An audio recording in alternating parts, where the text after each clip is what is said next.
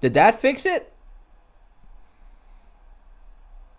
Did you guys not see me before?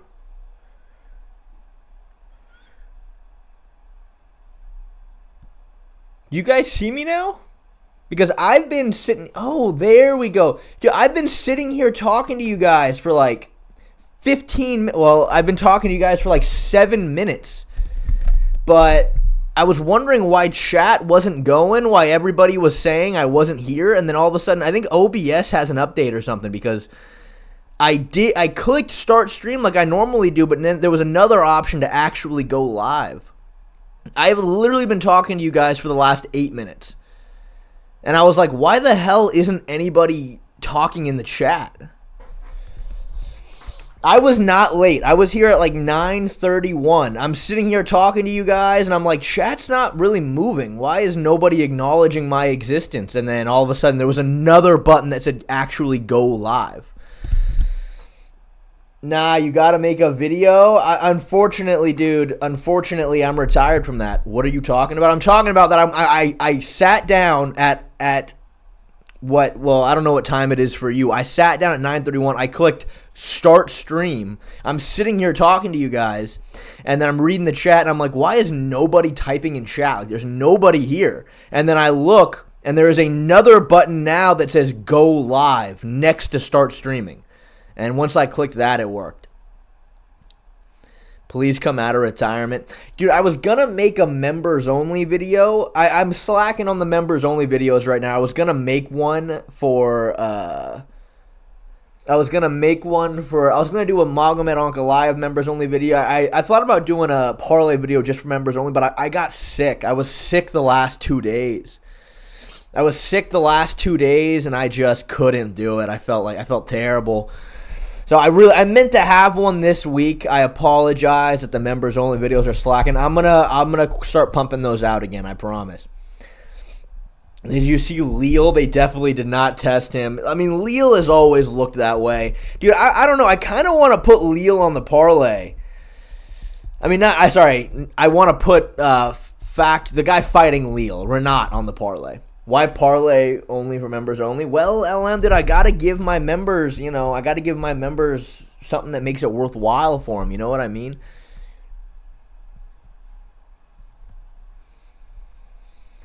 MMA Gay, did you find out why the Nate fight fell through? No, I have not. Karate Combat has just not messaged me since. In fact, let me see. No, the last thing I asked Karate Combat was, how much am I getting paid? And they didn't respond. So,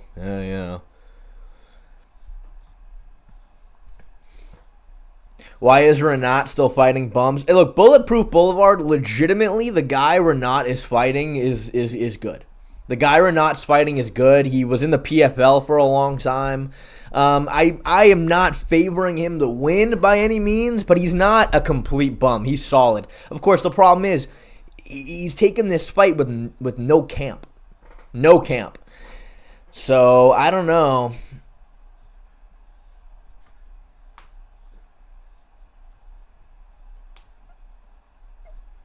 Brother, I just need the answer to this. Chris Barnett by KO is plus 1,100. Is this a steal or no? No, I don't. No. What are your thoughts on the Weasel thinking Khamzat should be plus 300 against Whittaker? You know what? Honestly, I mean, plus 300 is a bit high. I think, though, I would say a plus 200, maybe a plus 250 is fair. I'll tell you what, though, really surprised me about the Weasel's breakdown video. He said that he sees Ilia Topuria getting a 4th-round submission. That's what he said. And I'm very fascinated by this because I'm seeing a lot of people talk about Ilia's submission threat. I'm seeing a lot of people saying the reason why Ilia is going to win this fight is because of his grappling, because of his submissions. I don't know where the fuck it's coming from. Where's that coming from? I mean, look, obviously Ilia Topuria is very good on the ground, 100%. But specifically that he's going to submit Holloway, like where are you getting this from? The only time I've seen Ilia be super submission heavy was in the Zalal fight, really early on in his career. And he did kind of put a submission clinic on Zalal, but he couldn't finish any of it. He kept putting him in anaconda chokes, and it was tight, but he just couldn't quite get the right angle on it. Couldn't finish any subs. So why is everybody convinced that Ilia is going to submit Max Holloway? I don't get it. I don't understand. I'm not saying it's not possible, but like what is your evidence to say that?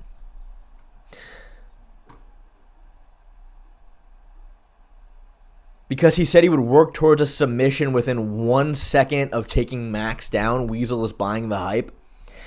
I mean, again, clearly Ilia is a very good grappler. I'm sure he does have very good submissions, but the one time we've seen him be submission heavy was in the Zalal fight where he couldn't finish a submission.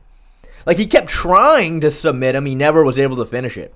So all of a sudden that equals he's going to submit Holloway. Like, again, I don't know. I mean, potentially, but you're kind of just guessing. Like, we haven't seen any rock-solid evidence that he'll be able to do that. Whoa, Tyler, thank you for the 3 months of being a member. We need Shay kissing the Charles cutout emote ASAP. Okay. I can make that happen. I can make that happen. Shay, thoughts on the Industrial Revolution and its consequences? I mean, crazy enough, I think a very underrated aspect of what the Industrial Evolution did for the world was it turned us into a coffee-drinking society, which was very interesting. Because pre the Industrial Revolution, people were drunk and buzzed almost all of the time because drinking water was not safe back then. But if you added just a little bit of alcohol to your water, it killed all the microbes. So people were pretty much drunk morning, middle of the day, evening, because it was safer than drinking water. But all of a sudden, when the world switched to now you have to be using these giant machines, you needed a clearer head for that. You couldn't be drunk operating these giant machines. So, we had to switch to something else. And funny enough, coffee, it had been in the Arab world for a while prior, but it kind of came into the Americas all around that similar time, and then turned us into a coffee drinking society. So, how much do you think Khamzat will weigh on fight night? It's a good question. I don't think he's necessarily a large 185er. I don't think he's a big 185er. I don't think he's small, but I don't think he's big necessarily. So, I don't know. I would say maybe 205, maybe. You studied history or what? I have a baseline knowledge. Khamzat looks bigger than Rob in the face. So, yeah, Rob himself is not a big 185er at all. Rob was dwarfed by Paulo Costa, Yoel Romero. He weighed 217 in the Usman fight. So, okay, I heard that. I heard that he got up to 217 in camp. But is that the official fight night weight? I'm not so sure about that. Enough MMA talk. What about Bigfoot? Tyler, if we have time, I've got a lot of good Bigfoot videos for us to watch. Maybe it's a fat 217. I don't know. Well, again, I remember hearing that 217 number, but I remember hearing that during his camp. Like, as he was training, he was at 217 pounds. And I would assume he started cutting from there. I don't know about the fight night weight, though. Hey, I approached like 11 girls today and got rejected by all of them. Give me some tips, guys. I'm 5'11". Buddy Brick, dude, I think we need more information than that. What is your what's your go-to pickup line? What do you say when you walk up to him? It's actually wolf mating season, so expect some unorthodox moves from Khamzat. Could get sticky for Whittaker. Sticky is quite the word to put it, for sure. We will get that parlay started momentarily. You smell nice. Want to smell me too? Yeah, that's not gonna work. I wouldn't be my go-to line. You think Magomed will mix in takedowns? Thank you for the £2, Jim. I really appreciate it. It's tough to say. I mean, look, Magomed, again, his weakness, because he stands like a boxer, because he's looking to be very boxing heavy, he's always been very susceptible to leg kicks. Now, in the Johnny Walker fight, Magomed cleaned up that a lot. He was way more ready to defend the calf kicks. Even though that could just be because he was fighting Johnny Walker. But if you go back to the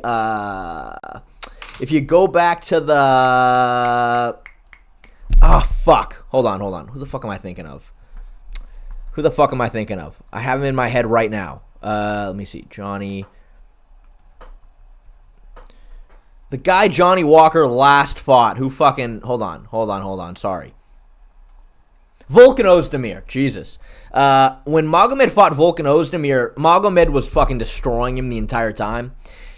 But Volkan landed a couple of calf kicks that Magomed really didn't like, so he took him down, and he had a lot of success with the tape. I mean, dude, Magomed Ankalaev, it's funny, and we'll talk about it when I go through the parlay. It's very funny, the sheer amount of people who want to act like Ankalaev's overrated.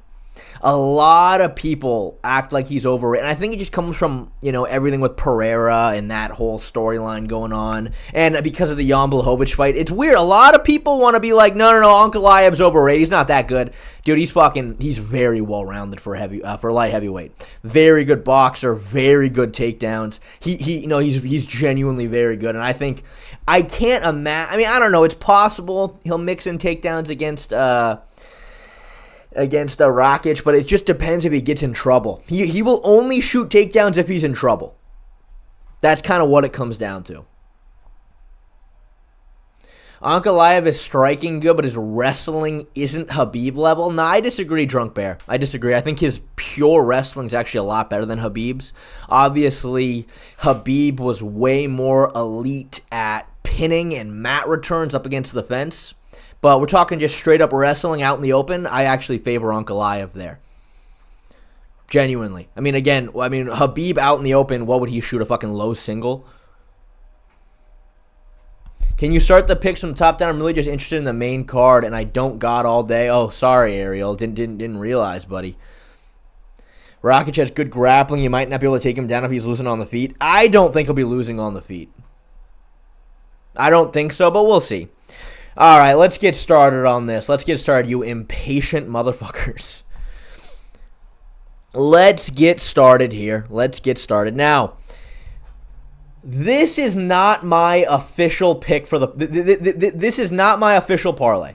But all I'm going to say is hear me out.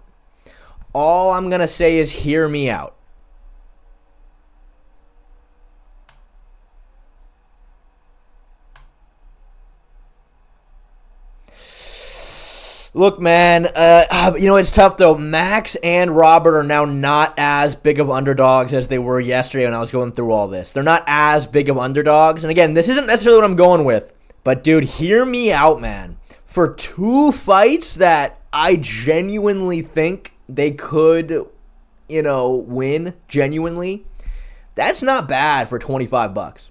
That's not bad. Again, this isn't my parlay, but I don't know, man. I don't necessarily mind this. But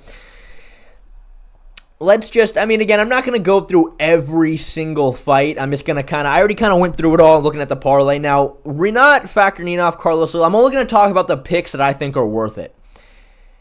You know what?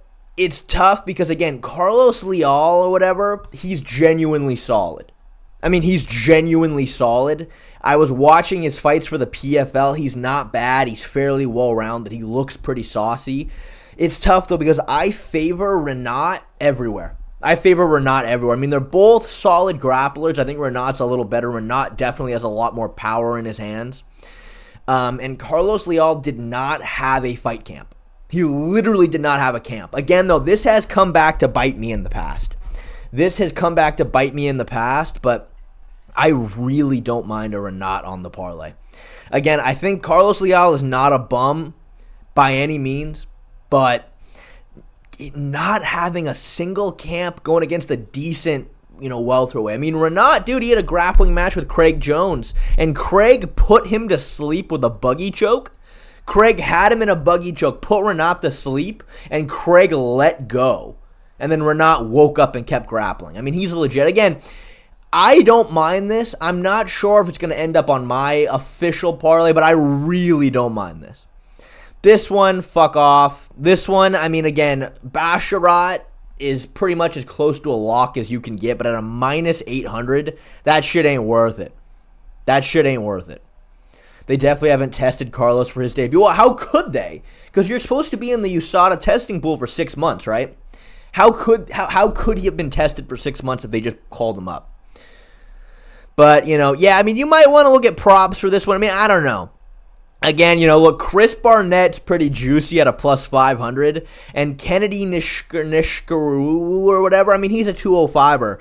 It's just tough, though, because Kennedy, I mean, look, I could see a potential universe where Chris Barnett lands something, but Kennedy is so much taller, so much longer, and moves so much better. Like, he legitimately has decent movement in and out. He's going to be way quicker, way faster. Yeah, nah, fuck this. See my parlay? Okay, all right, thank you for the $2, Jim. Ilia to win, Rob to win a decision, Magomed over 4.5 takedowns, Murphy versus Ige over 2.5 rounds, Orabai to win, Basharat to win. I don't mind that. Murphy versus Ige, I do think is probably a solid one to go over 2.5 rounds. Magomed Ankalaev over 4.5 takedowns. That's my one thing, Jim, that I don't like that, dude. I do not like Magomed over 4.5 takedowns. Again, going back, because like I said, I did a lot of film study on Magomed Ankalaev because I was going to do a members only video, but then I ended up getting sick. But he does have very good takedowns. He only shoots the takedowns if he's in trouble. I don't think he's going to be in trouble against Rakic. I really don't think so. Look, I think Rakic is solid everywhere. Don't get me wrong.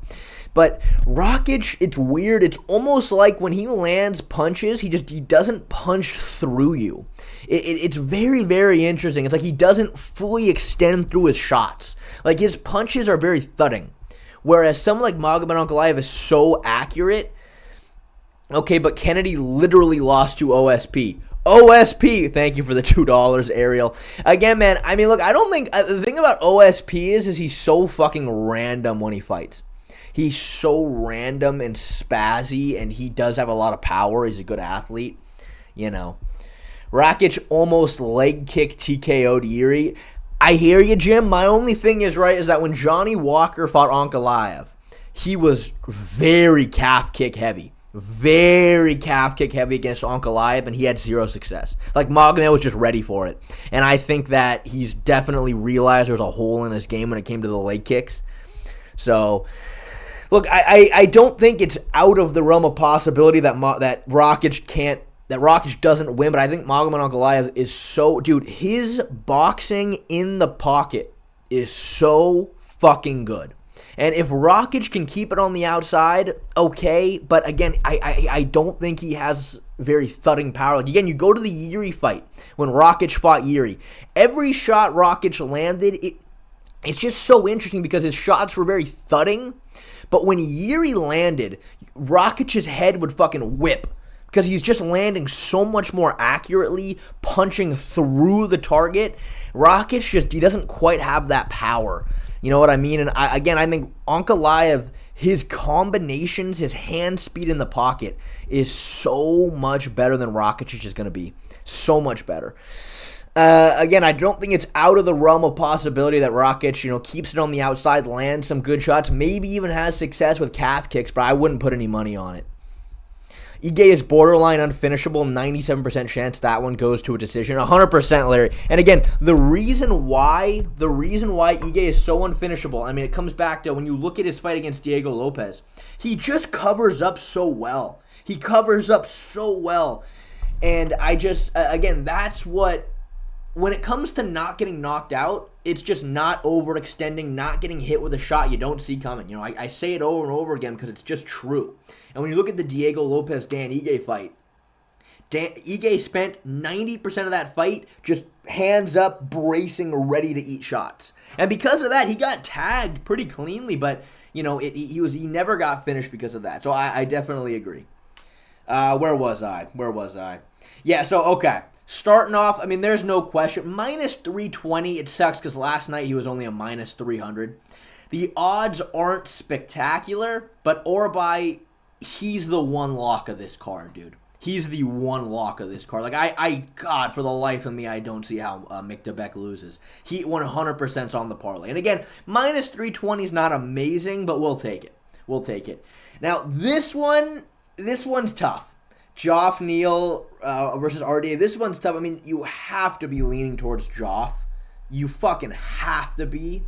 My only problem is whenever you have a matchup against a guy who's pretty much entirely boxing based against a guy like RDA who's going to be throwing a lot of kicks, a lot of movement, it makes me nervous putting money on it. Again, I think Joff, you gotta go Joff, right? You got to, but the problem is at a minus 310, the value is not amazing, and I don't think he's as much of a lock as Orbai is. Again, by no means do I think RDA is going to win. I don't know if I want to put it on the parlay, though. I just don't know if I want to put it on the parlay. It's a little risky, you know what I mean? Yeah, 100% Jack Gotti, 100%. Joff can be inconsistent. RDA can Mario Batista him. Well, again, yeah, that's my thing against a guy like Joff who's going to be pretty much 100% boxing focused. Against a guy like RDA who's going to be moving on the outside, trying to throw a lot of kicks, just trying to avoid boxing with Neal. You know what I mean? It makes me nervous putting money on it. Again, if the odds were closer, if Neal was like fucking minus 200, okay, I would be a lot more willing to put him on there. But for a minus 310, it's a lot of risk for not a lot of money. You know what I mean? Now, this one, yeah, fucking, but Shara Putin versus Armin Peterosyan. Dude, Armin, it's so funny with Armin because it's like I don't have a lot to say about the guy. I went back and I watched a lot of his fights yesterday in preparation for this. He's just pretty solid everywhere. He's just very solid everywhere. He does a very good job when he starts his combinations with punches, he ends with kicks. When he starts his combination with a kick, he ends with punches. He has decent movement. He's got good defense. Obviously, he won a split decision against RoboCop. He beat CLD or whatever his name is. He's very good. And Shara, though, is going to be so much better in kicking range.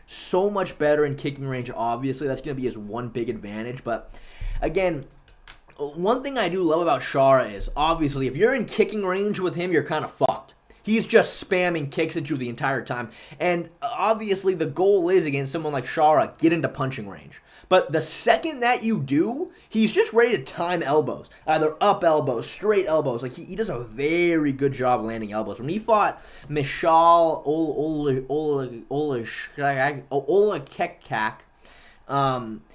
Michelle's entire game plan was get into punching range, but he kept running into elbows. Even then, though, he was landing on Shara. He was. Shara's boxing head movement's not the best. Even though he's very dangerous with the elbows when you get in close, it's just tough, man. It's just tough. I'm favoring Shara to win, but Armin's just so solid everywhere. He genuinely is just so solid everywhere. So, I don't know, man. It's tough. I don't know if I really want to put it on the parlay. I've had this question for a while now. Why didn't you think you could become a UFC champion? The IQ is literally insane. I'm a better fan because of your breakdowns, dude. Oh, thank you, man. I really appreciate that you think so, Trey Blackfield. Man, I don't know. I've talked about it a lot, but I just remember at the time, like, my weight class for fighting would have either been 145 or 155. Now, at this point in my life, I ain't making 145. But the champions at the time were Volkanovski and Khabib. And I just remember looking at those two guys. And obviously, if you want a career path like going into the UFC, you have to have some delusion. You have to. You have to be a little delusional. And I was very delusional. But I was just looking at it and I was like, man, Volkanovski and Khabib, can I ever be that good? And I'm like, if I can't be that good, I'm going to have to retire at, 37 years old, not having made that much money. But I'm risking brain trauma. I was like, fuck, maybe I should try a different career path out. And obviously, too, I don't know, it's weird. Like at the time, too, my girlfriend and I started getting real serious, and we had just moved in together, and I was working full time, and it was a lot harder to train. And I just kind of settled down a little bit. You know what I mean? And the truth is, it was just like, man, I don't know. Maybe I should try something else. And I just did. Brother, you are 6'1". 6 foot. I'm a little over 6'1.5", Jim. You're rounding me down, dude. You're rounding me down. Oh, thank you for the $5, Bumfuzzle. I assume the main event is going nowhere near the parlay as it's as close to a coin flip as possible. Thank you for the $5, Bumfuzzle. I appreciate it. You'd be surprised, man. You would be surprised. You'd be surprised. It will be going on the parlay. It actually will. Height don't matter. It's about your frame. There's no 6'2" featherweight and 5'9" heavyweights. I mean, Chris Barnett's a 5'9" heavyweight, but, And another reason why I stopped fighting too is because I remember I'm not going to name drop the gym, but I went and I started training at like a real legit gym full of professional fighters. They had quite a few UFC fighters. They had a lot of pros. And I remember like I signed up there. It was fucking expensive as all holy hell. But I signed up there and I was excited. I'm like, here we go. Like I'm finally like I'm at a legit camp. Here we go. And I remember how fucking sad it was. It was so sad. You had all these pro fighters. Some of them were like 32 years old, not in the UFC yet, driving these beat up junky cars, broke. And I was like, fuck. This is kind of sad. It's just not what I expected. It's not what I expected. I would say those three things are the reason why I decided to stop pursuing fighting professionally. Is I was very surprised how sad it was, how there were all these pro fighters who were broke. So, I mean, I think that's what it comes down to. But I'm glad you think I could have made it. I don't know if Instagram and YouTube polls are really reflective of what people predict versus what they want as a fan. But so far, the polls lean towards Max winning. I think it comes down to what people want, more or less. But anyway, yeah, I don't know, man. Look, again, I'm favoring Shara to win. I really am. It's just tough, dude, because Arman is just so solid everywhere. And I think Shara's boxing defense, his head movement in the pocket, whereas, like I said, he's really good with those elbows. It's risky to put on the parlay. You know what I mean? I don't like it for the parlay. Again, Lerone Murphy, Dan Ige. Again, man, the only bet that makes sense here is, to me, this fight going to decision. Hold on, are they even offering it to go to a decision? Let me see. Are they even offering it to go to a decision? Yeah, here we go. Yeah, I mean, dude. At a minus 300 again, the odds aren't amazing, but dude, Dan Ige is pretty fucking hard to finish. And it just comes from the fact that he just rarely overextends. He covers up so well. And I think that alone, man, I really like that fight going to a decision.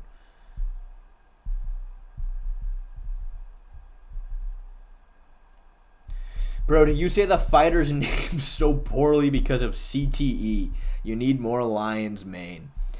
Dude, I don't think I say the fighters' names that poorly. I just sometimes when they are hard to pronounce, like what do you expect me to do? Like go watch a YouTube video how to pronounce it right? Brother, your perfect parlay video /stream has to come earlier in the week for sure. It's just like everyone else with their picks. Michelle Olszewski.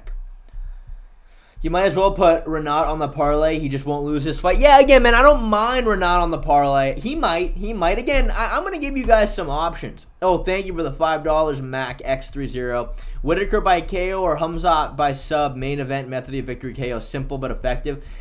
Yeah, dude, that really came back to bite me on UFC 307, though. Dude, I got every single pick right on that card. But I decided to get a little bit greedy. I bet on Kayla Harrison to find a finish. I bet on Cesar Almeida getting a KO. And it didn't happen, which is rough because I got every single fucking pick right. Shay doesn't watch other people's picks. That's why he can't pronounce the names. I did watch Weasel. I did watch the Weasel do it, which I don't typically do, but I did watch Weasel. And again, don't fucking understand why he's so confident on a Ilia Topuria sub. I mean, I'm not, it's not that it can't happen, but where are you getting that from? The one fight where Ilia tried to be submission heavy and couldn't finish?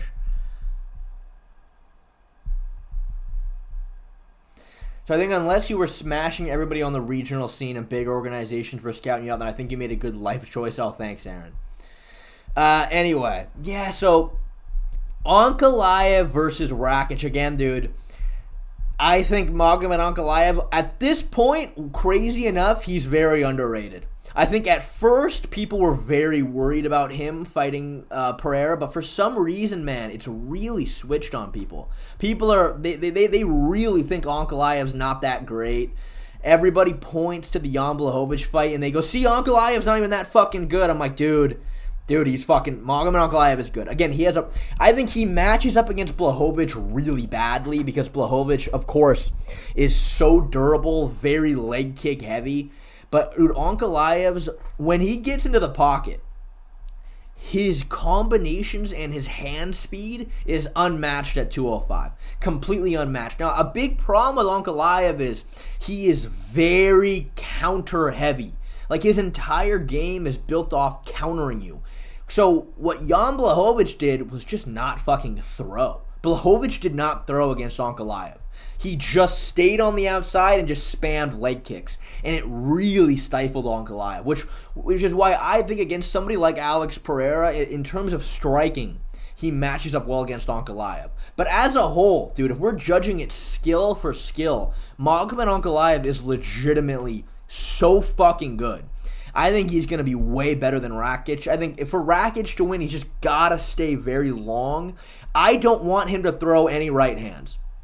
I want jabs and kicks from a distance. That's all I personally want from Rakic, and I think that's his most likely path to victory. But Ankalaev is just so good at the second you throw a shot against him, he parries it, gets on the inside, and throws a 2, 3, 4 punch combination in range. I mean, look, Volkan Ozdemir is legitimately a good boxer for the 205-pound division. And Magomed Ankalaev put a fucking just clinic on Ozdemir. An absolute, like, Ozdemir did not belong in there with Ankalaev in terms of the boxing. And that's kind of crazy because, again, Volkan Ozdemir, I'm not going to say objectively he's a really high-level boxer, but for the 205-pound division, he absolutely is. So, look, Magomed Ankalaev, I think, is going to win this fight. I wouldn't bet on it at a minus 370, though. I wouldn't bet on it at a minus 370. You want Rakic to be like Izzy winning off a jab and a leg kick? I think that's where he has an advantage. Because, again, it's tough because for how big Rakic is, I'm telling you, you go back and you look at the Yuri fight. It's crazy that Rakic was landing on Yuri very cleanly, but none of the shots stifled Yuri at all. None of them. Like, he would land clean, and like, Yuri's head would go like, and then he would just start moving forward. And the second Yuri landed on Rakic, it would fucking whip his head back. Rakic, it seems to me like he's not punching through the target. He's kind of stiff. He's not super fluid. And Yuri has a granite chin, though. Does he have a granite chin, man? I think, again, it comes down to how accurately you land on Yuri. I think when you look at how Pereira landed on Yuri, it was a lot cleaner. He like when he dropped Yuri at the end of the first round, that lead hook landed right on his chin. I think that comes down. I think that, again, I want to make a whole video about this. About how people, I feel like they don't really understand knockouts in MMA. They don't really understand chins. Some people do have very strong chins. Some people have weaker chins. But it's far more important how you land. It's far more important, like, when you time your shot. You know what I mean? Like, again, I think Rakic's big problem with Yuri is he was never landing on the chin. Yuri does have a good chin, don't get me wrong. Pereira has dynamite in his hands, though. Dude, again, man, if Pereira has dynamite in his hands and that's the only reason he gets knockouts, then why couldn't he hurt Bruno Silva? You know why? Because Bruno Silva was going like this the whole time. He was just bracing and covering up 90% of the time. That's why. It's so much more important how you land.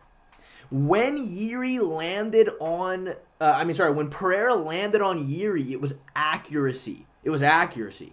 That's what it comes down to. I'm not saying Yuri doesn't have a strong chin, but people, they like to just boil it down to that. They like to say, oh, well, strong chin, he has power, that's it. It's like, no, it's all about how you land. It's all about when you land, right? The reason why Pereira couldn't knock out Bruno Silva, again, was because Bruno Silva was constantly covering up, never overextending. The reason why he knocked out Jamal Hill was because he landed as Jamal was throwing. As Jamal was mid-punch, he got clipped with a shot he didn't see coming. He wasn't bracing for it. That's what it comes down to. Yeah, that Silva fight was weird. It's not weird, dude. It's because Silva wasn't extending. Silva was going like this.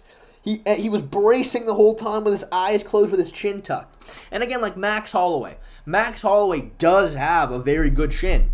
But most of the time, I would say almost every time he gets hit, he's always rolling with the punches. He does such a good job moving with it. The one time I saw him get tagged really, really clean was against Dustin Poirier at 155. Was the one time I saw him get tagged really badly. And of course, he does have a strong chin, but it's a lot more so how you stay defensively sound, not throwing way out of position.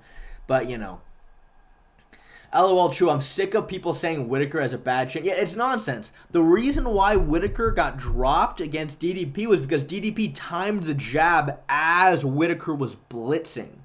That's what it comes down to.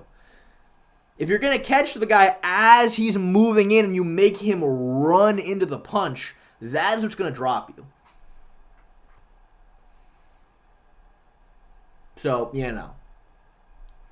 that's what I think it really comes down to. But again, I'm not a big fan of putting this one on the parlay. But moving on, you got to put Robert Whittaker on here, dude. You have to put Robert Whittaker on here at a plus 190. You just fucking have to. You just fucking have to. Look, Khamzat, a lot of people are talking about he's different now. He's going to come into this fight. He's going to pace himself. He's going to fight intelligently. Love the sound of all that. Love the sound of all that, and I think that does give him a way better chance of winning, for sure. But the one thing, me personally, I can't get around with this matchup is Khamzat Chimaev. Offensively, his striking is very dangerous. It is. Offensively, it's very dangerous. He's got decent shots. He has real power. He does have good timing. He's not good defensively. He's not good defensively. Khamzat Chimaev's striking defense is not good. It's not great. I'm just being honest with you. It's not fantastic. Again, I'm sure a lot of people might kind of want to discount the Gilbert Burns fight because, Khamzat just brawled with him. He did. Khamzat also tried to stay at range. He also tried to jab and throw intelligent punches. But, dude, Robert Whittaker is probably 10 times the striker as Gilbert Burns. 10 times the striker as Gilbert Burns. And it's like, to me, man, I think, again, Khamzat is dangerous offensively. I think his wrestling, in theory, could be a massive problem. Again, I did a whole breakdown on this matchup, and I gave Khamzat, what he needs to win this fight. But I think Whittaker's the way better fighter. I think he's the way better fighter.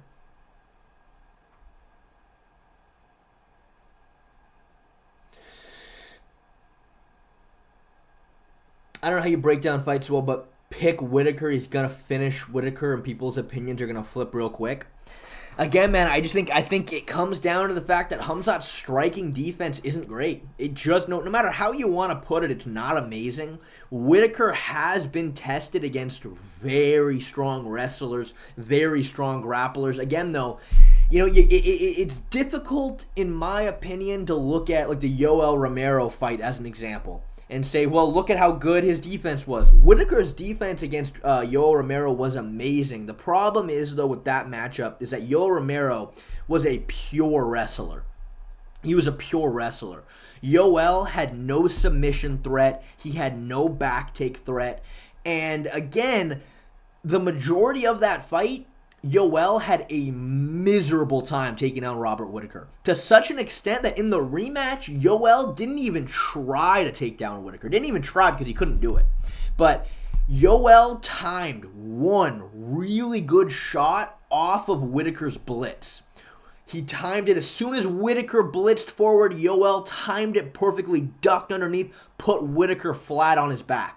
Whittaker had to turtle to his knees to get back up. Now, against Yoel Romero, there's zero risk there. Yoel's not going to take your back. Khamzat will absolutely take your back.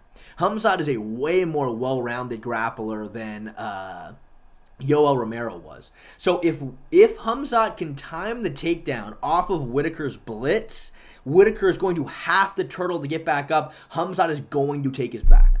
Now, can Khamzat finish him with a choke?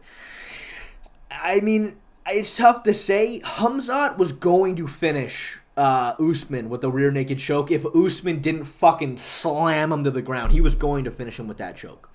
It's tough to say, but apart from that, Whittaker is the better fighter than Khamzat. Again, it's scary because I can give Khamzat Chimaev a path to victory. Either time a jab, a right hand, or a takedown off of Whittaker's blitz. Get him flat on his back, wait for Whittaker to turtle, take his back. That is his path to victory. But apart from that, Robert Whittaker all around is way better. A way better striker. He can really pick apart Khamzat defensively. And again, Whittaker has shown elite takedown defense, really good submission defense against Jacare Souza. But so to me, man, at a plus 190, fuck, dude, you better put Whittaker on this parlay. You know what I mean? You better put Whittaker on this parlay. I don't know. What do you got? I mean, I don't know. Any objections here? I feel like Whittaker would have to put him out cold. They'll give him the decision. They're in inbred territory. That's true, man. That's true. I can see that. Again, though, I'm not, I don't know, man. I don't want to get all conspiracy nut. The Jacare Souza back take defense was crazy. He shook him off like a blue belt. 100%. It's sequences like that really give me confidence in Whittaker. Again, though, I mean, Souza is definitely a lot more skilled than Khamzat in terms of just straight up jiu-jitsu, but Khamzat's a lot faster, a lot quicker, a lot more explosive. But he got taken down by DDP, man, casual. Hey, I mean, dude, since then, dude. Oh, did I miss a donation? I did not miss a donation. There are no donations here. I don't want to get all conspiracy on you guys, but yaps about Bigfoot for an hour on stream. Okay, Tyler, in my defense, dude, Tyler, you can't lie. Do not lie, dude. I got you to think about Bigfoot a little more critically after that last stream. I had to have. I fucking had to have. Not really a conspiracy. If you're in Russia and fighting a Russian, the Russian has the advantage by default with the judges. I mean, I don't know. Is that true? Is that true? Thoughts on Jalen Turner? What do you want to know? What do you want to know about Jalen Turner? I did triangle the guy. Hold on 1 second. I'll be right back. 1 second. One really quick second.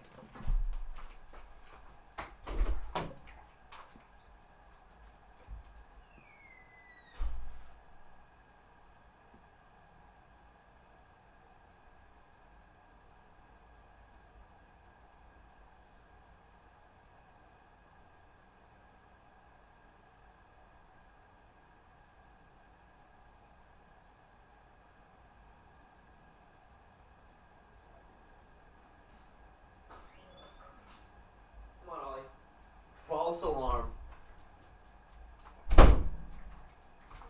Sorry, everybody. Sorry for the quick delay. I thought I heard Bigfoot. Outside. But it turns out it was just a mailman. So, you know. Everyone in here, I barely started betting through Bovada with crypto. Will the IRS cook me in chat? Chat? Dude, I'll be honest. I mean, the IRS you have a better shot getting struck by lightning than the IRS auditing you, unless you're just completely fucking, get real egregious, and then every single year you fuck with it, Khamzat will surprise everyone. Remember my name, Shay. Scream my name once Khamzat finishes Rob. Here's the thing, Yusuf Khan, dude. Everybody, like every time I've ever in my life done a fight breakdown, somebody says exactly what you say both ways. Like, dude, everybody fucking says that shit. Everybody. Anytime I do a prediction, I get probably at least 50 comments being like, come back to this comment. I'm telling you it's going to be the other way. I'm like, nice. Well, everybody says that, so I don't know, man. All right, the main event. Ilia Topuria, Max Holloway.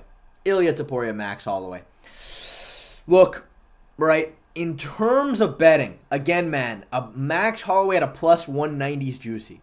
Again, I made a whole video saying that I think Max Holloway has the style to beat Ilia Topuria. I do think that, but it's very risky. I think it comes down to Max he cannot stand in the pocket with Ilia and trade with him. He cannot do that. And you know what gives me a little bit of confidence towards Max Holloway is that Ilia keeps saying to Max, he goes, I'm going to point to the center of the octagon the first 10 seconds. And Max is kind of just brushing him off. Max is literally just being like, no. Like, he's just being honest about it. He's like, no, I'm not going to do that. So I think Max knows. I think Max knows. I think Ilia knows he needs Max to try to box with him in the pocket. And I think Max knows that that's not a good idea. Right? I mean, you guys saw that, right? When they did the face-off. At the press conference, Ilia told him, he goes, first 10 seconds, I'm pointing to the ground. And Max literally went, psh, and just looked away, which I like that. Because Max needs to not fucking do that. Again, though, man, a plus 190 is fucking juicy. But I think the safest, again, though, I don't know, man. I don't want to bet money on Max Holloway sticking to a very particular game plan that I see that he needs to do. So, I think the best possible bet, or not the best, but the safest possible bet, over 2.5 rounds at minus 200. The fight going over 2.5 rounds. Again, Max is giving me the confidence to not believe he's going to try to throw down with Ilia in the first 5 seconds. So, if Max tries to stay on his bike, if Max just constantly is circling, not standing still, I think he can survive 100%. And, I mean, with these 4 picks, that's $25 to win 165 only for 4 picks, which, again, I'm fairly confident in these. He stuck to a game plan with Justin pretty well. He did. And again, you look at the one time Max got dropped by Justin in the 4th round. The one time he got dropped, do you know why it happened? That entire fight, Max was on his bike, constantly moving, rolling with punches. The one time he got dropped, it's because Gaethje lunged in with punches and then Max planted. He got stationary. He ate a shot right on the side of the head that dropped him because he stopped moving. That's the only reason he got dropped. And again, against somebody like Ilia, to me, that's where it all comes down to. It's like, Max, you can't stop moving. The second Max decides to plant and throw, he is risking getting dropped. He's risking potentially getting knocked out. That's what it comes down to. Now, again, man, you really want to get crazy, I don't mind a plus 4.5. And that's going to significantly increase your money to 240. I don't mind 4.5. Again, I think it's riskier. I don't mind a 4.5. I mean, again, though, I think they offer at the very top here. Okay, they offer over 3.5 as well. They offer over 3.5. At a minus 120 is not bad either. That's also going to increase your money by a lot. So again, I think 2.5 rounds is very, very safe. But I don't know if I mind over 3.5. And the thing, bro, Max was off balance. No, he was not off balance, Jim. What are you talking about? What do you do, dude?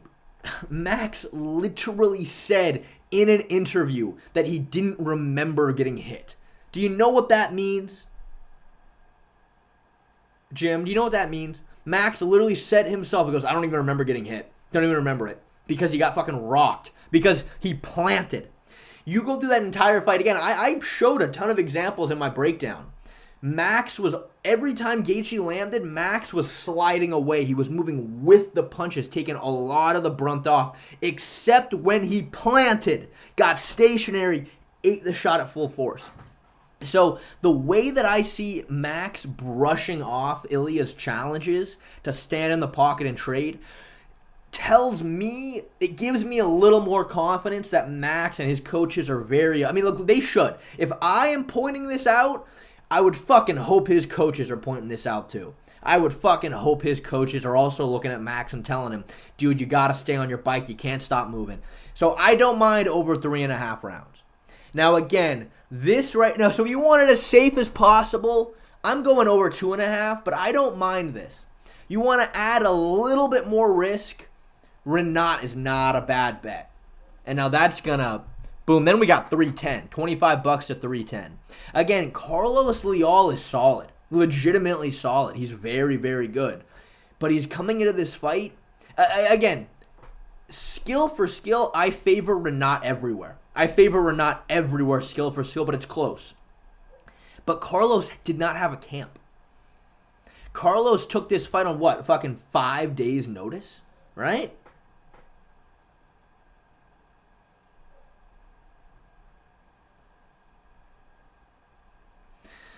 Got to keep the new gloves in mind, too. KO rate has dropped by 30% since they were introduced. Interesting, yeah. Yeah, that's fair. That's a good point. How do you rate Ilia's kick? He barely throws them, but it always looks like it comes off guard, and his opponent is surprised and pretty hurt. Yeah, Ilia's calf kicks are really good. Ilia's calf kicks are really, really good. For sure, 100%. And, I mean, I think a big part of it just comes from guys are so worried about the boxing. They're so worried about the boxing that when he throws a few calf kicks, it really catches you off guard. Again, though, dude, Volkanovski at 5'6", shorter than Ilia, was doing a decent job just trying to fight on the outside. He was doing a decent job on the outside. He got tagged, I'd say, once pretty decently. There were a few close calls, but for the most part, just jabbing and moving. He was doing a really good job just staying away from Ilia until he got backed up to the fence. You look at a 5'11" Max Holloway who has more distance, has more range, whose entire game is built on the fact that he is elite at rolling with your punches. Man, I kind of like him in this matchup as long as he doesn't make a mistake and get stationary. That's what I think. So, Carlos got pimples all over his body at like 30. I mean, yeah, but I mean, dude, look at the fucking champion in the 170 pounder. Look at Belal Muhammad, who is almost without a doubt fucking juiced to the gills. The dude's been through puberty twice. So, I mean, I'm not hating, dude. I'm currently on steroids, and if I was fighting in the UFC, I'd be on a lot more steroids. If you get to fight bedtime, if I get to fight, the bedtime fight will happen. As far as I don't know why it wouldn't happen.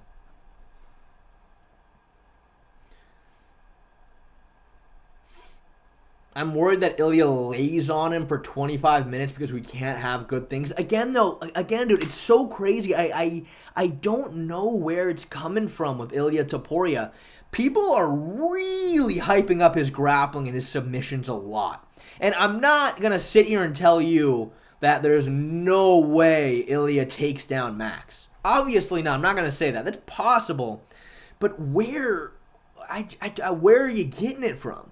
Where's everybody getting this from? Like where in what fight did Ilia wrestle fuck somebody?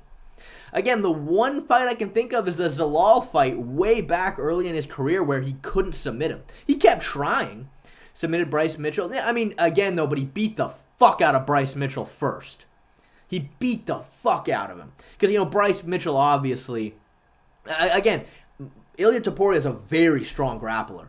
But he beat the living piss out of Bryce Mitchell before he submitted him. Like, really beat him up badly first. And Max Holloway, I mean, dude, Volkanovski was trying to be really takedown heavy against Max Holloway in their second fight, and he could never keep Max down. He got a couple takedowns, but Max always stood back up, always. So I don't know. I mean, like, yeah, Ilia could submit him. Ilia could grapple fuck him, but when have we ever seen that happen before?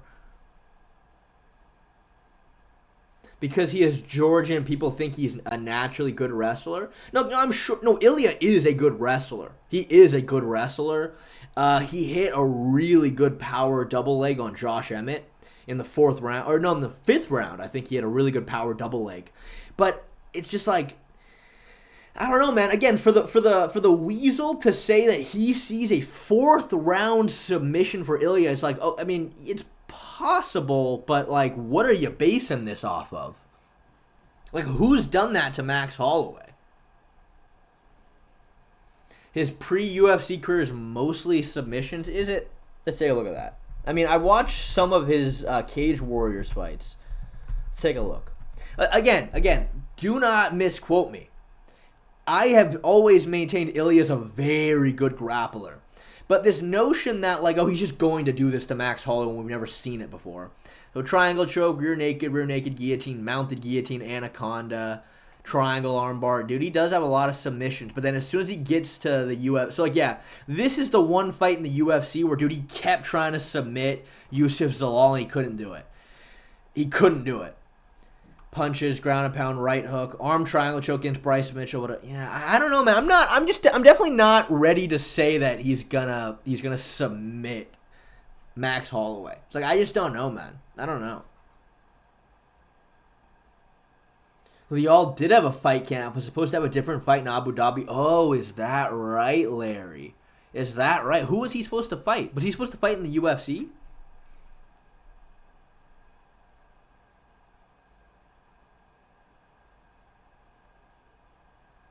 Interesting. I mean, again, dude, yeah, the Bryce Mitchell fight was so fun. I mean, that was the fight that we saw. Okay, Ilia Topuria is very good on the ground. But nobody, I mean, is he a better straight-up wrestler than Volk? I don't know. I'm sure that Ilia has better submissions than Volkanovski, for sure. But is he a better straight-up wrestler than Volk? I'm not sure about that. Volk kept trying to take down Max in the second fight. He did take him down a couple times, then Max got right back up after. No, it was for the UAE Warriors. Interesting. Let's see.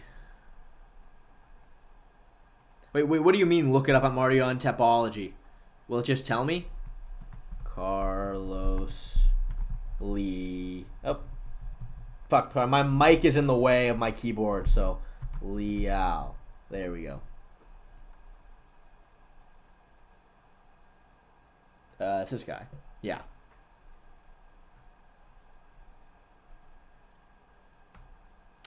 Oh, yes. You're right. Interesting. I mean, that does change things a little bit. Yeah, he was supposed to fight on the exact same day. So he's in shape. Volk has physicality over Ilia. I mean, yeah, Volk was kind of, towards the end of the fight, kind of ragdolling Islam in the clinch a little bit.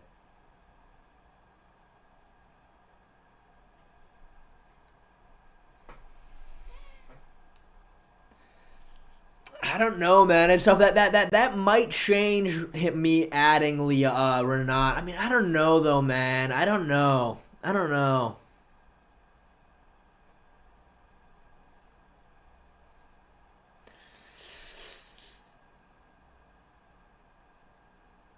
Yeah, I mean, that's true. I mean, dude, regardless, I favor Renat everywhere against Carlos Leal. It's not as much of a lock as I thought.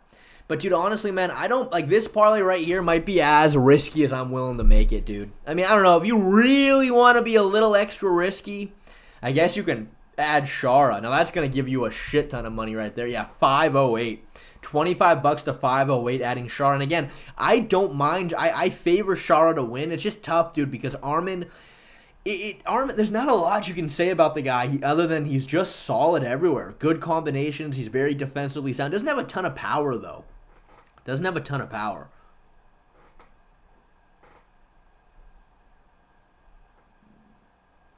Shay will say risky parlay and it's 5 fights. I mean, every parlay is different, man. Every parlay is different. This is Bovada is what I use. Add Shara. I mean, you guys, again, I'm giving you guys all the information you want. But again, I don't mind this at all. Again, my only problem is that I think Shara, he's very hittable when you get on the inside with him. That's what I think. He's a little hittable when you get on the inside. I like the way he times the elbows, though, when you get in close. But I think someone like Arman could, in theory, take advantage of that, you know? I think the only real risky pick is Rob. You think so, Jack? I mean, I don't know, man. Yeah, I guess.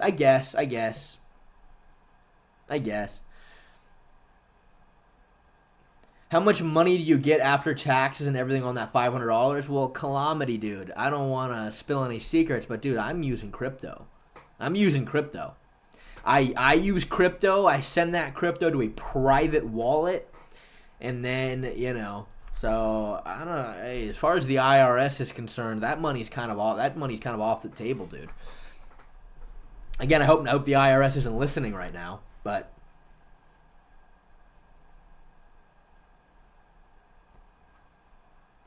we just don't know if Khamzat has stepped up his game and his cardio. Don't take the risk.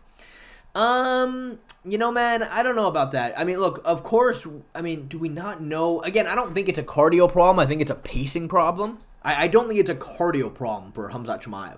It's not like his cardio's not fucking good. It is good. I think it's pacing. I think he will probably fix his pacing in this fight. I think, and that does give him a better chance of winning, but Robert Whittaker is the better fighter all around. He's the better fighter. Khamzat might be the better pure wrestler, for sure. I think, again, he has a path to victory in terms of timing Whittaker's blitz.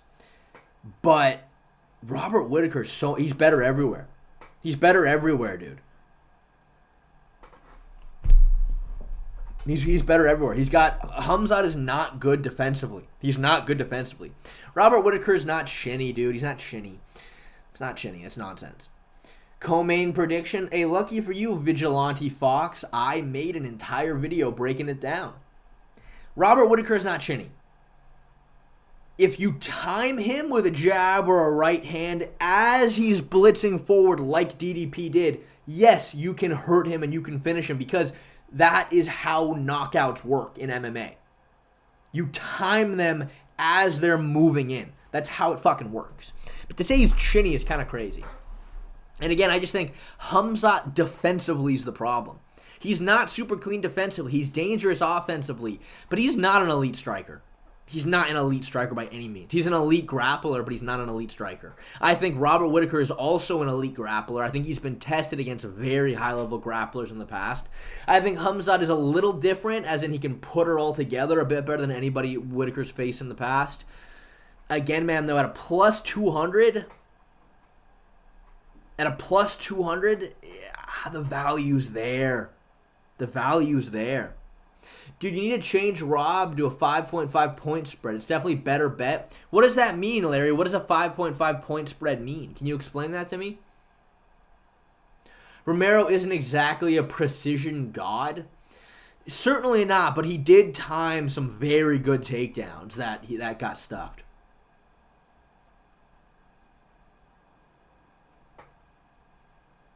Khamzat has the will to win, though. He sure does. Larry, explain to me what does it mean to have a 5.5 spread exactly? I don't know exactly.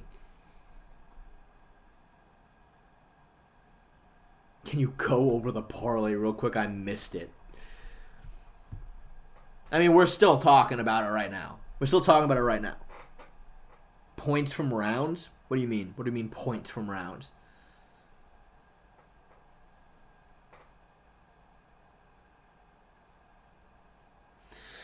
In your videos, you often say that height is a better indicator of range than wingspan. What exactly do you mean by that? Your height is more important to your reach than your arm length is.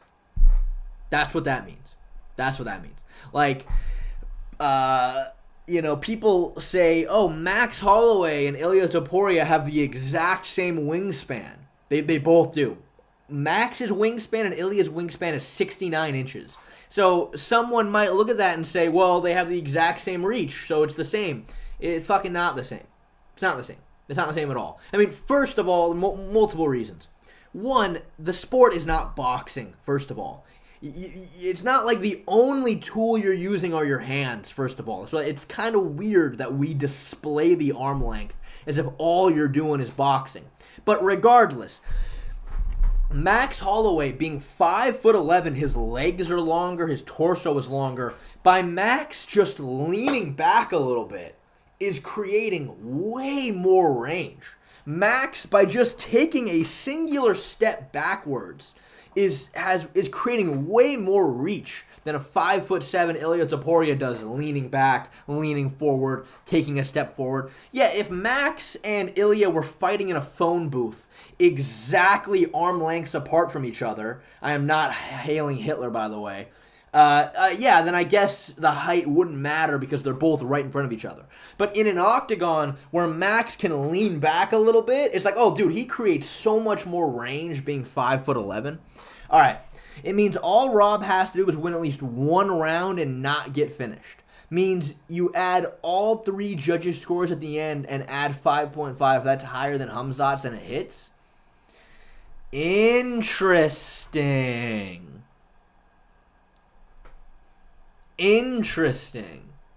Still hits if he gets a finish. Okay, so the only way this doesn't hit is if Khamzat finishes him or Khamzat wins off points.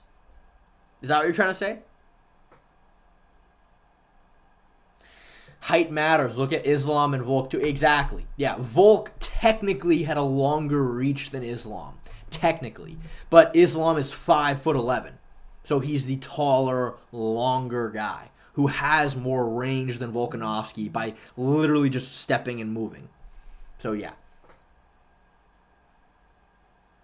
So the only way I can lose betting a spread on Whittaker is if Khamzat gets a finish or wins all the rounds. Okay, well then, yeah, that does seem like yeah, 100%. Okay, fair enough. All right, I guess this is being added to the parlay.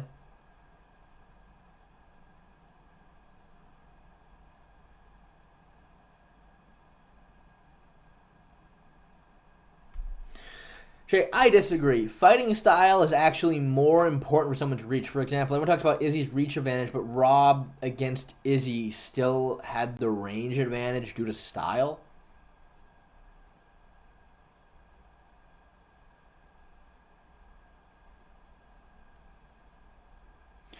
I don't know if I quite understand what you're trying to say, Jim. I don't know what you mean, because like the blitz is what you're talking about, like because he stands on the outside and blitzes in and blitzes out, he uses his reach better. I don't know about that, dude. I mean, yeah, how you fight is probably a bit more important than your range, but yeah, so I don't know. The best pick for Shara versus Arman is for the fight to go the distance. You see, I don't mind that at all either. No, yeah, I don't mind that to go the distance either. I honestly might like that a bit better than Shara winning, to be fair. How much is it to go the... Well, over is minus... over 2.5 rounds is not great odds at 2.75. Let me see what the odds are on that fight going to decision. Yeah, I don't mind that at all.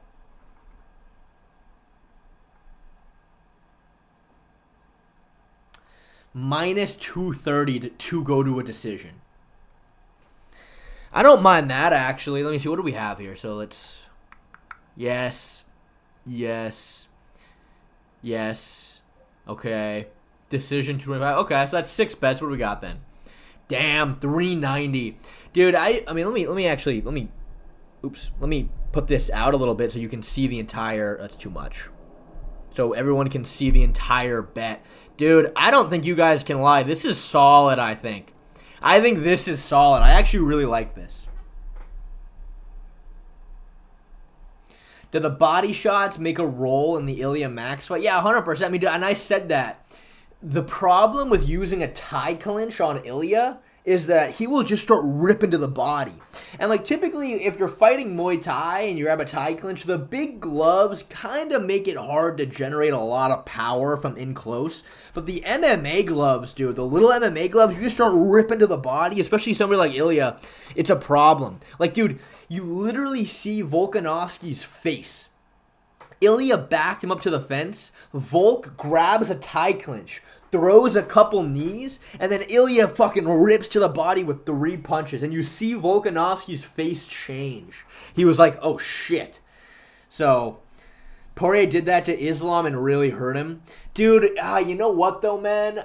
Going back and looking at that sequence of Poirier-Islam, dude, the problem was that Poirier's punches were going up like this. To really hurt somebody with a body shot, you want the shot to go in like that. You want all of the force going straight.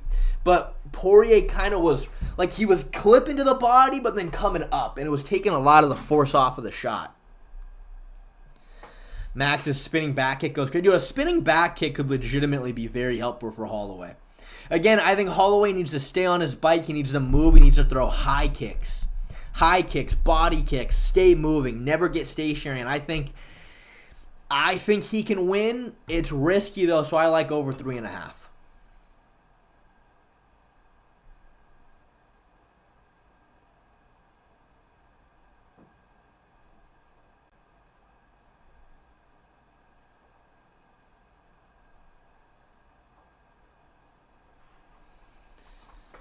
Javier Mendez is a fraud. He gets credit for having so many champions, but half of them came from Khabib's dad. He ruined Velasquez by making him do a stupid amount of exercises. I saw a video where he's interesting. I have not heard that myself. He's making him do kettlebell swings. It's so much ego lifting. I'm surprised his shoulders didn't come out then. So I'm leg pressing 40 reps of shitty form. Interesting. Interesting.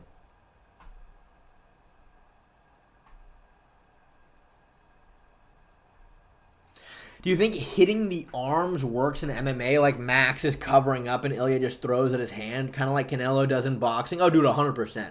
Yeah, like beating up on people's arms, 100%. The big gloves helps a lot with absorbing punches. With the smaller MMA gloves, you'll still get, like if you eat the shot clean through a hand, it's not going to knock you out, but dude, it's going to fucking rattle you for sure. Again, though, to me, if as long as Max just kind of moves with it a little bit, that's what we're betting on. I think Robert is going to make the parlay a bust. Interesting.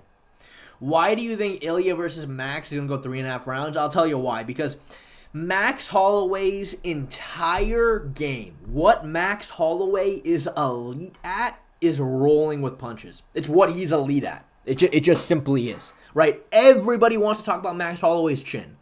And, you know, he does have a very strong chin. Don't get me wrong.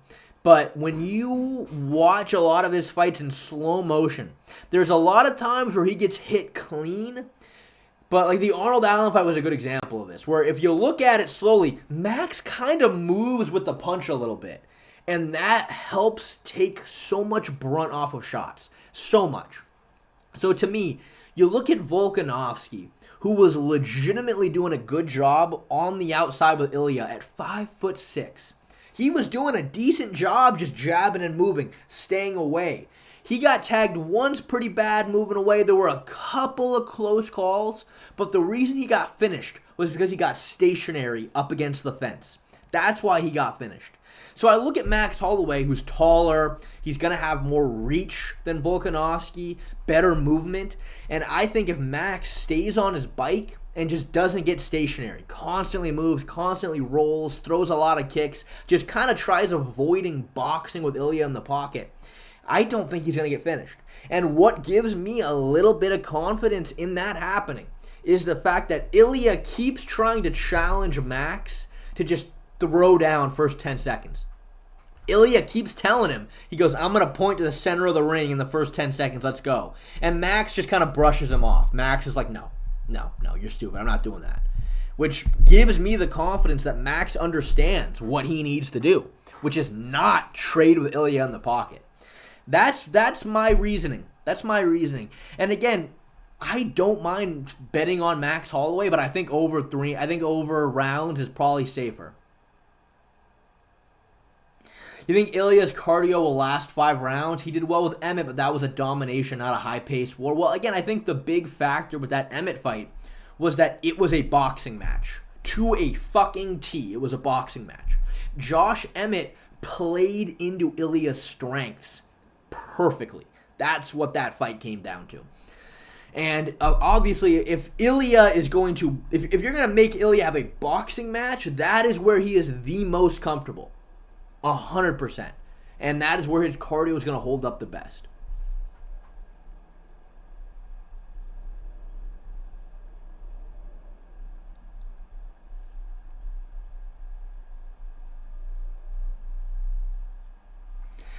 Max has been hit in the face with 2,000 strikes. I think you'd be surprised, Senator Armstrong, how little of those punches really landed clean, though.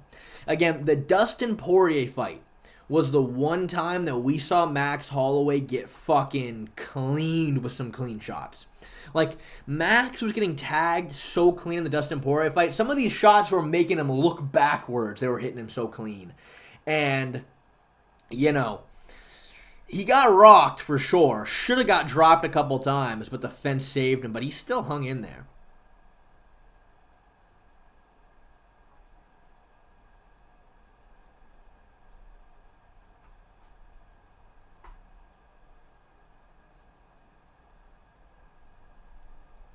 I think people are so confident in choosing Ilia because people already saw Max getting destroyed in the past, and Ilia looks unstoppable because of being undefeated. Yeah, I think that's a big. I think that's a big fallacy though people have when breaking down fights. I really do. I think like if you take a fighter and you say, look at this dude, this left hook is fucking dangerous. Like, look at the way he throws it. Look at how he times it. It's fast. It's good timing. But people will tell you, they'll go, okay, yeah, but who did he do it against, though? Oh, that's a cam, though. It doesn't count. Like, oh, no, he's never done that to anybody good, though. I'm like, doesn't matter, man. You kind of got to be able to objectively look at somebody's skill set, more so than only gauge them on their level of competition. And look, yeah, Ilia is elite when it comes to the boxing. But again, the Josh Emmett fight was a boxing match. The Volkanovski fight, again, I made a whole video looking at the game plan errors that Volkanovski was making. I'm judging it off of what their skills are. Is what I'm trying to do, more so than just, well, Ilia's looked unstoppable and no one's been able to stop him. You know what I mean? It's the same thing with Conor McGregor versus Eddie Alvarez, dude. Same thing. Like, whenever you bring up that fight, people will be like, oh, dude, that Conor McGregor, nobody is beating that Conor McGregor that fought Eddie Alvarez. I'm like, dude, Eddie Alvarez was just winging overhands at him. Like, it wasn't like that Conor McGregor was different. It was that Eddie Alvarez was playing into every single strength Conor McGregor had. You know what I mean? That's how you got to kind of look at these fights, I think.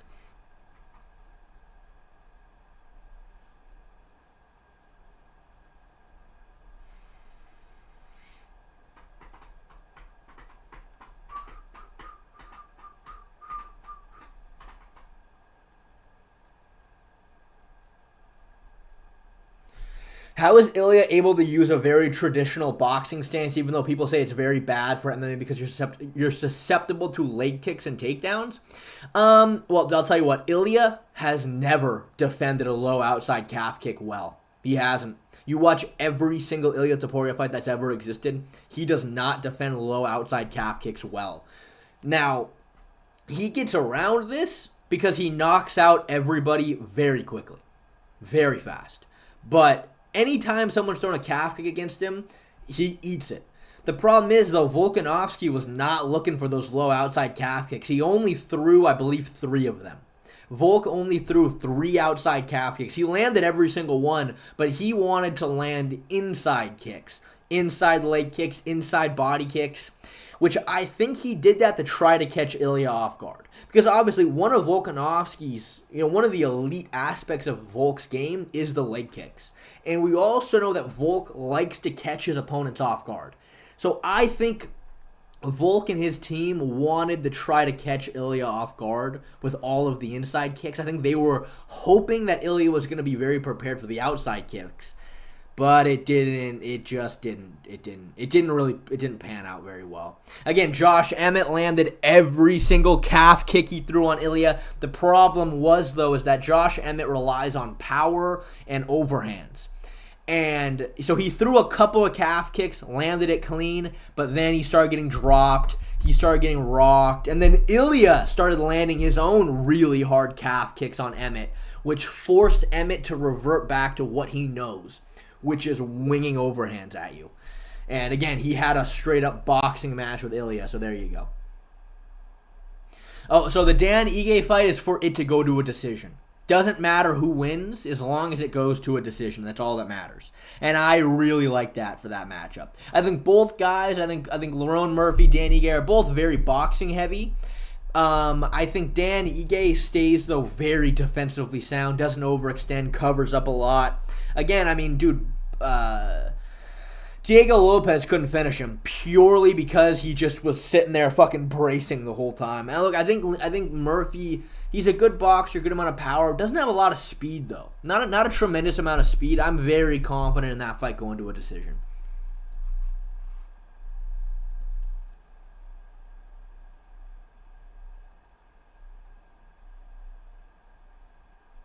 Yeah, that's another good point, too, is that Ilia he likes to put guys on the back foot, walks them down. Because, again, it's scary to pressure somebody who has so much power and just so much accuracy with their boxing. Very hard to try to walk somebody down who you know is going to step in with a 3-punch combination that could knock you out. So it kind of forces you to be on the back foot, which makes calf kicks harder to land, for sure. So if bracing makes you harder to knock out, how many Francis Ngannou overhands can DJ take if he's bracing as hard as he can? It's a good question, Hosatron.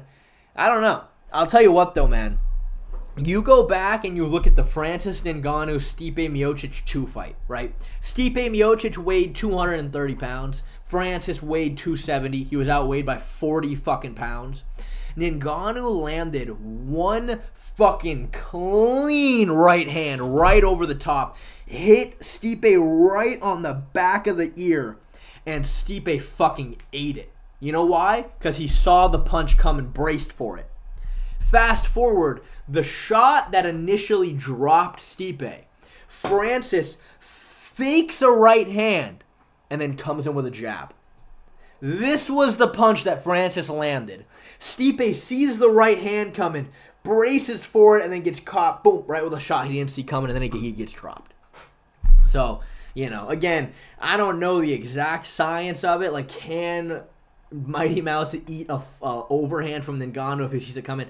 I mean, probably not, but, you know, if Max lands like he did against Gaethje, GG's, man, yeah, potentially. I think Khamzat missed weight, looked sus. Really, Soccer Man? Why? I didn't. I saw his weigh-in video, but I didn't. Why? What's the controversy there?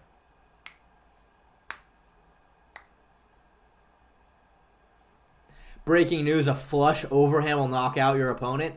It didn't knock out Stipe when he saw the shot coming. Did not knock out Stipe when he saw the shot coming. So. Favorite NBA team, the Lakers, have always been my favorite MMA team. People were saying the scale was at 187. Dude, I know Abu Dhabi, Habib legitimately missed weight against Gaethje. Habib missed weight against Gaethje and they saved him. But Khamzat didn't look drained at all. He didn't look drained at all on the scale. So...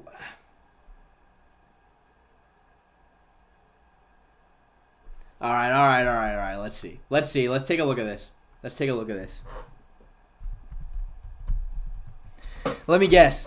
And no hate to Guru, but I guarantee you this video is minimum 50 minutes long. I guarantee you Guru found a way to make this video 50 minutes long, which I respect it. Only 18 minutes. That's surprising. Another Abu Dhabi pay-per-view. Hold on. How's the audio? Let me just make sure. Let me turn this down a little bit. All right, let's see. Another weird weigh-in controversy. Khamzat Chimaev I won't watch the whole thing, officially but I want makes to see the weight at proof 186 pounds for his fight with Robert Whittaker. Very, very close to the new deadline because a lot make weight. The weigh-in window for the early weigh-in, which is the legitimate weigh-in, other than the ceremonial weigh-in where they all go up on stage and get cheers from the fans, is now 2 hours after previously stating that it would be 1 hour. Yeah, it is always 2 hours. Oh, thank you for the 2 pounds, Fight Milk. Ilia ain't the same on the back foot. Max about a scramble an egg. That is certainly one way to put it, Fight Milk. That is certainly one way to put it. That's one way to put it. Thank you so much. I'm glad the donations coming in today are not asking me to do any really embarrassing stuff. Bro, the parlay done? No, not yet. I just want to see the this weigh-in proof. window Parlay's got not doubled, quite done yet. And other than Bruno Silva, who I don't think they're extending the weigh-in window for, I don't know Magomedov's one, it's even worse. Let's take a look. But everyone was worried, everyone was panicking. I'm happy the fight's going on, but I need to cover this because it's Abu Dhabi and it's weird again. And we remember what happened last time when Khabib weighed in at Abu Dhabi and made championship weight against Justin Gaethje, and they completely just didn't look at the scale whatsoever. Yeah. And Khabib actually missed weight for the Gaethje fight. That's true. A lot of people don't remember. Let me see. I just want to see the actual needs fucking to be mentioned. video. He looks very down on himself, and I'm just going to let it play. Very upset with himself. Gives a little bit of a sigh and a look to the audience. Not in a good mood. You know, derobes himself. Gets on the scale. A little bit of a grin now. Looks at the commissioner. Steps up there on the scale. Now this guy is going to knock at this, and it hits the bottom, it hits the bottom, it goes and hits the top, hits the top, hits the bottom, and it starts to hit the bottom again, hitting the bottom, and for a split second, it starts to level near the middle, and he immediately brushes it along and says 186 Dude, yeah, pounds. what the fuck, dude? That's exactly what they did to Khabib, dude. That's exactly what they did to Khabib. Boomer Shea, what are you talking about, man? What are you talking about? Oh, sorry, did I say scramble? Sorry, I meant fry an egg, sorry. But dude, yeah, that's so fucked, man. That's so fucked. They always do this. Let me see that again, because, yeah, he's right. Look at it. Second, it starts to level near the middle, and he immediately brushes it along and says, fuck off. 186 pounds. Get out of here. I'm sorry. We need to start enforcing some kind of rule. Look at the worry on some of the people's faces, like, holy shit, is he going to miss weight here? Let me see this again. Yeah, this is fucked, dude. And for a split second, it starts to level near the starts to hit the bottom again, hitting the bottom, it hits the bottom, it goes and hits. Let me get this shit in full screen real quick. Hits the bottom. Guy's gonna knock at this, and it hits the bottom, it goes and hits the top, hits the bottom, and it starts to hit the bottom again, hitting the bottom, and for a split second, it starts to level near the middle, and he immediately brushes it along and says 186 pounds. Dude, that's wild. I'm sorry. We need to start enforcing some kind of... That's wild, dude. That's crazy. Yeah, no, that's just straight up. That's straight up fucking horse shit. That's just straight up fucking horse shit right there, dude. I mean, there's no question he missed weight. And it's crazy because, like, Khamzat, I'm sorry, should not have a fucking problem making 185. Why would he even miss weight at 185 anyway? Like, his frame isn't that big. He's kind of got a bit of a slender build.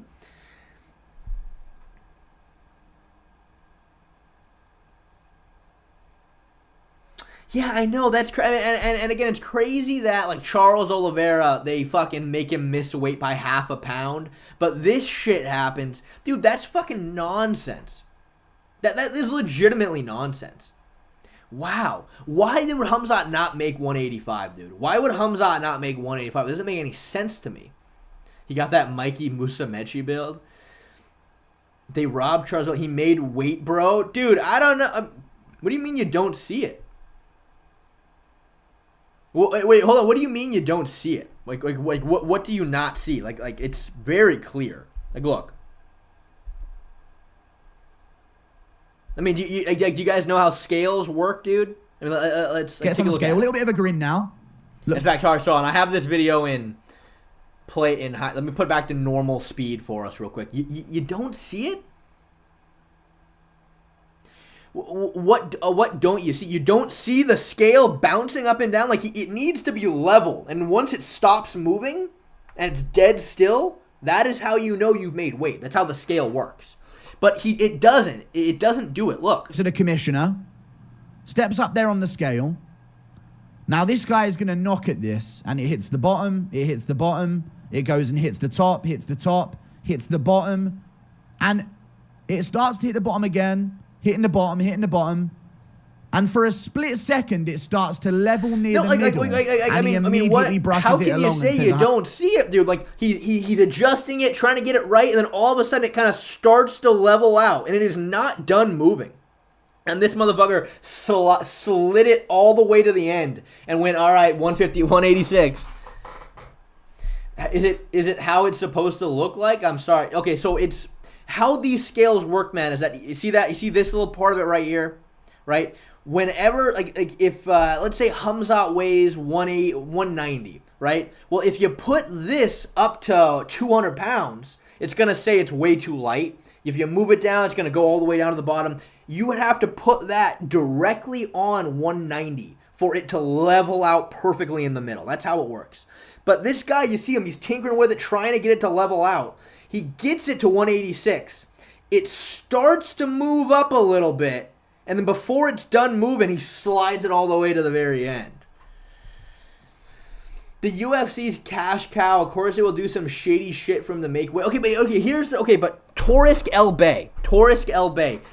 Here's the problem with that theory, though. Here's the problem with that theory. The UFC does not appoint this guy. It's not the UFC appointing this guy. It's run through athletic commissions. It's run through athletic commissions. That's how you're supposed to make the sport not corrupted or to remove fraudulent activity, is that there are governing bodies that look over sports. So, I'm sorry, I don't see it. I mean, I don't know, John Paul, you just get your eyes checked, I guess.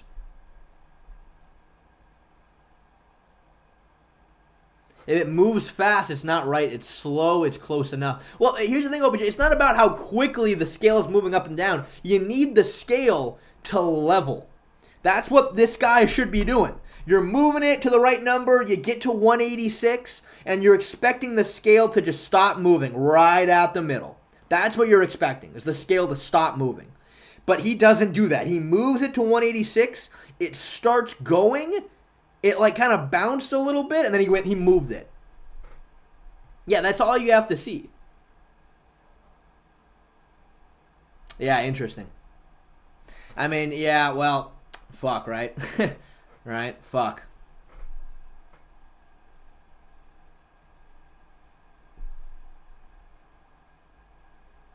Let's be up front. It's because Khamzat is Muslim in a Muslim nation and Dana sold out the promotion. It's good to have financial perspective, but it's a slap to the actual fans. But is the guy doing the scaling works for the athletic commission, not for the UFC. So Dana would have had to have slid that guy. I mean, unless the UFC themselves went to the weigh-in guy and was like, hey, look, if Khamzat's got a problem, here's fucking, I don't know, fucking 10 grand. Can you just, fuck with it? I mean, that would be the only way.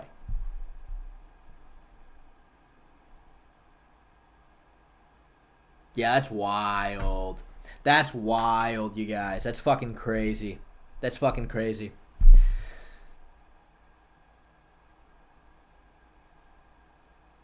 How much do you think he missed by? I mean, it's tough to say. Khamzat should not be missing weight at 185. Like, why would you be? Unless you're just not fucking trying.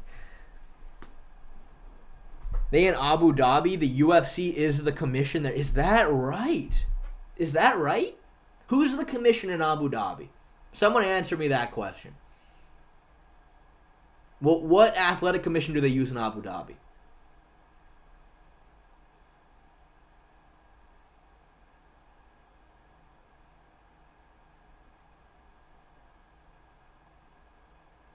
I'm trying to see if anybody has an answer to this. Full Send MMA posted a video where you see the scale better. Really? Okay, let's take a look.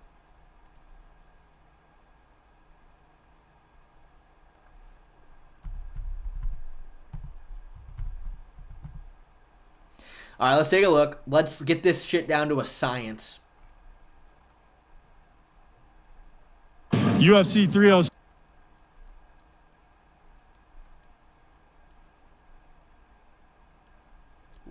Fucking where? Soccer Man was right. Soccer Man was right.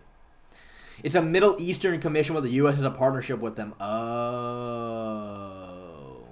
Interesting. Interesting. It's a short? Oh. Yo veo.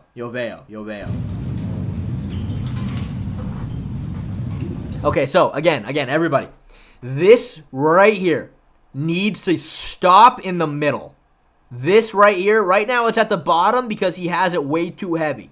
As he moves it light, it's going to go up. And as he gets directly on weight, this right here, that little bar sticking out needs to go in the middle. All right, let's take a look. Let's see if it does that. So it's too light, too heavy. He's moving it in the middle.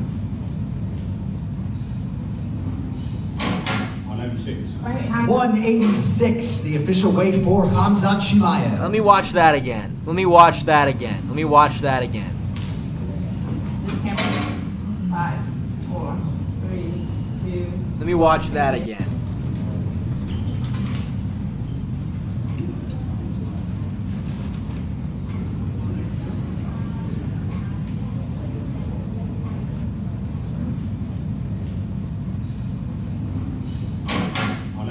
Right. 186, the official. Dude, I'll be honest, from this angle, it looked less sus. From that angle, it looked a little less sus, but he was still so quick with it, though. Compare it to the other weigh-ins. Okay, let's take a look. Let's compare it to the other weigh-ins. Let's compare it to the other weigh-ins. Here we go. Perfect. Let's take a look at this one.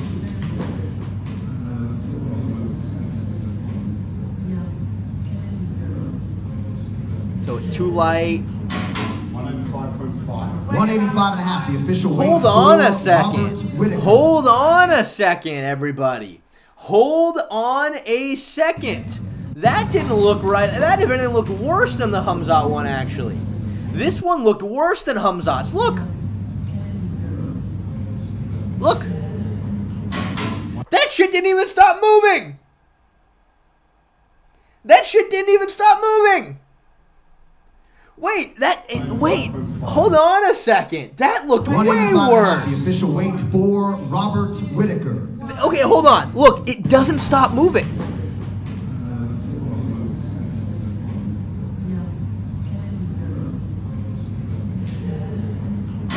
What was that? What was that? Dude, that was nonsense. Wow, that's crazy. Interesting.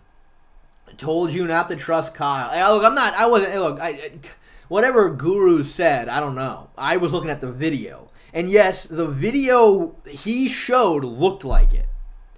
All right, hold on. I want one more. I want one more here. Okay, let's go. Let's take a look at Ilia's. Let's take a look at Ilia's.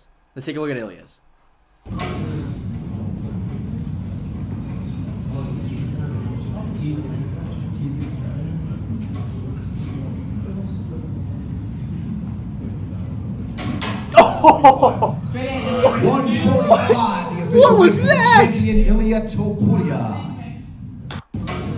What was that? Okay, this one's the worst one of all of them. This is the worst one. That doesn't stop moving. Wow. That's wild. Wow, that's wild. All right, last one. Let's take a look.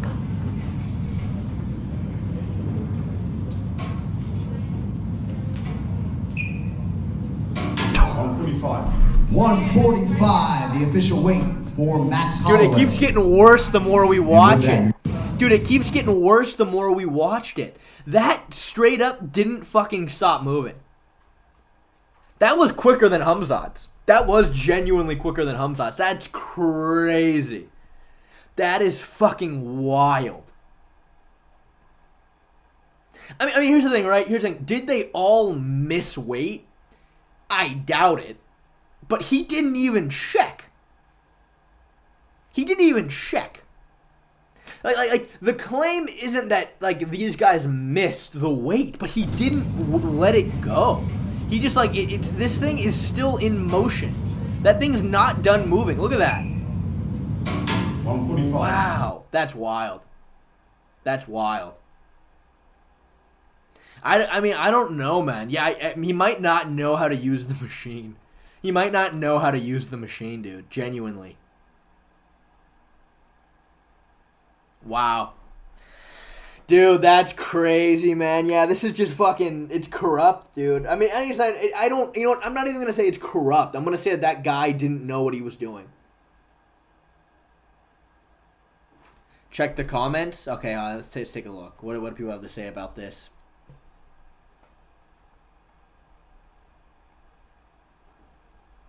No one's calling it out, though. No one's calling it out, though, dude. Check the 307 weigh-ins. That's a good idea. That's a good idea. That's a good idea. Very good idea. The fuck, that was a jump scare. He looks like he has fucking lipstick on. All right. Here we go. Ah, you can't see it. 205, the official weight for I couldn't see that one. I couldn't see that one. This one looks like the angle will be good.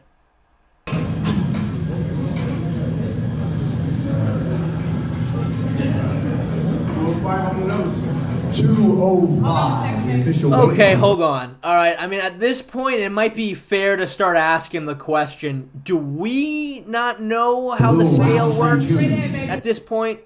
At this point, is this a fucking very special scale that works differently? Because that didn't stop moving You either. was in my way, baby. I need a clean shot right here. 5, 4, 3, 2, 1. Thank you, love. That was so far.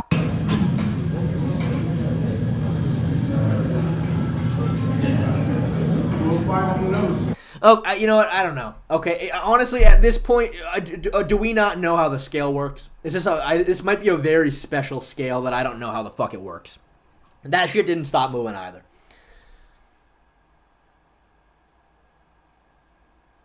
Yeah, I don't know. That one wasn't that bad.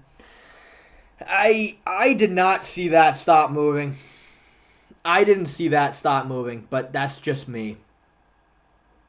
Look up UFC scales. Stop letting that cope. Habib misses weight. Umar, Islam, Popper steroids are allowed to use IVs. Khamzat and Shara allowed to. Wait, Connor never got this treatment. I don't know, man. So we can all agree Chimaev made weight. Well, here's the thing. I don't know why Chimaev wouldn't have made 185 pounds. Like, that shouldn't be a problem. Post a vid on its conspiracy. Maybe I should. Maybe I should. Maybe I'm sure. I'm real quick. I'm curious if anybody commented this on Guru's video. Did anybody call this out at all?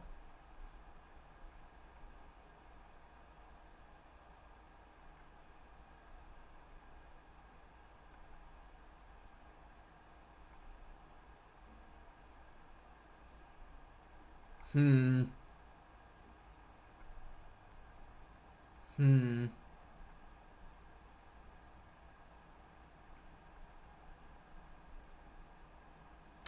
Yeah, I don't know, man. Yeah, maybe I will. I mean, that might not be a bad idea. That might not be a bad idea. I want to do... Okay, let's see. What?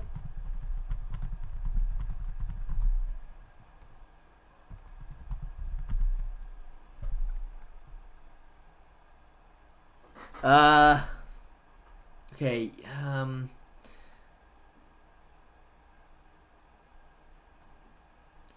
I don't know, man. I don't think there's just a straight up answer we're gonna find. I don't think there's a straight up answer we're gonna find. It's just gonna have to be something that I look into. Should order one of these scales and test it on yourself. Yeah, I'm gonna have to do some research there, but yeah, I don't know, man. I don't know. Maybe I will. Maybe I will talk about that.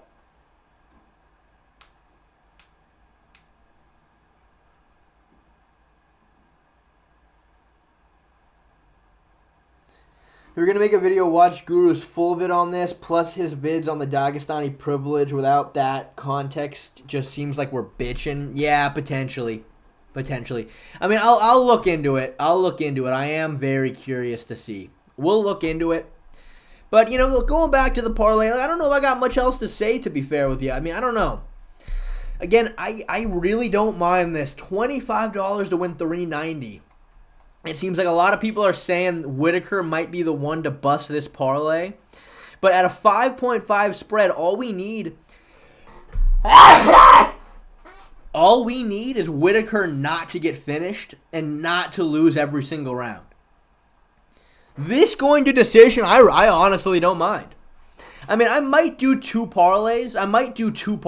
This might be one of them right here. A bit of a riskier one. But if anybody wants to fucking screenshot or whatever, you know, we got something here. Now, if I really wanted to play this though, fucking real tight to the chest. If I wanted to play this real tight to the chest, like absolutely zero risk, dude, I'm kind of torn. I'm putting Renat on here. I'm kind of torn on putting Renat on here if I'm playing it safe.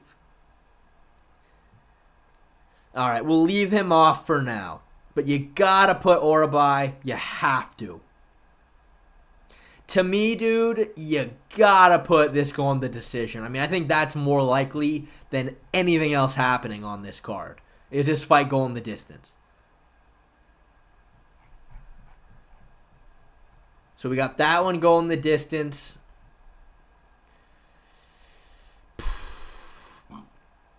I'm going to go over 2.5. I'm going to go over 2.5 on Holloway, Ilia, which I'm going to say. I mean, the only thing that I think can fuck this one up is, like, Max potentially landing a fucking head kick. That's the one. I mean, dude, Max could potentially land a head kick. The problem is, though, if you rock Ilia, he's going to immediately grapple. 100% right away. Do a single. I mean, again, Nestor, you gotta understand, I'm going through this. I'm telling you guys what I think. I put in the research. You know, you guys make whatever you want. Me, personally, I think it's more entertaining for the stream that I kind of do a parlay that's sort of a Hail Mary, kind of. To me, that's more entertaining on the stream. I'm not necessarily, like, trying to make money gambling. So, again, you guys take what I'm telling you about these individual fights. Take what you like. You can do singles. You can make whatever you'd like. Me, personally, I think it's more entertaining for me to make a parlay. And then, yeah, dude, you got to put Whittaker on here as a 5. As the spread, I think, is very safe. So, this right here, plus 550, $25, so win you 140. If I'm playing this real tight to the chest, I don't mind this right here, man. How about instead of gambling, you give the money to me? Nah. But again, yeah, so this is what I think. If we're playing this real close to the chest, there you go. If not, though, man, you know. It'll be entertaining when you go broke betting for entertainment. Well, again, Fat Guru, I'm betting I always bet $25. And the truth is, I am up a lot betting on parlays. Like, on total, I think I've done 8 parlays. What's 8 times 25? 0, 4, 8 times 2 is 16, 17, 18. I bet like $200-something on parlays, and I've made $1,200. So, something like that.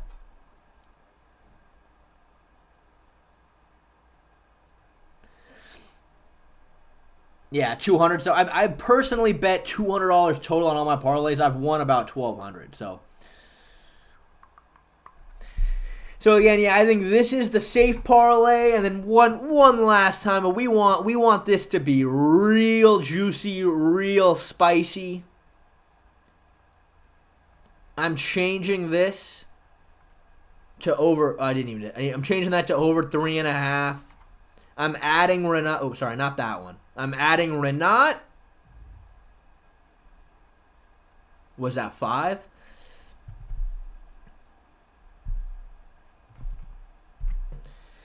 Dude, honestly, this might be the one I go for. Oh, thank you for the $5, Kieran. Do you know about the WEF and their young global leaders? Look up the young global leaders on Wikipedia. It's nuts. Canada PM and Macron are on there.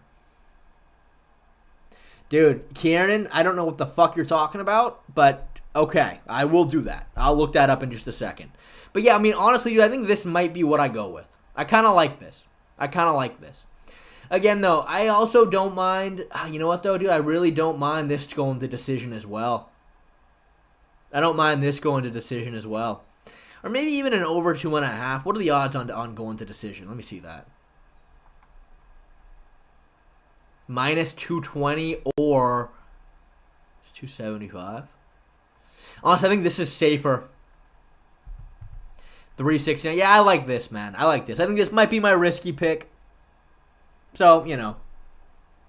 That's what I think I'm leaning towards. Let me just real quick. Let me see what the fuck Kieran's talking about.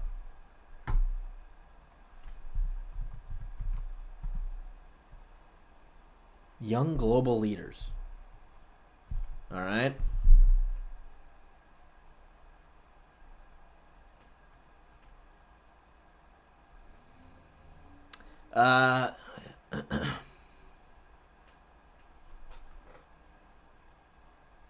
Karen, can you tell me what the fuck this is exactly? Like, why? What is this? Skeptics suggest that grouping is instrumental in shaping policy around the world, undermining democratic principles and creating obedient and compliant servants. In dispelling such conspiracy theories of the influence of this organization, Michelle Rempel, a Canadian conservative politician who found out she had been selected as the Young Global Leader 2016 with an email that she initially had assumed was spam, the meeting was no different in feel than an academic conference, but a bit more global in nature. So basically what you're trying to tell me is that these are the people behind the scenes shaping the fucking world, huh? 6-year terms. Can't be younger than 38 when accepted.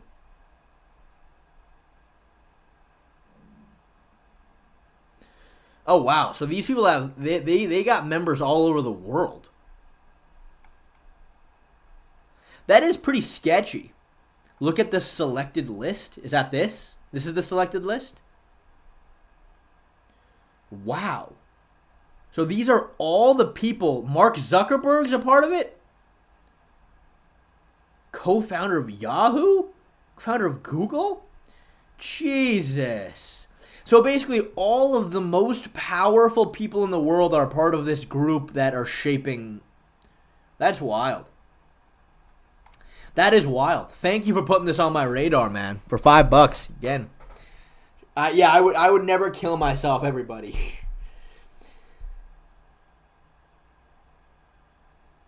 There's more on the WF website. That is wild. So the parlay is official, no singles? Well, I mean, I don't know, Nestor. What do you want? Like, so you would say it's better for me to individually put all of these people as a single? Roger Federer's there. That is kind of sketchy that there's this group with all the most powerful people in the world and they're there because they think it can influence public opinion. Parlay is a fat L. Thanks, George McKenna. Shay, no girlfriend reveal, but can she at least grab the mic and talk to chat a little bit? She's at work. She's at work till like 3 o'clock. Look up Bright Insight on YouTube and look at the Gobekli Tepe video for more info. Gobekli Tepe, that fucking like really old.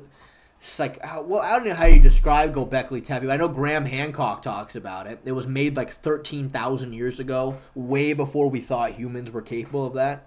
What's the whole parlay? I mean, man, I think this right here is my slightly riskier parlay right here. Which is, Renat to win, Robert Whittaker at a 5.5 spread. So what this means is we just need Whittaker to not get finished and win. What is it? He needs to win at least one round. Is that it? Not get finished and win at least one round. Then we have Shara Putin versus Arman to go over 2.5 rounds. Mikdebek to win. Dan Ige versus Murphy to go to the decision. And Max Holloway and Ilia to go over 3.5. It's my slightly riskier parlay. They planted an orchid over ruins to cover them up for real. Damn, that's crazy. Okay, hold on. So Rob needs to win at least 1 round on all judges' scorecards and 2 rounds on 2 of them. I mean, here's the thing, right? I personally wanted to put Whittaker just on the parlay to win. That's what I wanted, for Whittaker just to win. So I do agree that putting him as a 5.5 spread is still better. But it can still hit even if he loses, so it's still safer. Yeah, okay, I agree with that. So, okay, good to know, though. Good to know. What's up with Bobby's nipples on the thumbnail? What do you mean? What do you mean what's wrong with his nipples?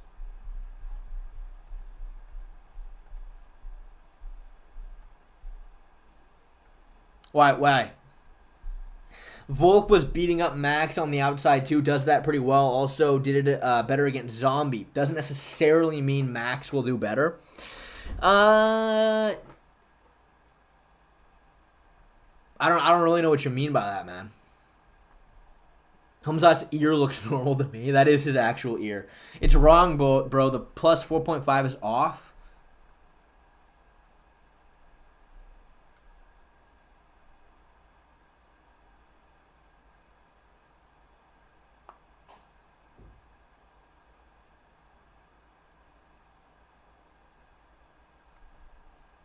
Well, now I'm just kind of getting confused with this with Whittaker plus 5.5. No, I know what you mean, dude, but I know what you're trying to say about Volk fighting well on the outside. What does that have to do with? So you're saying because Volk fights on the outside with everybody, that the success he had against Ilia on the outside doesn't count? Like, I don't know what you mean by that, man. Can we get another Bigfoot stream? Yeah, we will transition to Bigfoot. But I don't know, man. I'm starting to get confused with this plus 5.5 spread, man.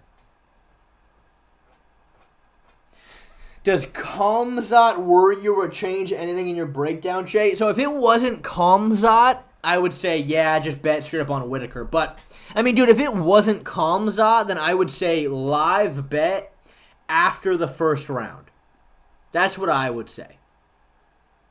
Because Khamzat would try to go as hard as he can at Whittaker round 1. He might dominate that 1 round, but if Whittaker survives, then the odds are going to jump up for Khamzat. So then live bet on Whittaker immediately after round 1 is what I would have said.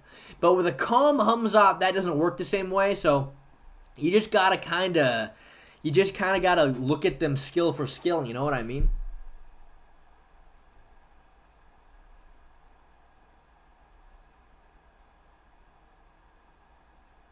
Okay, fine. Fuck it. I'm just putting Whittaker at plus 190 to win then. Fuck it. I'm getting confused with all this 5.5 spread stuff. Fuck it. MMA Guru gifted at 5 membership subs. Oh, dude, thank you, man. I appreciate it. That's awesome, dude. Thank you so much. Thank you so much, dude. I really appreciate that, man. Guru, I'm glad that you're here, man. I'm really glad that you're here because I do want to ask you something. Because me and the stream were talking about the video you just we were looking at your video that you just posted. But dude, I mean, we went and we looked at all of the we went and looked at Full Send MMA filming everybody's weigh-ins. We were looking up everybody's weigh-ins. It kind of looks the same. Like we looked up everybody's weigh-ins from this event and he doesn't let it settle. He doesn't let it settle before he turns it. Does that mean that guy is just incompetent, or do we not know how these scales work? I mean, I don't know. Did you look up anybody else weighing in? Because that's what... I mean, that was the first thing we went to go look for. I mean, let's see. So, yeah, you look at Whittaker. You look at Whittaker, right? BS, he should be fired. I mean, yeah, you look at Whittaker's, right? That is not... It's not level.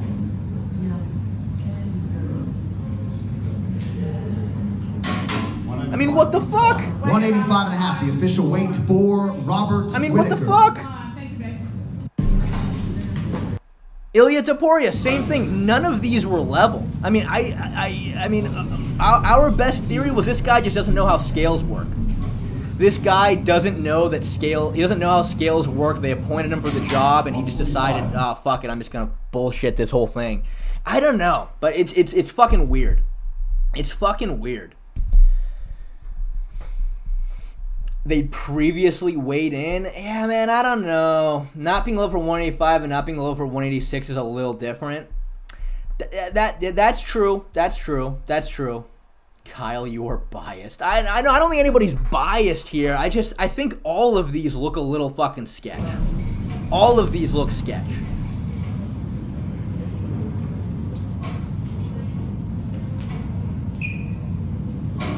Max was a little more level than the rest. I didn't like the extra 1 hour added to the overall weigh-in time. Yeah, I agree with that. I agree with that. But yeah, they rush way too quickly on all of these.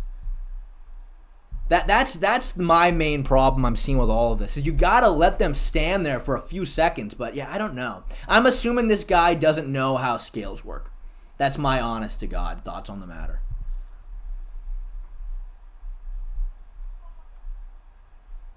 Show the Khamzat one again.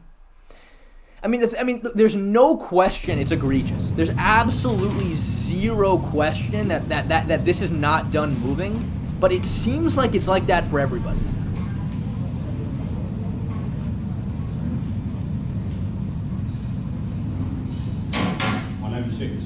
$186, the official weight for Khamzat Chimaev.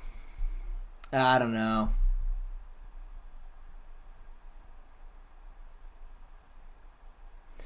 Where did the extra idea come from?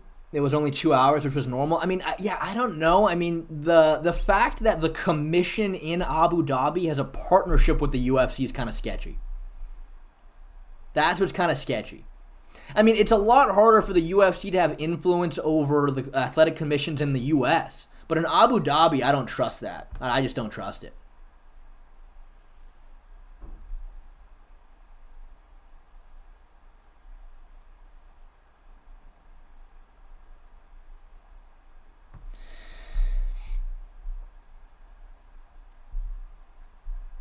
He needed to let it rest, but as long as it didn't...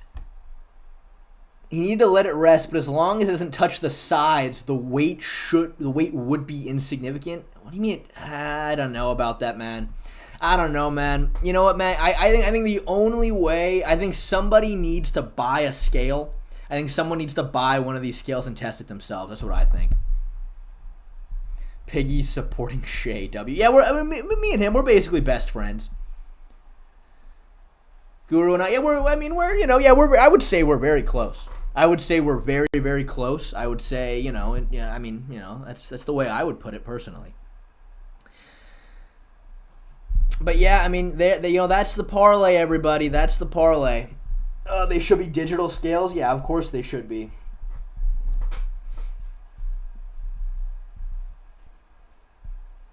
I tried telling you that's how scales work. Slow, close enough. Fast means way off. I don't know. Towards the scale. Well, thank you for the $2 there, Panda Win. I don't know, man. I think the only way to settle this is someone needs to fucking... So slowly bouncing means it's there. Really, though? Does it? Is that what that really means? As long as it's not touching one of the sides, he's right. Yeah, but how do you... Okay. Explain this to me. Explain this to me, please.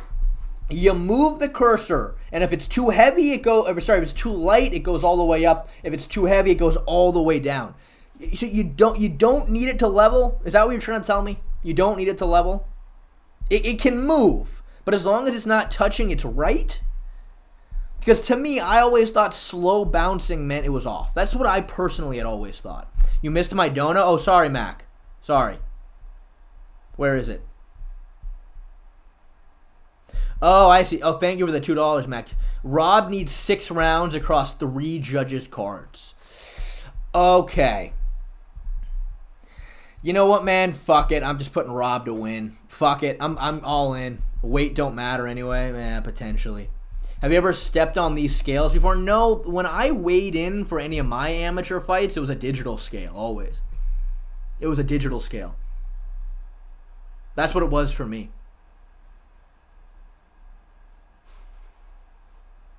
You're standing on the scale, so the weight is bound to go back and forth. Is that right?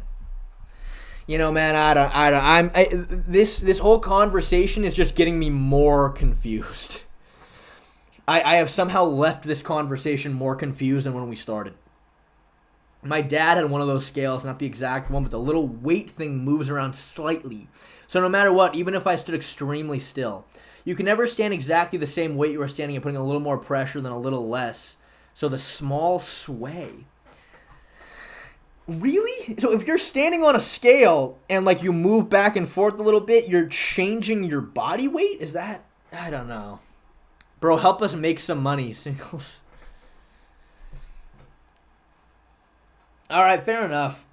So it never completely stops. But even then, though, is it then not fair to ask the question, why didn't he just give it a second?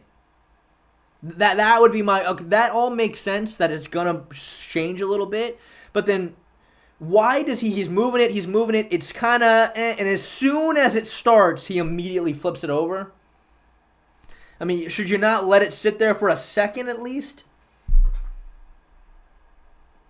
When Oliveira missed weight, they made him stand on the scale till it stopped moving. Is that right? I will verify that.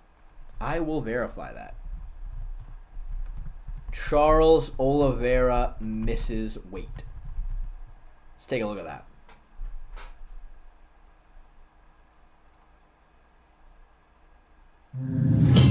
Hold on, I found a video. Let me just make sure it's good. Okay, perfect. All right, here we go. All right, let's take a look at this. Let's take a look at this.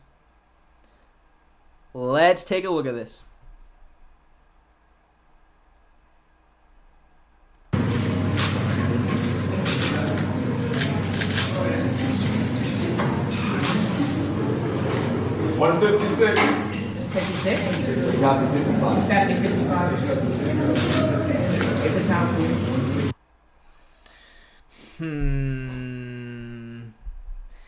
You know what? He didn't give that a ton of time.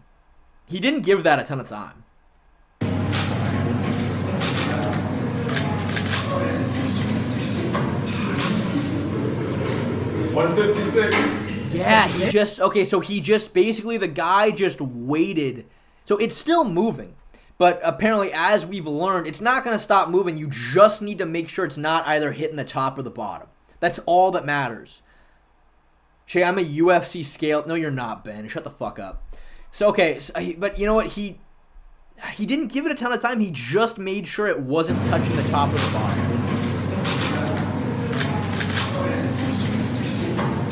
So that's it right here. 156. Yeah, he basically just gave it a second, made sure it wasn't touching the top or the bottom, and then he gave it. All right, hold on. Okay, now let's take a look at this.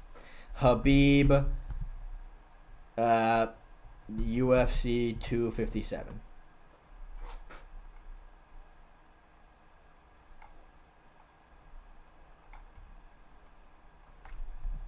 All right, this is the final one. This'll tell us. This'll tell us right here. Okay, never mind. When the fuck did he fight Justin Gaethje? I forget. When did he fight Justin? I thought that was 257. I could have been wrong. Hold on.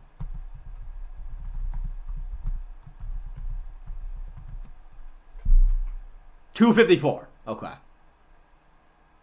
All right, thank you all for being here. We are going to get started with the official weigh-in for UFC 254, Khabib versus Gaethje. First fighter. All right, here we go. This is what's going to tell us. Around whom this card this is what's going to give us the UFC definitive lightweight answer. Champion Khabib Nurmagomedov.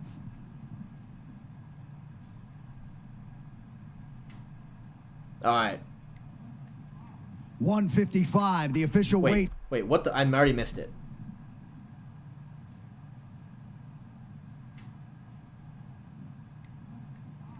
155, the official weight for Khabib. Okay, that's pretty fucking... Okay, that one is fucking sketch.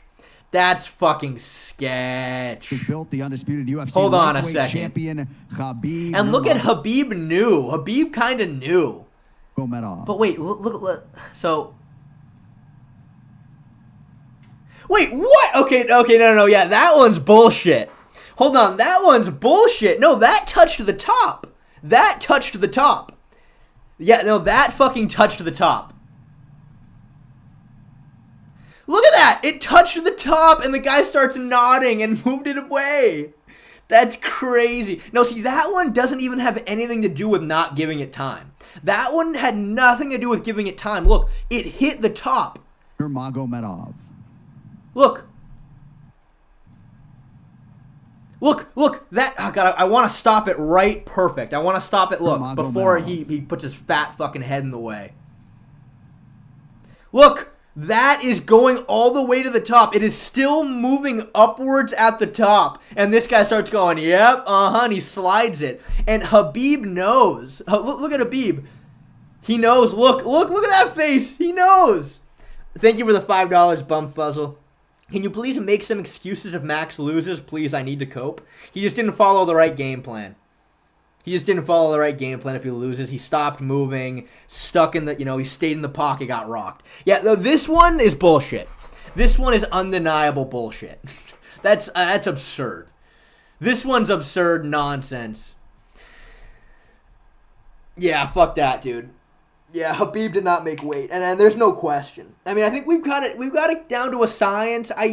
I'll be honest. I mean, yeah, Guru is probably gone by now, but I don't think Khamzat missed weight.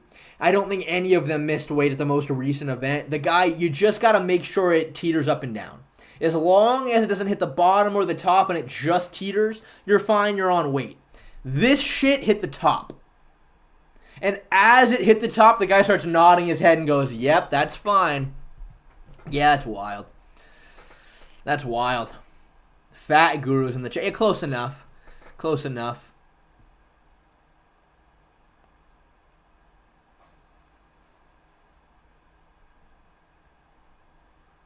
Yeah, but okay, but yeah, fair enough though, Michael Clancy. Yeah, that makes sense though. The real complaint that they gave these guys an extra hour, I can understand that.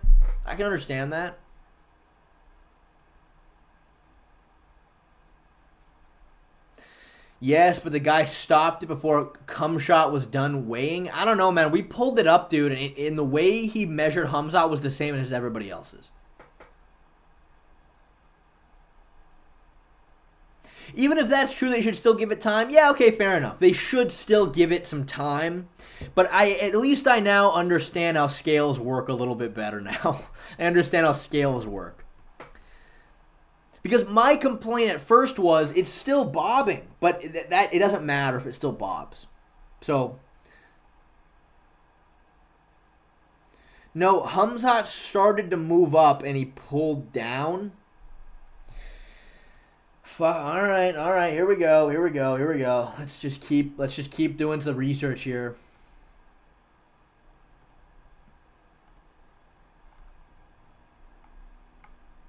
Let's see. UFC. Let's take a look at this one final. Let's put this shit to bed. The claim from Jim Miller is that it was going to move up. Did you get the stuff to dress like Holloway tomorrow, dude? I'm not picking Holloway that strongly. I think fans are dreaming of. What the fuck?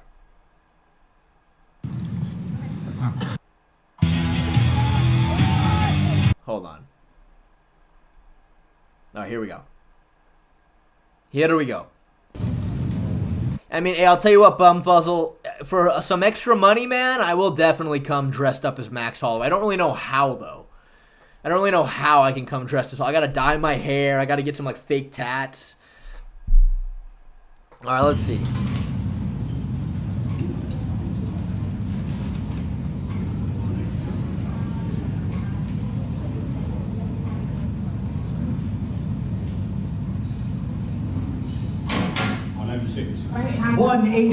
I don't know, Jim. I think I saw it kind of go. I think I saw it teeter just a little tiny bit.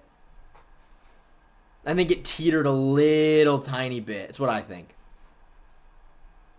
I think it looked clean, man. Based on my new understanding of how scales work.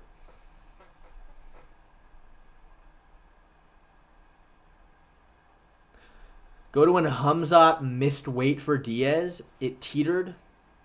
Well, yeah, Jim, it teetered, but it teetered because, I mean, Khamzat missed weight by 8 pounds. So the guy on the scale went all the way up to 178, and it teetered.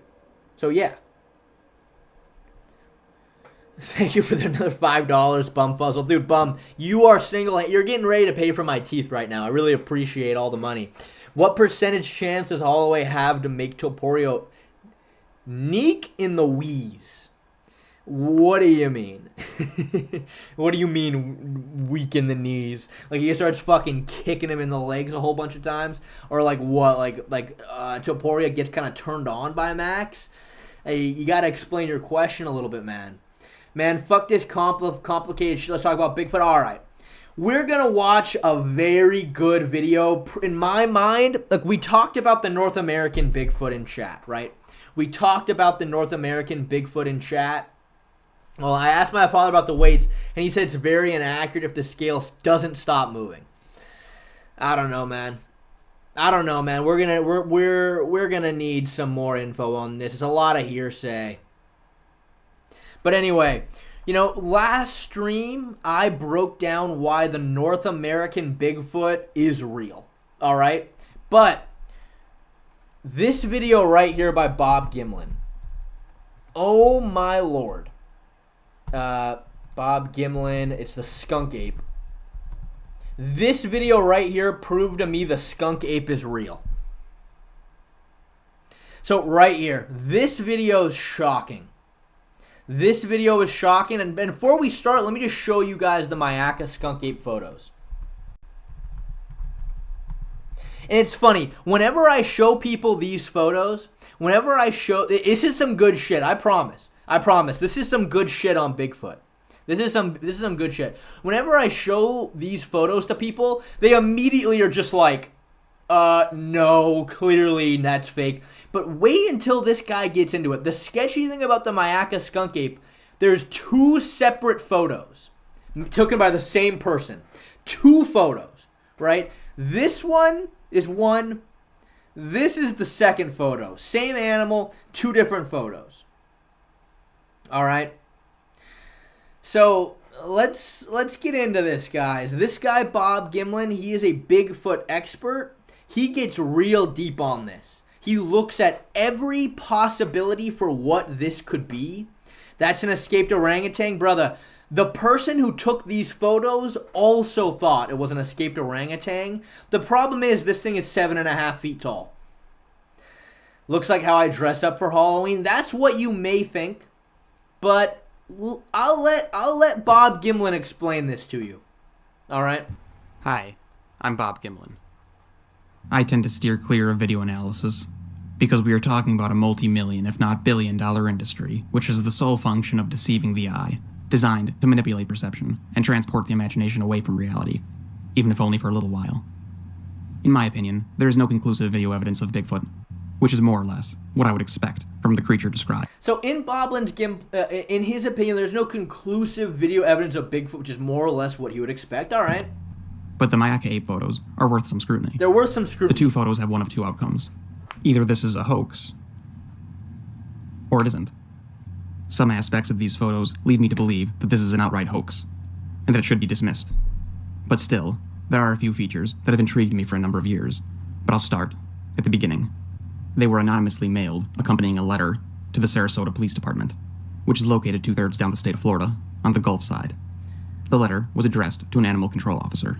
So in the year 2000, these 2 photos and this letter got sent anonymously. All right? AI generated picture, not in the year 2000, brother. Hey, we're going to get into it, man. We're going to I'll get read into the whole thing to give you the best understanding of the narrative behind the photos. Dear Sir or Madam, enclosed, please find some pictures I took in late September or early October of 2000. My husband says he thinks it's an orangutan. Is someone missing an orangutan?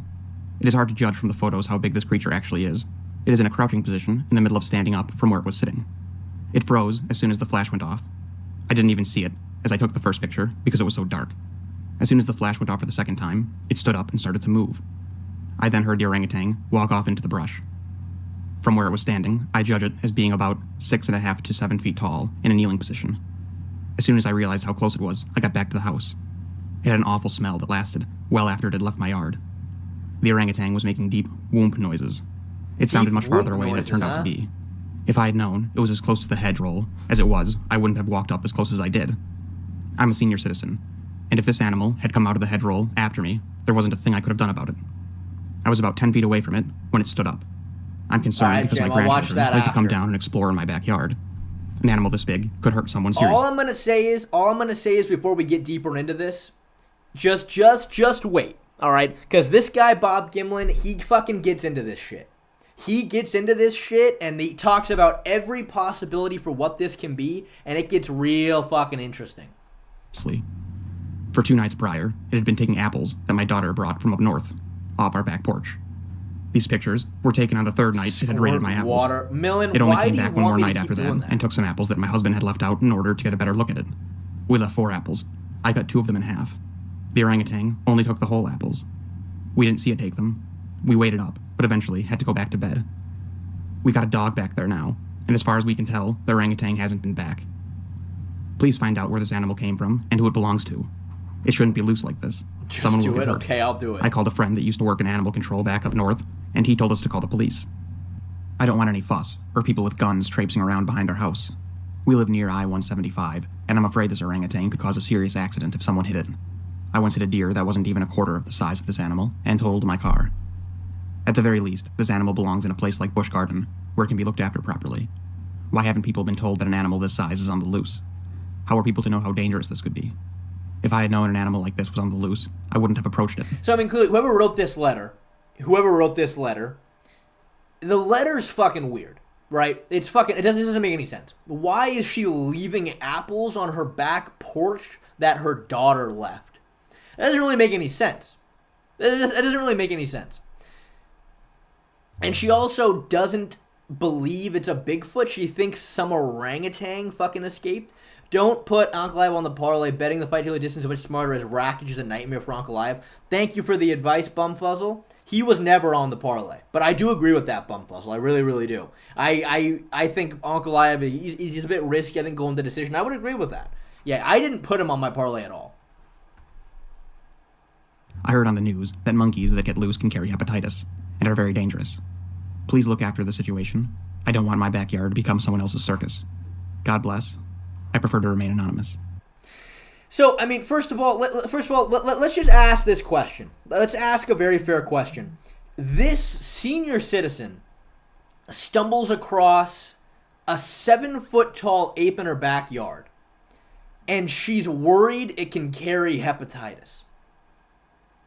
That's what she's worried about? She goes, look, I've heard they have hepatitis, so someone needs to handle this situation. Which just seems crazy to me, right? It seems crazy. I like how she references up north several times. Not all too descriptive if you're in Sarasota, Florida. She says she lives in Sarasota, east of I-175, which looks like this. Which does seem to contain a substantial human population beside a thick wilderness area, which will eventually become the Everglades if you go far enough south. Long story short, she was missing apples from a bushel that she left on her front porch. The location accompanied an unpleasant smell for 2 nights prior to the photos. Well, okay, so the dog, yeah, and he's going to talk about it, man. But what you're saying, yeah, so a lot of people would say that. They go, a big refute for this theory is the letter. Things don't match and it's pretty sus. So I understand that, right? The letter seems so fucking weird. It's like your daughter brings apples, you leave them on the back porch, and you're saying that this thing has taken the apples. You came across a 7-foot-tall orangutan-looking thing, and you're worried about hepatitis. Okay, right. It's weird. Oh, thank you, Hackledown. Thank you. I'm glad you like the content. Here's my one refute to that, though, man. Here's my one refute. It's like, yeah, this letter's dumb. This is clearly a hoax. Okay, so somebody created a costume that looks like this, which is a fucking amazing costume, because it's going to cost you thousands and thousands of dollars of custom work to make a costume like this. Your entire goal is, I'm going to hoax the world. And I'm gonna custom make a costume, thousands of dollars. I'm gonna make a hoax. If your goal is to make a hoax, why does the letter not make any fucking sense? But so here's the thing: you didn't think it could be. Well, then what is it? Is it a cardboard cutout? If it's a cardboard cutout, then why is it two different pictures? Again, yes. Yeah, so if this is a hoax, and the person who wrote this letter orchestrated this whole thing to be a hoax, why is the letter so fucking weird? Why is she not trying to sound convincing? Why is she saying things that doesn't make any sense if this whole plan's to be a hoax? That's my thing. You can kind of go back and forth on this. Again, though, we're gonna wait until he gets into the actual photos themselves and goes through everything. Being taken, so she performed a stakeout. Clearly, something alerted her to the presence of the creature. ChatGPT didn't exist She went in the year outside, 2000. armed with only her 1990s camera, to see what it was. She saw nothing until the flash of her camera illuminated this creature that she says was only 10 feet away from her. She didn't know how close it was to her at the time. She said had she known how close it was, she wouldn't have gone outside at all. Thank you for the Here's her $2, second Aaron. flash. Isn't it? It's a She said that it skunky. began to rise at the second flash, but it is still in a crouched position in the photos. She said it was between 6.5 and 7 feet tall. Again, crouched. Did you see the red flags? This letter and these photos are either a deliberate hoax or simply too bad to be a hoax. I mean, see, yeah, that right here is, to me, what makes this honest to God interesting. It's like, come on, this letter is so fucking stupid it has to be a hoax. But why would someone trying to make a hoax write a letter that just doesn't make any fucking sense? And again, we haven't even gotten into the photos yet, but I don't know. Give me your thoughts. If your entire game plan was, okay, I'm going to pay thousands of dollars, I'm going to get a custom ape suit made, I'm going to try to hoax the world, wouldn't you try to make the letter, like, realistic? Right? Because apparently this person said, I'm a senior citizen. It's an old person who wrote this, which to me makes sense why it doesn't really make any sense. But... right, I mean, that's my thing. That's my problem. Shay, as a primatologist, Ben, I'm sure you're a primatologist, dude. I'm fucking sure you're a primatologist. But all right, let's venture forward. Would a hoaxer be so naive? I just can't imagine a situation where a person would see this in their backyard and go straight to hepatitis, which is transmitted through saliva-breaking skin, which is a bite. And if this thing had me in its mouth, I would be less concerned about a blood disease and more concerned about having my very own chapter in the next book by David Paulides. You guys just wait, because he brings up a few things that are like, consider this whoa. to be an orangutan? So at the time, she was anywhere between 55 and 100 years old. I believe she knew how to use Microsoft Word in the year 2000, because the lines looked too straight to be any typewriter I've ever used. I don't know, you tell me. Can someone live 60 or more years on this planet, with television, movies, encyclopedias, and magazines, with at a minimum, rudimentary computer knowledge, really confuse an orangutan with this? Would a hoaxer, who actually wanted to pull off a hoax, write such a naive letter? See, that's my thing. If a hoaxer who genuinely wanted to get people to believe in this, why the fuck would they write a letter like that? That's Think just about dumb. it. But Would I a don't hoaxer know. tell this story if he or she was trying to be convincing? She's a senior citizen who lives on the outskirts of a state park, who leaves apples on her back porch but gets upset when they're gone. She wanted to discover via photograph the culprit, without a flashlight, taking pictures into the dark. It is an orangutan, or at least her husband thinks so. She hit a deer less than a quarter this size, and it totaled her car. Is someone missing an orangutan? You know they can have hepatitis. Her grandkids play in the yard. They may Look, not be OP safe Taylor, from I the hear ya, orangutan. and from my experience, everybody's first reaction, they go, oh, okay, come on, well, clearly that's just nonsense. But just wait. One thing I'll give you guys a little, he's gonna get into it, but one thing I'll tell you guys that's interesting. The eye shine. The eye shine doesn't make any sense. Because, right, look, the eye shine is the pupil, right? And it makes perfect sense. It's complete pitch black. This lady's got a camera. She takes the camera and it's a flash. The pupils shine. The second, the second photo, the pupils are dilated. They're smaller. They're smaller because it just took a big flash of light. So then the pupils shrink in this picture, that's just one thing he talks about that made me go, wait, what?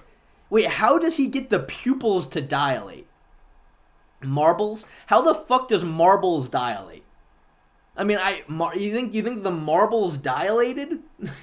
Because, right, you guys know that's how pupils work, right? If you stand in front of a mirror and turn a light on, light off, your pupils are going to grow, they're going to shrink as they get dilated. This thing, whatever it is, its pupils dilated via the light. Again, though, let's venture forth. Let's venture The glow in the orangutan dark that's 7 feet tall marbles. at a crouch with shaggy black hair and fangs that walks onto her Florida porch at night. Had I taken a picture at night... I just don't understand how we haven't gotten a clear image. I mean, Michael Clancy, what do you think this is? If you don't... So, you're expecting a clear image. I'm not saying this is a skunk ape. We're still going to get into it, but, like, what is this? Revealed this. I certainly would have kept snapping photos if I didn't die on the spot. But one would think that your average person would drop the camera to retrieve a gun. Failing that, would drop the camera to retrieve a telephone in order to summon the nearest person with a gun, ideally a larger one, to shoot alleged nocturnal beastie. Because if this is a photograph of a flesh and blood animal, then we are looking at an animal that could tear a person apart without... So that lends a touch of credibility to the senior citizen police department. Sorry, Taken in late October of 2000 and developed a couple weeks later, then mailed locally to the Sarasota Police Department. The photos were developed locally, so that lends a touch of credibility to the senior citizen possibility.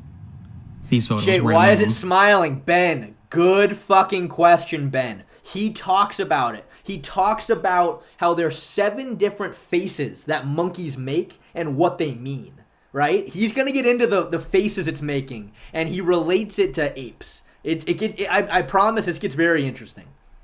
Taken when the letter said they were, and developed, presumably, where a local would develop any photo. David Barksey, owner of a serpentarium and member of Sarasota's Animal Control Division, was very familiar with ape-like reports, both historical and recent, from the immediate area. He went as far as to say that police officers may laugh in public, but whisper in private. Interesting. He regularly went on expeditions in Mayaca State Park. He claims that a handful of times he was driven out of the woods by something making a lot of noise. He was told that what he was doing is illegal without a permit. His attempts to acquire a permit have been denied. But don't jump straight to Bigfoot conspiracy there. Such permits are often denied because if he gets lost or injured out there, he then becomes the state's problem. True. Barksey and Coleman sent high-resolution scans to film analyst David Bittner of Pixel Workshop. Bittner said that he is confident that the photo was not tampered with, as in it's not a composite overlay or special effect, and that the object photographed is not a cutout, meaning the object has dimension and depth. Okay. So the photos are of something. Though Bittner... So basically, there is proof that photo is something, right? He sent it to a film composite person who said this is not an overlay, it's not a special effect, it's not a cutout. The object has dimension and depth. So whatever it is, this is a physical thing. Okay, so is it someone in a costume then? Had no comment on what that something talk may be. about it. Bear with me here, because this is by no means my area of expertise. But seeing as the palmettos, in both photos, move very little, that leads me to believe that the photographer did not relocate between shots. But they do seem to be positioned differently enough to account for the photographer, or film subject, to move or shift his or her stance between the shots, which is not consistent with a tripod, because there is some movement, but is consistent with a senior citizen, who we would not expect to take a great leap backwards due to statistical physical condition. Just like that, essentially. Again, not my area of expertise, but assuming the photographer moved only slightly between 2 shots in rapid succession, then it does seem that the subject moves. See that? But I'll come back to that in a minute. Cryptomundo dubbed the Next stream, Loch Ness Monster or Jeff the Killer. I don't believe in the Loch. As far as I understand it, at this point, I'm willing to be convinced otherwise. I don't think there's any evidence of the Loch Ness Monster. I would have told you there's no evidence of Bigfoot until I heard things like this. So, you know. Mayaca ape photos, a hoax. Here is Cryptomundo's side-by-side of the Mayaca ape photos with a display of Bigfoot from Ripley's Believe It or Not in the Wisconsin... Interesting. So that website who do conspiracy theories went, oh, no, the Mayaca skunk ape, it's actually, we believe it's fake because it kind of resembles a statue from a Ripley's Believe It or Not museum. Okay. Cryptomundo claims that the Mayaca ape photos are either this or a display of the same style somewhere else. And they very well may be right. But that doesn't account for movement. Yeah, that the that's the subject problem, seems to though, have. it moves. Nor does We this have display two give different- me any this thing- indication this- of apparent this thing eye shine moves. and prominent seems to have. Nor does this display give me any indication of apparent eye shine and prominent dentition. But of course, the similarities are hard to ignore. And there is a Ripley's Believe It or Not in Orlando, Florida. I scrubbed through hundreds of TripAdvisor photos and general Google images. They had a lot of stuff on the skunk ape, but I couldn't find any of the same style. Doesn't mean there isn't one, but I couldn't find it. Cryptomundo may be right about this being a hoax. And they may be right about their display theory, but to me, these photos don't reflect a static or stationary object. It doesn't. In my opinion. Because again, it does seem to move. The late great and much missed Bobby Short of Bigfoot Encounters said that someone identifying themselves as Mitsuko Choden, a primate specialist from Japan, said that this is a popular ape costume from the Orient. And she may be right. But the reach of Google, particularly Google Shopping, is vast. So is eBay and Amazon, and I couldn't locate any suit that struck me as particularly akin to this photograph. I'm not saying there is no suit, but I couldn't find it. I was a little surprised and frankly pleased with how few commercially available ape suits actually seem to exist. Yeah, I mean, And just about all of them are laughable. look at these fucking especially ape for the suits. price. For $225 This seems to be the top of the line modern commercially available ape suit. And for only $2,200. For $2,200, you can buy this. Like, this looks like shit compared. This, if it's a suit, is an extremely expensive custom job. It's gotta be. Shipping and handling not included, additional processing fees may apply. And this is why I stay clear from video analysis. Even though this seems rather impressive compared to a costume that costs a couple $1,000s, there does exist a market to make people look like apes. We'll never definitively know what this is. So let's, for the first time ever, give a witness the benefit of the doubt. Here we go. Let's She get was a into senior this. citizen in the year 2000, somewhere in her 70s or 80s at the time, meaning she was likely born in... We need a furry's expertise on this. A furry would be a good person to get on this. How much of a donation do we need to get a stream in a Bigfoot costume? Bigfoot costumes are pretty fucking expensive. So I was like $100. Yeah, $100. I guess I'll buy a Bigfoot costume. But here we go. Let's actually look at the photos themselves. Meaning she lived through one, if not more, world wars. The threat of now that we're nuclear getting into the annihilation, nitty-gritty, a let's put childhood this without back down to normal. antibiotics. She's tough as nails, and this monster merits a strongly worded letter as opposed to immediate action. And if it looks like an orangutan, then it is an orangutan. Consarn it. Am I giving her way too much credit?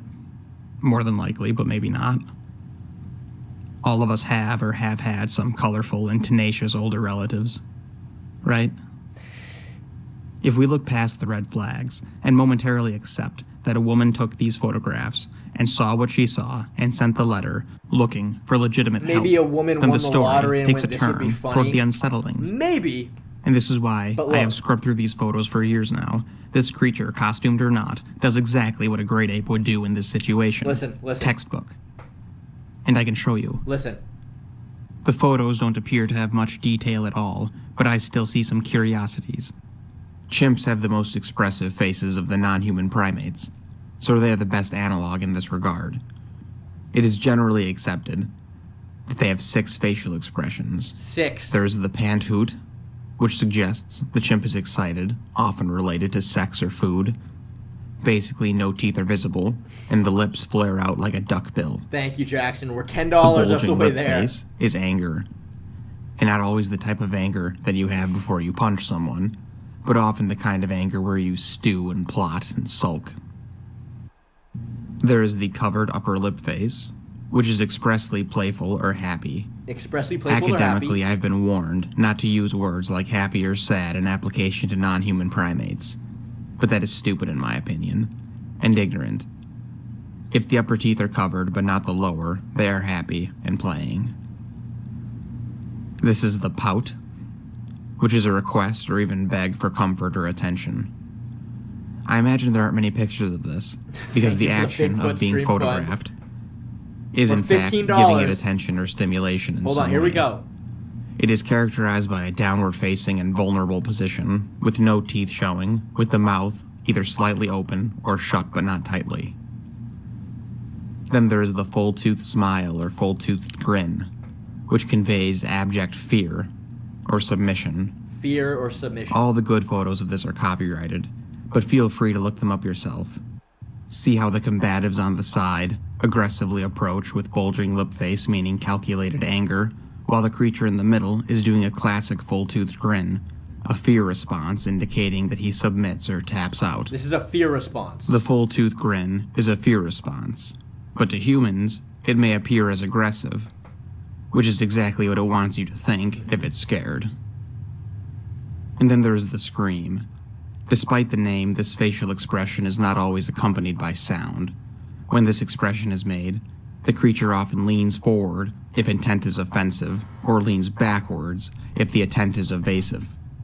The scream often arises as a culmination of any of the previous facial expressions, like fear turned into a scream when an aggressor made contact with her. No doubt after her child, if you can see those little hands sticking out from the rear. From a strictly primatological behavioral abstract, I would certainly hypothesize that the ape would display the full-toothed grin for fear at the first flash. Fear. Then at the second flash, exhibit the scream expression in a backward-facing angle to indicate intent of retreat as opposed to offensive action. Fear. Then scream to indicate retreat. Fear. Then scream to indicate retreat. Fear, then scream to indicate retreat. This, when I first watched this video, it was this part right here where I was like, okay, now this is interesting. Before this part of this video, I was kind of like, I don't know. It fucking does the faces. Literally, every face that guy outlined of the emotion, this thing, whatever it is, makes the same fucking face. This is this part of the video, which it's crazy that he waited 16 minutes, which, in my opinion, to give the best piece of evidence here. Hold on, I think I missed the donation. Oh, Tony BMA, thank you for the $5. Thank you for this Bigfoot footage. I listen to it all of the time. Thank you, Tony B. I appreciate it, man. It's really quite textbook. To anyone who has spent a lot of time with these creatures, as I myself have. Again, in the confines of the narrative, the creature was already nervous. He knew people were to be avoided. He had probably seen their paths and their structures, but he had never actually seen one before. Now, there's a person right in front of him. He freezes and hunkers, relying on his amorphous silhouette and the dark coloration to avoid detection. Simple but effective, that's why deer do it. Then a flash of light. His agitation turns to terror as he realizes he's been registered. He didn't know humans could do that with the light. He's evaluating his options when a second flash culminates his fear into action, as is indicated by a scream, with a head tilted backwards, right before retreat. I've seen this before. The first photo, because of the angle of the flash on the subject, doesn't capture this, but the second one does. See the darkening around the eyes? Almost like a raccoon effect? Apes have that. Their protrusion of the brow ridge acts as a visor for the eyes. This is to the same effect as why football players darken their under eyes, to prevent light from bouncing off the cheeks and into the eyes, in addition to shading from direct sunlight. It also appears that the eye shine decreases significantly from the first photograph to the second. This could absolutely be the result of the camera's slight reposition, but it is also what one would expect from eyes acclimated to darkness and then rapidly constricting fucking after the dilate first in flash. between the flashes. Its pupils dilate. And do these teeth look obviously fake to you? Because they don't to me. In fact, it's just about more or less what you would expect from a primate. So the content of the letter is a bit much. So, man, I remember watching this whole video and just being like, well, I don't know about this. The photo looks a little funny looking. Until he talked about the ape's facial expressions that it makes and the fucking pupils dilating. That, I was like, now I don't know what to say about that anymore. Just a counterpoint, but wouldn't there be more motion blur in that picture? I mean, I don't know. I'm not sure. I don't know. I mean, so according to this lady, it's complete pitch black. Something was taking apples off of her porch. She's walking in the dark. She sees some sort of silhouette, but she doesn't know what it is. She takes a photo. It flashes. And now she sees what she's looking at. Then the thing skids up, and then she moves up and takes another photo. It's basically what happened. CGI did exist in 2000. Well, yeah, that's why. Right here. Let me see. So, yeah, right here. We'll listen to this, Jim. Because if he gets lost or injured out there, he then becomes the state's problem. Barksy and Coleman sent high-resolution scans to film analyst David Bittner of Pixel Workshop. Bittner said that he is confident that the photo was not tampered with, as in it's not a composite overlay or special effect, and that the object photographed is not a cutout, meaning the object has dimension. And I mean, that's what a film analyst said.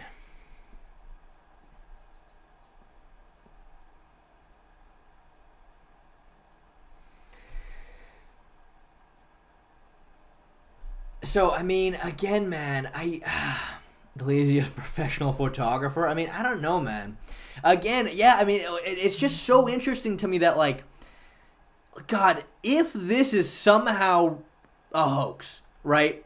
They made a costume that somehow is displaying facial recognition. Somehow, I don't know. I don't know how to explain this. Look, I am genuinely, I'm genuinely trying to rationalize this right now. Okay, let me think about this. It's a doctored pic of a monkey. The film analyst said he's confident that it was not a special effect or an overlay.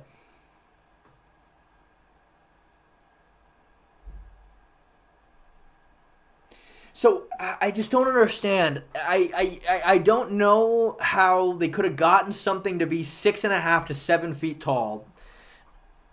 So it's a costume, but the face can somehow change, and the eyeballs of the costume are real because the pupils dilate.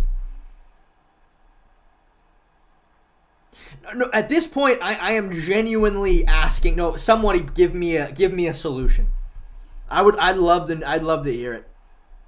He could be lying.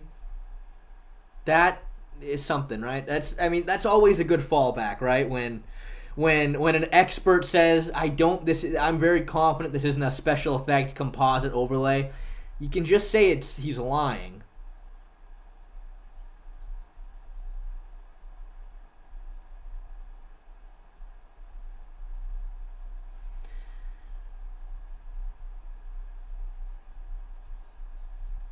Shay, the ceiling also says gullible. You can believe me because I'm a professional ceiling writer. I have no proof, but just check.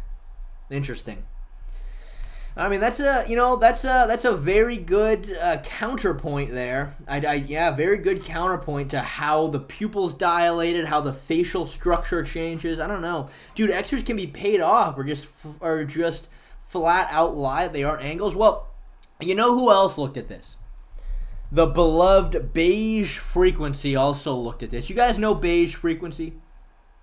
Did you see Rogan talk about the Gimlin film? He said the guy who claimed to be the actor walks and moves. Yeah, Joe doesn't know what he's talking about. Joe doesn't know what he's talking about. He really doesn't. Yeah, Joe's an idiot when it comes to Bigfoot. But yeah, Beige Frequency also looked at this, and he also went. He didn't go nearly as in depth with the facial structure, but he did talk about. Let's take a look. He talked about it possibly being a composite.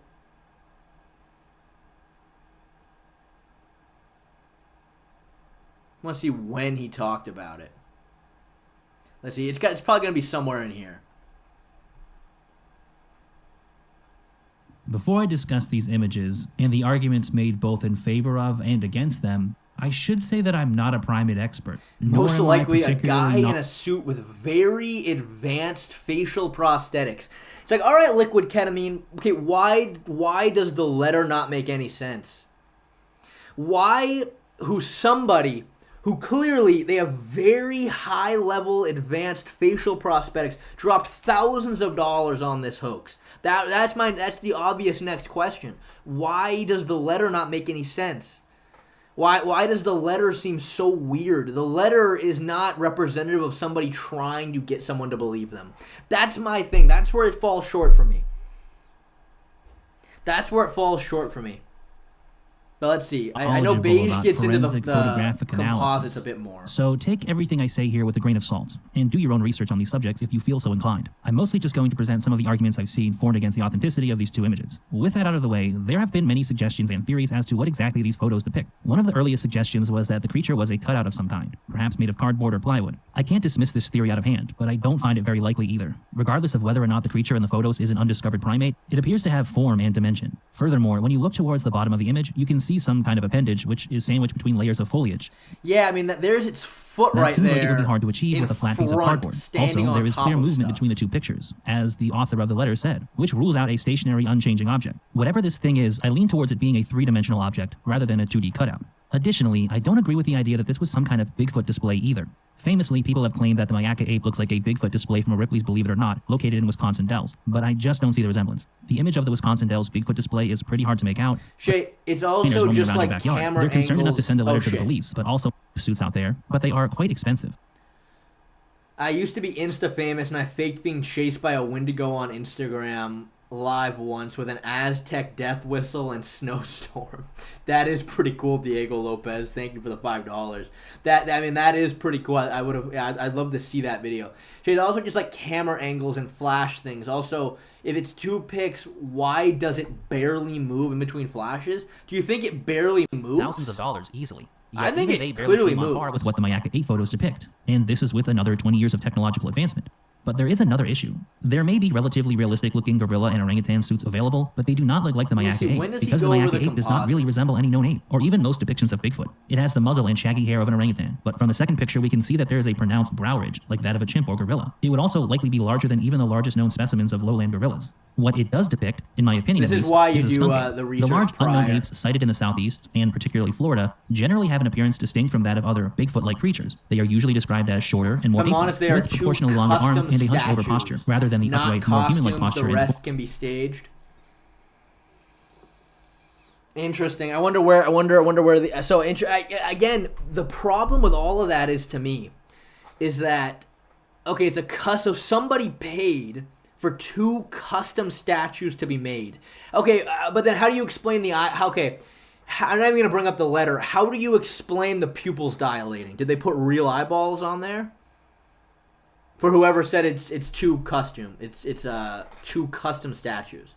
That's my next question for you. Can you then explain how the pupils dilate? That's what I would like to know. This explains the eyes? All right, let's see what you got here, Larry.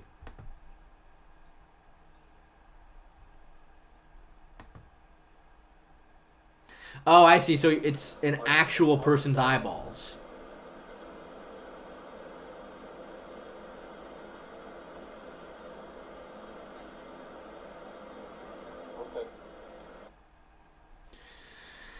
Interesting. So Larry sent a very interesting video of somebody with a ape mask, but it's just their actual eyeballs. So I mean, let's see. So like you would assume that. So this is just a person in the. Okay, but then why is the person 7.5 feet tall? But why are they the same height though? See, I don't know. I want an answer. I would love to get a solid answer. But okay, so this is just a person and they're wearing a mask and that's their real eyeballs. How are they that big? How are they that big? Yeah, so that Larry I can understand now. That makes sense. But why is it that big?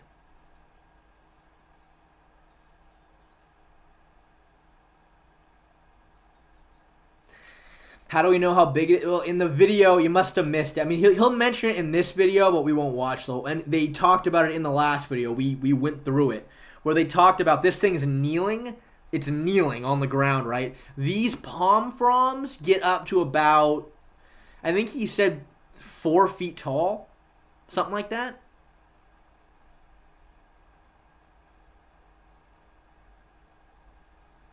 First of all, am I team real or team hoax? You're asking me. Again, It's the face it makes. It's the way that the faces that it makes. How this is a face of being scared. This is a face of terror. Like, legitimately, this is the faces that apes make. And the eye shine. The fact that its pupils dilate. And the fact that this thing is kneeling next to something that's 4 feet tall. So Yeah, I'm curious about the posture if Bigfoot's walking on all fours. You know, Bigfoot body language expert. Then why didn't she die? I mean, I don't know, Opie Taylor. I would love to know the psychology of Bigfoots. Do Bigfoots murder people typically? I mean, if theoretically there did exist apes in the wild that are way out there, I don't think they normally attack people. A lot of costumes use stilts, and there are ways to design them so the joints are moving at the right spot. But the video you sent, Larry, to me doesn't look the same as the faces it's making. Like, specifically, the big tooth grinned for fear and the scream face for terror.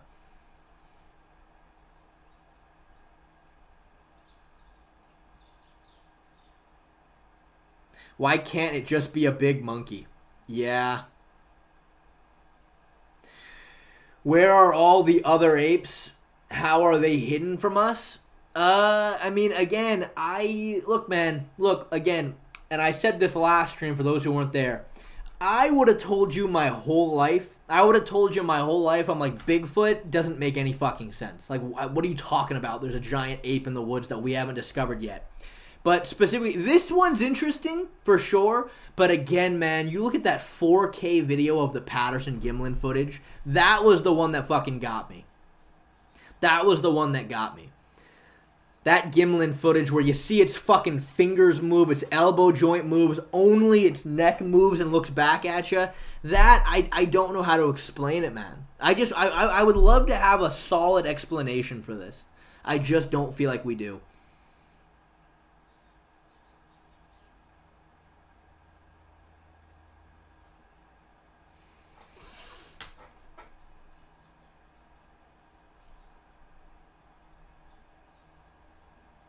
The area around this place is really dense in trees and leaves. Yeah, oh yeah. Myakka State Park is super fucking... Like, they don't even let people go into Myakka State Park because it's very dangerous. And it's like in the middle of the fucking wilderness.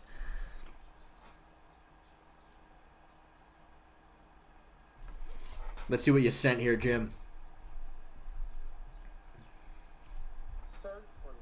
Yes, Jim. Okay, Jim. Yes, Jim. That video you just sent is so fucking interesting. Dude, that's honestly what I wanted to watch next. That is so fucking interesting because basically Jim sent a really interesting video that happened a while ago. They reported on this all over the news. In Texas, 911 was receiving a bunch of phone calls about an ape. They received a ton of phone calls of people saying there's some sort of monkey that's escaped and walking around. There's some kind of monkey that's escaped. And they talk about it on the news very openly. Like, yeah, a lot of people are claiming there's a monkey. But it's funny because, like, the official police report and stuff, they're like, yeah, it was most likely some fucking little spider monkey or something walking around. But it's so interesting because the news interviewed 2 people. The first 2 people to make the call. And these 2 people are like, it was the size of a person. It was the size of like a giant person walking around. But the news, they just kind of brush past that really quick. This is so retarded. We would have seen it before. There you go, man. There you fucking go.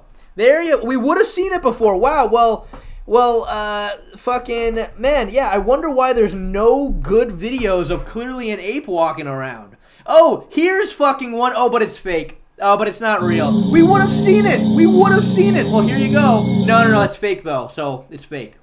I don't know, man. I don't know. Again, we already went through this last stream, but this, to me, is the holy grail. This, to me, it's got boobs, it's fucking giant, its fucking elbow joints move, its hands move, only its fucking neck moves. But we would have seen it. Well, what about this? Ah, fake. That is not... See, exactly, Bruno. Exactly, dude. It's impossible, man. Everything that people try to bring up just doesn't make any sense to me. Doesn't make... Well, we would have seen it. Oh, well, there's actually videos. No, not real, though. I'm like, oh, all right. That's literally Derek Lewis. This company has a line where the lips actually snarl out. This is like some movie set, bro. Connor, clearly, dude, you should have been here last stream and we went in depth about this. This is not a movie set, dude. They've gone back to this exact area before. Again, we've already looked at this last stream. It looks like it moves like a person. Here's the problem, though. It's 7.5 feet tall. That's the problem. It's 7.5 feet tall.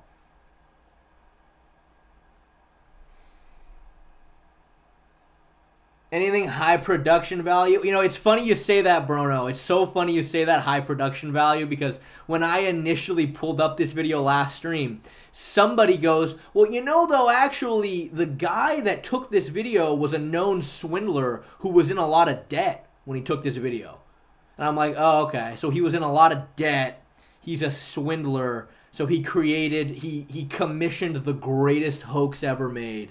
He created the greatest hoax ever made that nobody can fully deduct because he was in debt. So he spent thousands of dollars on the best suit ever. I mean, again, man, I don't know. Where's the parlay? Oh, the parlay was the first 2 hours of the stream.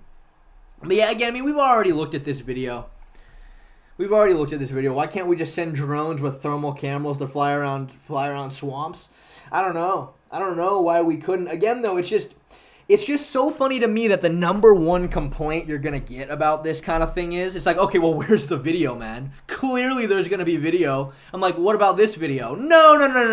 That video's not real, though. I'm like, well, then what do you want? Man? I don't know what you want.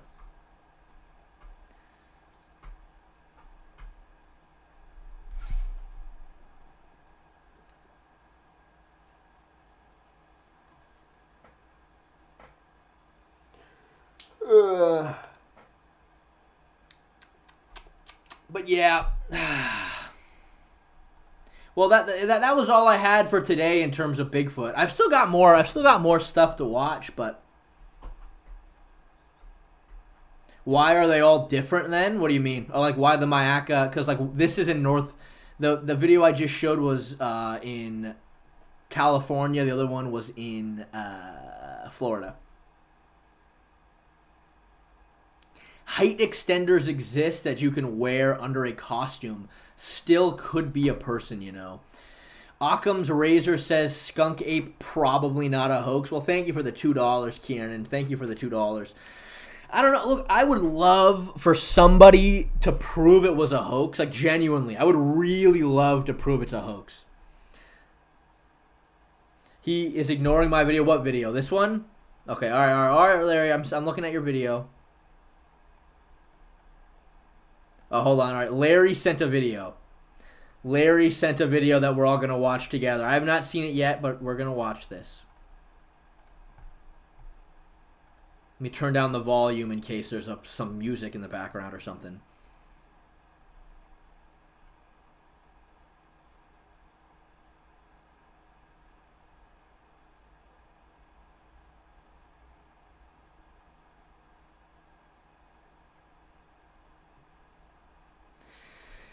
You think so, Larry? So this thing can open its mouth a little bit, so you think that whatever this mask is the same mask?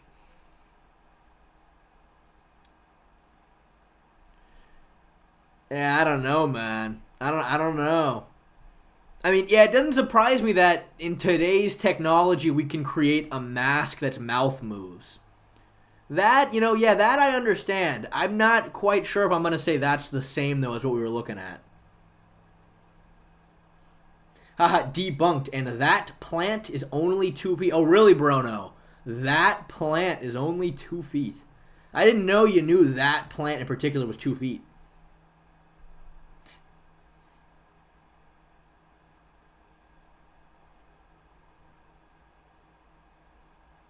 Nah, not the same mask, but you can make one with facial expressions? I don't know, man. I don't know. I don't know, man. Potentially.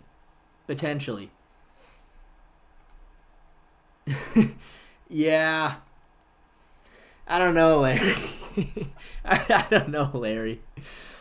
Yeah, I mean, no, yeah, I'm sure a mask can move a face. I don't know though. Yeah, I mean, if you got anything else like that, I'd like to see a better one that can. I mean, obviously there's teeth here. There's a tongue there. From Spirit Halloween. Yeah, I don't know, man. A good searching, Larry. Again, man, we're here for the answers. I want an answer. And we're on the right track to something. We're on the right track to something, but I don't know if I'm quite satisfied yet. But again, keep searching, you guys. Keep searching.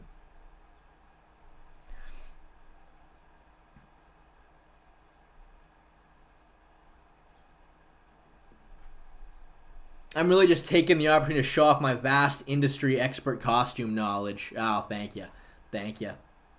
And this old lady just happened to be outside of the camera. No, Mac, if you read the letter, the old lady said she's leaving apples. So she gets, her daughter brought apples from up north. And the old lady said she would leave the apples on her porch. And the apples would go missing. So she went outside with her camera to try to catch whatever was taking the apples. Right? The letter doesn't make any fucking sense, right? But that's the weirder part of all of this. I'm like, okay, well, clearly, the best explanation we got in chat was that somebody, they paid a lot of money. They got custom facial tronics in the fucking costume to change its face. And she fucking, the letter just, they didn't actually spend any letter on the thing. Exactly, that's the proof that it's definitely real. I don't think anyone's saying it's definitely real. I feed raccoons, birds, and rabbits in my backyard. Maybe she's an animal lover. Yeah, maybe. I don't know, man. I just, dude, I think some people in chat are clearly, I think, look, it's important to be a skeptic, of course. But I also think there's a fine line between being skeptical and then actively trying to jump through hoops to disprove something, I think there's a difference. I think, of course, you want to be skeptical and answer good questions, but there's another thing to go, hey, well, maybe this person paid for custom face fucking electronics. I don't know, man. I don't know about that. Can you fake the eye glare? Well, so Larry says that this is... So Larry said the way to fake the eye glare is that this is actually just somebody's face. That's how you fake the eye glare. Is that, no, this is somebody's real face. Or no, it's somebody's eyeballs. That this is a mask. This is a mask and those are somebody's eyeballs and they put the makeup around. I think it's possible. I don't think that explains the height of the creature though. Unless it's stilts maybe. Again, I think it's inconclusive, man. I think it's inconclusive. Again, the Mayaka skunk ape is not as good of evidence as the Patterson Gimlin footage. For sure. That I don't think you can deny, because it's just two separate photos. At that point, you can kind of just say anything. Again, though, my only problem is people in the chat going, okay, but we would have seen it by now. I'm like, well, there are photos. Here. No, but not real, though. Not real. I'm like, well, then what the fuck do you want? I don't know what you want, then. Are monkeys and apes nocturnal? That's a good... Now, see, Aaron's asking the good questions. Aaron's officially asking the good questions.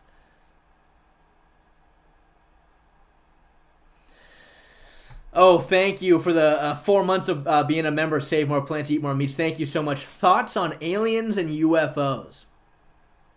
See, the aliens and the UFOs, that's not even a conspiracy theory to me at this point. I mean, we have all of these government people coming out saying that UFOs are real, that the government has real UFO footage. Like, more and more people are coming out. They're saying that we've collected, like, David Grush, fucking Lou Elizondo, the lawyer who worked at the Pentagon, represented them in the Watergate case, came out and said, yeah, no, there are UFOs. That's not even a conspiracy theory at this point. At this point, we're just kind of waiting for government disclosure to come out, in my opinion.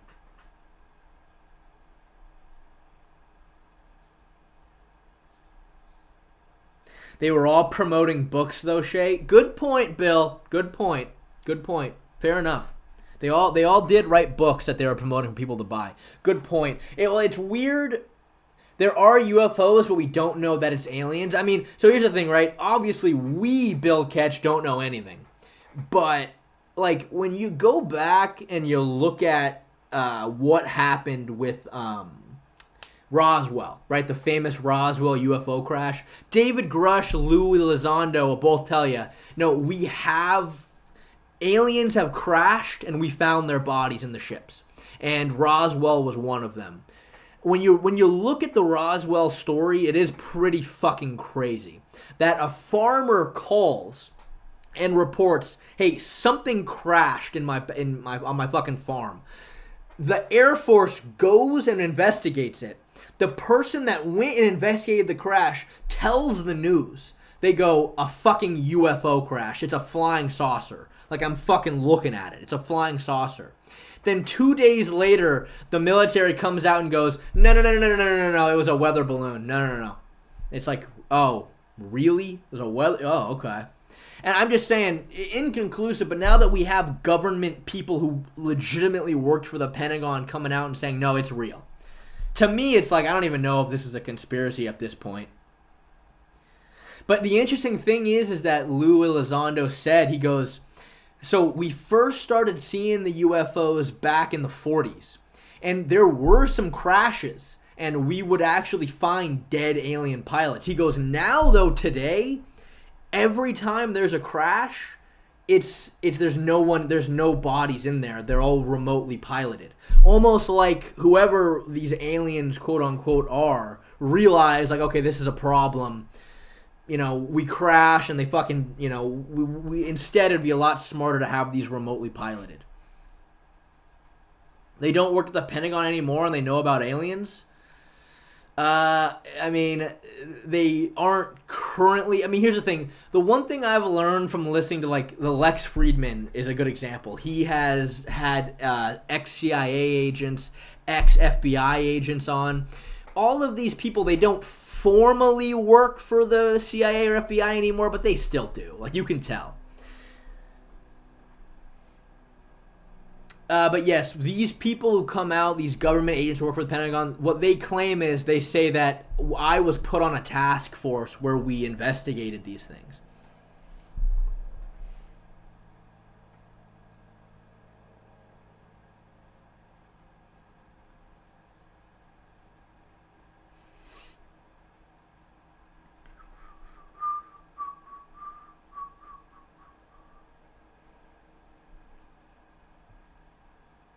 Shay, do I believe in God? I would say so. No, they don't, Shay. The CIA wouldn't let their guys talk to Lex. Why wouldn't... So, I mean, you know, it's funny enough you say that, Bill Ketch, because this is something that the ex-CIA agent was talking about. He goes, people kind of act like the FBI, CIA is some, like, all-knowing, powerful government agency, but the problem is the government sucks at doing their job. They just do. Because... see, when something is privatized and it's all about making money, well, the people in charge fucking make sure they're efficient. But the government is operating off taxpayer money. He goes, the CIA, it's like the DMV. It's really an old institution that should be better. So it's funny you say that. Halloween stream in an Izzy costume, full blackface. Thank you for the $2. I'll tell you what, man. For more than $2, I mean, for enough money that I could afford my entire career crashing on YouTube, I would do it. But that's gonna take a lot. That's gonna take a lot more than $2, my guy. It's take a lot more than $2.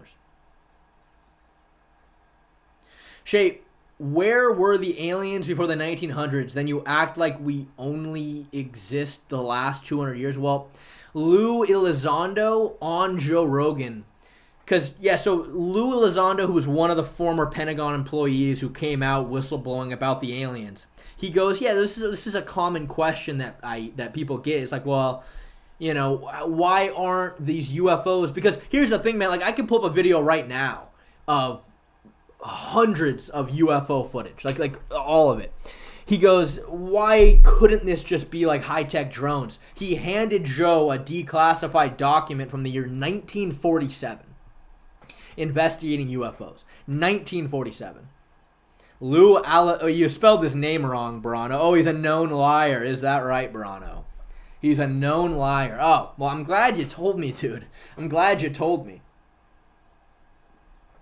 I mean, dude, Project Blue Book was real. Like, that's not up for debate. Like, Project Blue Book took place in the 40s where we were investigating UFOs. And, of course, the official government conclusion was, we have no evidence of aliens. But the truth is, they took 1,200 sightings, and a lot of them, they were like, well, this could have been a misidentified aircraft. This could have been a bird. But like, there was hundreds of cases where they literally filed it as unknown. Like, we don't know what to say about this. Lou Elizondo's your godfather? Really?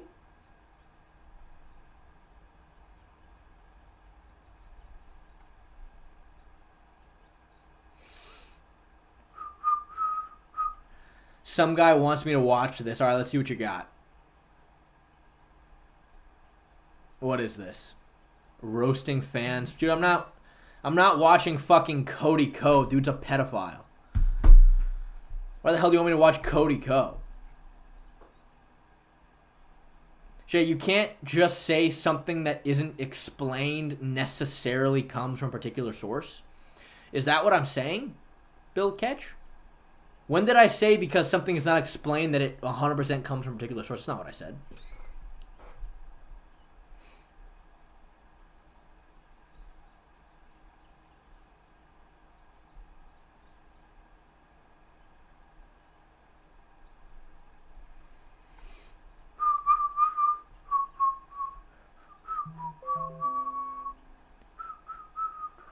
.508 is interesting. Look, some guy, dude. I'm not. Cody Ko's a pedophile, dude. I'm not watching that shit.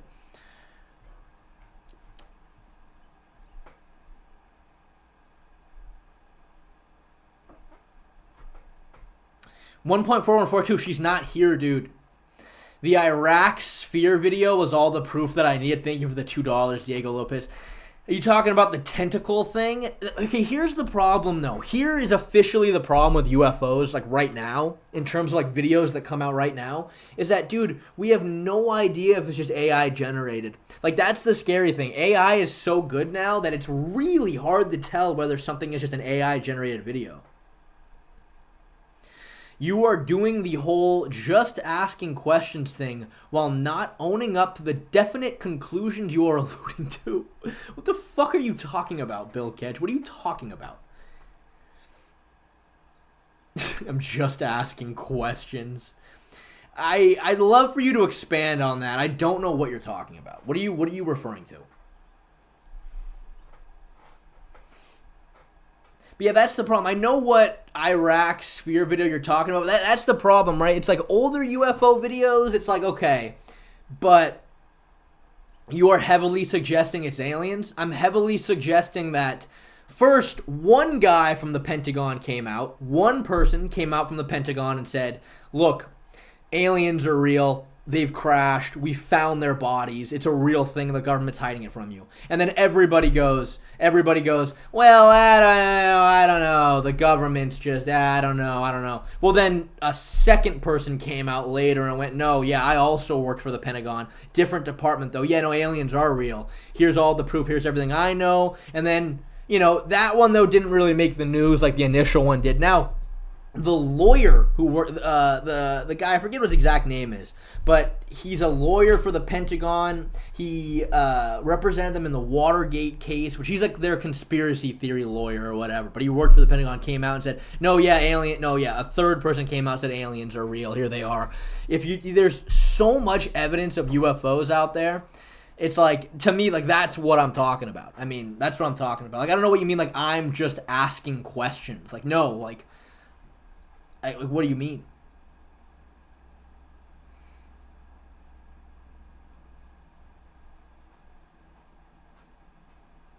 Anyways, people's eyes can glow with camera flashes. No, yeah, I agree. Is that who it is? Is Dr. Stephen Greer the guy? Maybe that's the name. Then own up to it and say, I believe there are aliens? No, Bill, I'm just not going to do that, actually. What about that? Bill, I don't know why you're getting so mad, dude. You're getting so mad.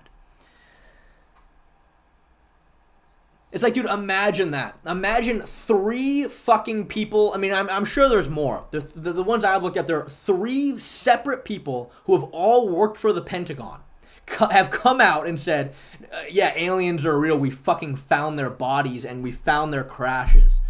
And it's like, me saying that makes you go, oh, dude, to own up to it, dude. Why are you fucking sitting on the fence hiding behind this? I'm like, dude, I don't know. Like, I don't know, Bill. Like I don't know what the problem with that is, man. Like, excuse me that government officials are talking about aliens.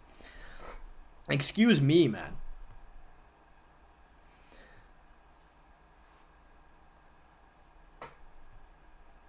Look up Pentagon releases UFO footage in the Middle East over active combat zone. Check out We're All Insane, multiple alien encounters on YouTube. A woman talks about her family and her neighbor's alien encounters. Thank you for the $5, Aaron. I would love to look into it. Well, you buying into their narrative? I mean, again, I'll real quickly, and I will check that out, Aaron. I will check that out. I mean, again, this is the video we watched on stream way back in the day.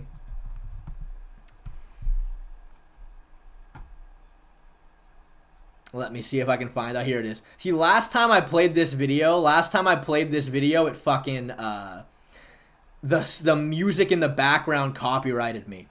The music in the background copyrighted me. Oh, missed my dono? Where, old doggy?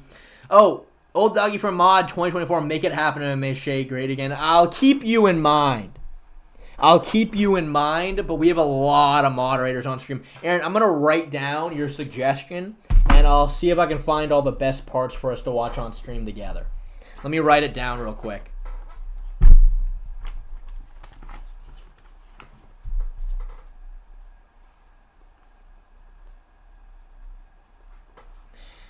All right. Oh, shit. Wait, what the fuck happened? Why am I so dark? What the fuck happened? Oh, yeah, that's the problem. There we are. There we are.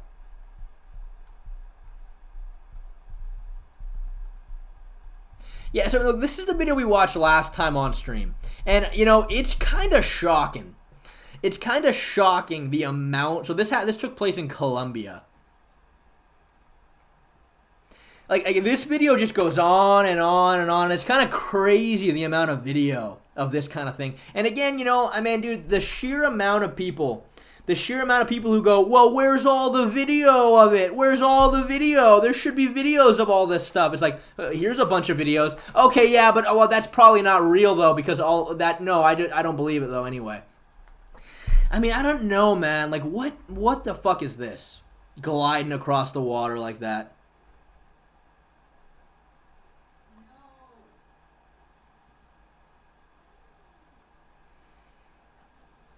I mean, this one kind of looks like a satellite, except for the fact that it's flying around like this. I mean, fucking look at that.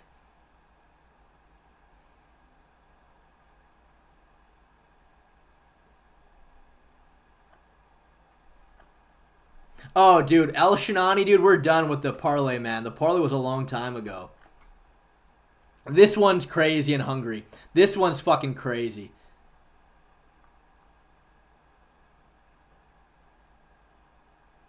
I mean, dude, there's evidence upon evidence upon evidence of the UFOs in particular.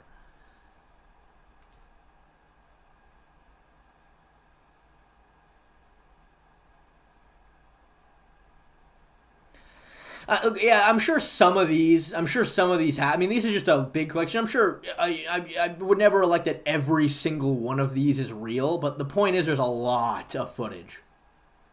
What about the ones that the Air Force released? You know, actually, no, the ones that the Air Force released is in here, actually. The ones that the Air Force released is in here as well. But this one's pretty crazy, and the weird thing is I've watched this video. That one right there that we just saw, there's tons of different ones. There's tons of different ones that are all that look just like that. Like, what the fuck is that just in the sky?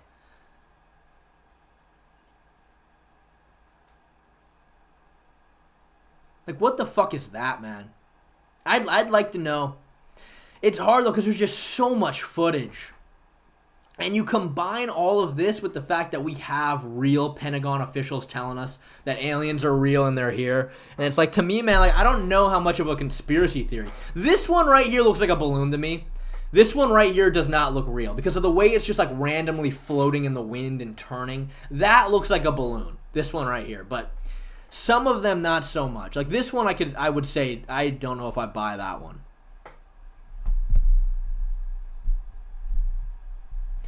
What about all the implications? What about all the implications of interstellar travel? If UFO crashed and we had access to that tech for decades, shouldn't we have noticed an extremely drastic increase in tech advancement? I mean, funny enough, you know, it's funny you say that because, like, basically what, and then again, I'm just quoting what the people who have come out talking about this kind of thing have said. Basically, what they say is that this technology is so far beyond us that it's like literally like magic. Like it's the equivalent of dropping a nuclear reactor back in the year 1700 and just being like, here, take it. It's like people in the 1700s would look at a nuclear reactor and they would have just fucking there's no comprehension of what this thing would be able to do. No comprehension of what they would be able to do. This one's weird because a bunch of jets also around, and look, so there's a bunch of jets flying around with whatever that thing was in the sky. I think I missed it.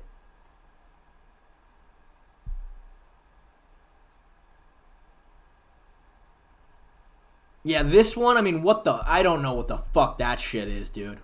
This doesn't look like, that's not some kind of a craft. That's like some fucking celestial entity or something. Look at it.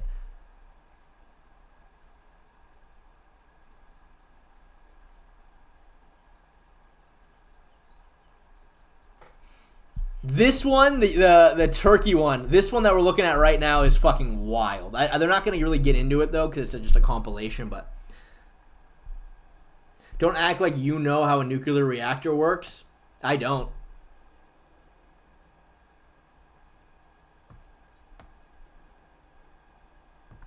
I mean, here's the thing, liquid ketamine. So you said, I mean, it's strictly speaking, it's nearly mathematically impossible for there not to be some kind of alien life somewhere in the universe. The thing that freaked me out was David Grush, who was the first whistleblower that came out and spoke to Congress. He said there's a good chance, and this is fucking freaky. David Grush said there's a good chance that the aliens are really higher dimensional beings from a dimension higher than us. The alien bodies are just like they create the alien bodies to put their consciousness into so they can come explore our world. And again, man, I don't know, but that's fucking freaky. If that's accurate, that's pretty fucking terrifying.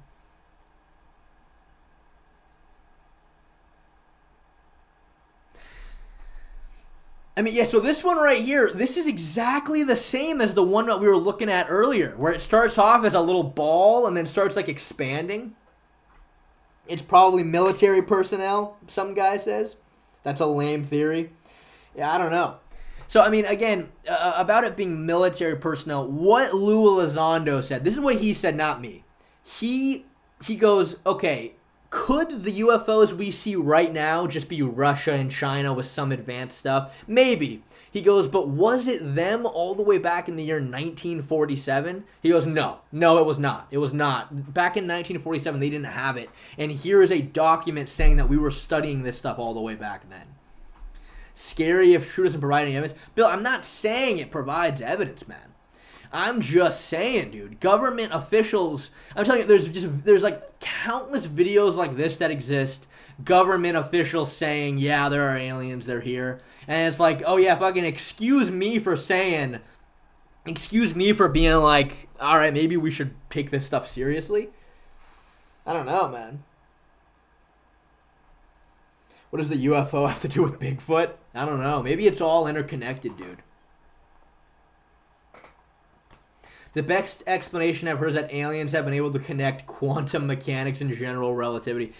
I mean, I don't know. I mean, so it seems like the consensus. And look at this. There's another. This one right here in the USA. This looks just like the other two that we just saw, where it's a little light that expands like that. Like, these things all look the same.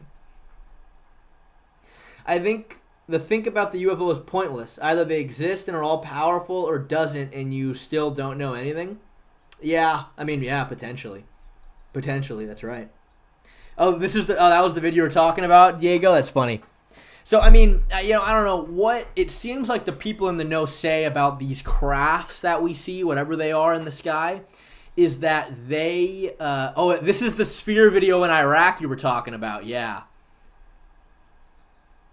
So this right here is a fucking military, he's looking through, it's the same thing in Call of Duty.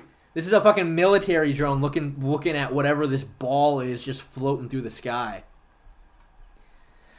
But apparently these crafts, what they do is that they distort gravity. So how they're able to travel so fast is through distorting gravity, apparently. You know. We can't comprehend how to make a wormhole, but a higher dimension of intelligence could. Yeah, I don't know, man. This one was in Brazil.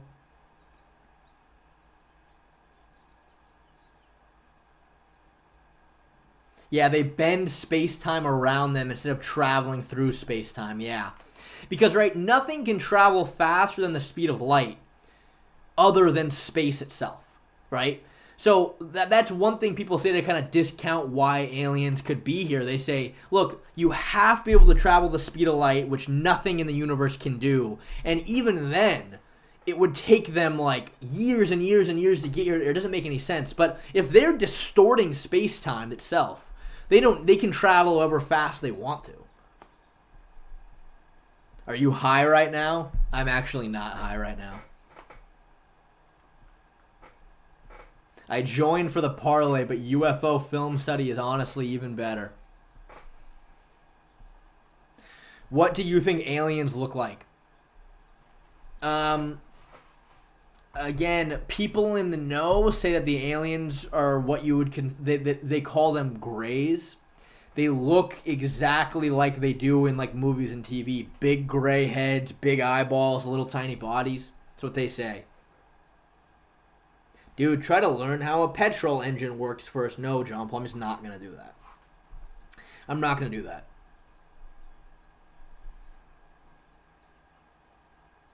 They probably look like jellyfish. I mean, again, I don't know, man. I don't know. I mean, this video, it just you guys get the point. It just goes on and on and on and on.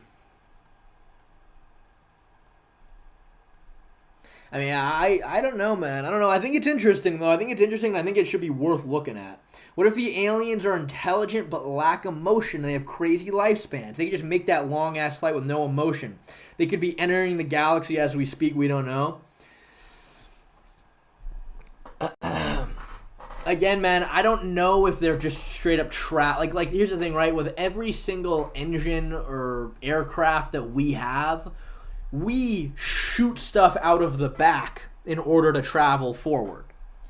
But it seems like these crafts, whatever they are, it doesn't do that. These crafts just can like freely like move through space without any kind of propulsion, meaning that they're literally altering space-time and gravity, meaning that they wouldn't need to travel like a specific miles per hour like we do. They can just travel as fast as space-time allows you to, which is way faster than the speed of light, in theory. Again, I don't fucking know. I have no fucking idea.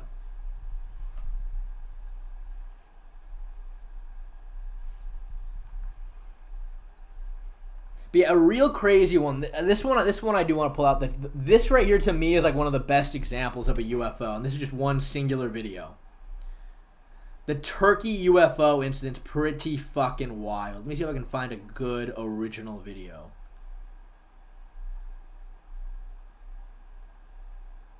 Is this one it right here? Yeah, this one's it right here. This one's pretty fucking wild.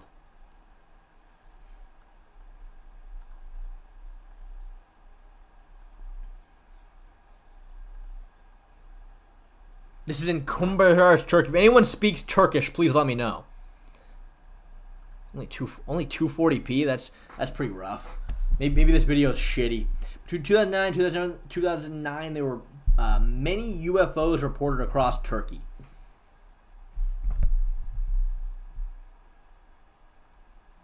Here's what happened. Okay, this is clearly not what I watched, but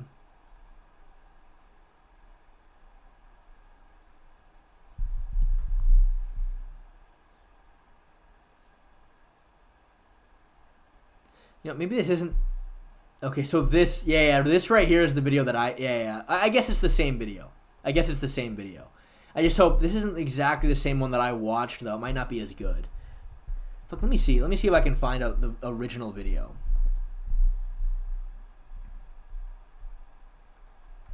So, I mean, yeah, this is it, but I don't want to watch it from the History Channel. Ah!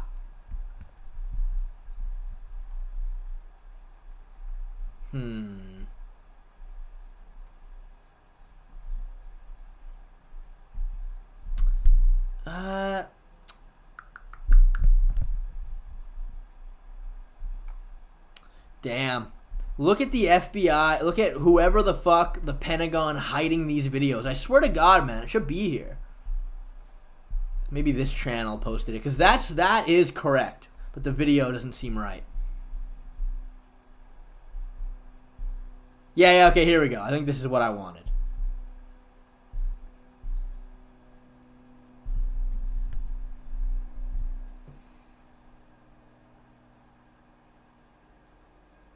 So he's just zooming into this random thing in the sky. And I want you to look in the middle right here. Because there seems to be movement. Like whatever is in the middle right there is like a physical, alive thing. But the crazy part is when he zooms out. Which he will zoom out at times.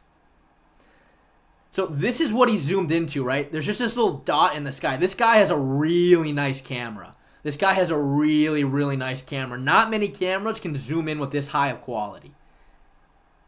Oh yeah, there we go. This is the exact video kind of thing we were looking at earlier. So it's just a little dot way off in the sky.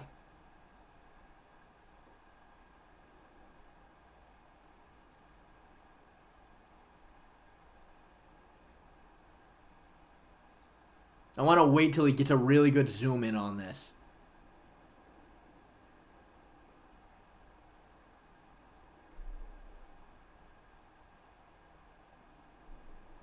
This guy, you can tell by the days, he keeps coming back.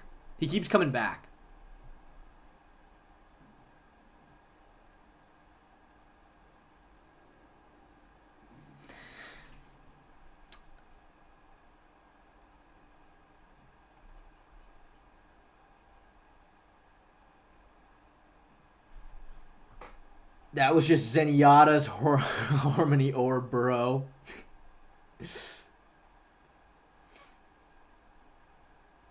Yeah, I mean, I don't know, man. It's interesting. I'm waiting. Obviously, this is a long video. I was hoping to get that exact point that I was talking about. Because, like, it starts with him all the way zoomed in. And it's freaky. Maybe it's right here. No, that's not it. Or maybe... Because, dude, there's a part where there's a dog. Like, he's filming. There's other people around him. And there's a dog with its tail stood straight up, staring off at this thing way off in the distance. Maybe this is it. Is this it? Nah, I don't know the exact timestamp, but okay, I'm late to the party. Which fight are we talking about? It's a good. I don't know what fight. I don't know what fight we're talking about. Yeah, no, I couldn't find the exact proper timestamp for this UFO, but unless it's towards the end.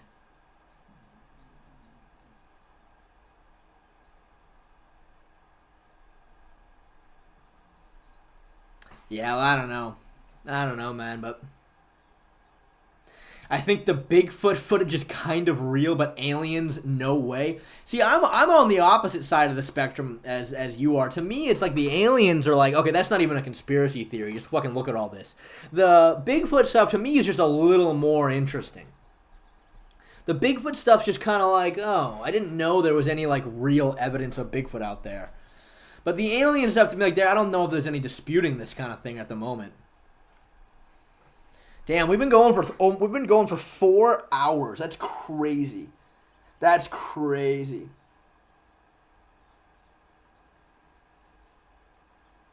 Shay, have you ever watched the Y-Files? It's fake stories, but very intriguing. No, dude, I have seen the Y-Files. You know, though, not all of his stuff is fake. A lot of it is, but some of his stories are a bit more legitimate. He has a really good one.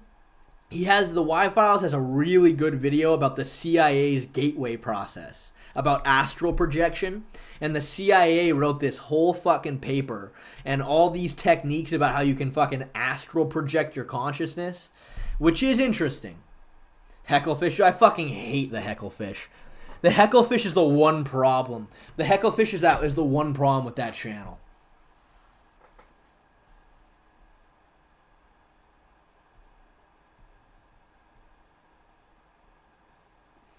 Shay, please leave. Yeah, I'll leave this stream up for sure because I did the parlay. I'll leave this up for anyone who wants to go back and relook at the parlay or any of any of the videos and stuff. Hecklefish grew on me.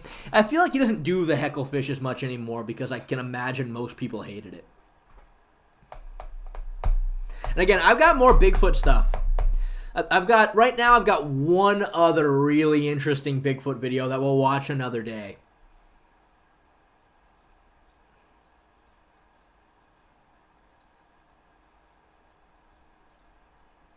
Did the CIA ever wrote how good boxing is jumping into range with your chin up in the air?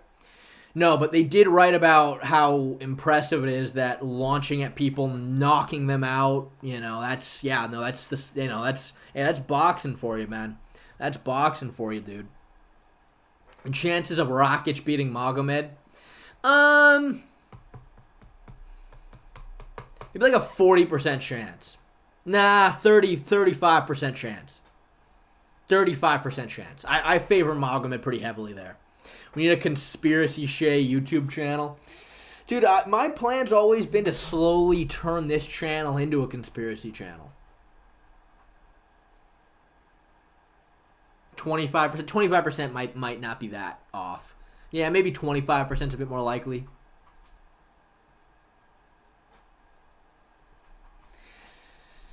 I mean, that is true, John Paul. Jim Miller's kind of got you there, dude. Jim Miller's kind of got you there, man. Remember when I was like, well, look at Deontay Wilder, and then you were like, okay, not everybody knows your little niche boxer. I'm like, Deontay Wilder's a niche boxer? MJ, if Khamzat wins, imagine the backlash.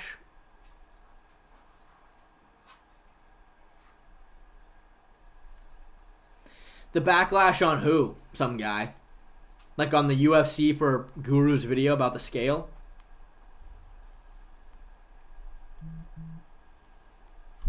Dude, I would love because Guru hops into my chat. He's been in my chat like 4 to 5 times. One day he'll hop in during the Bigfoot talk. One day he'll hop in while we're talking about Bigfoot, and that'll be funny. That'll be funny.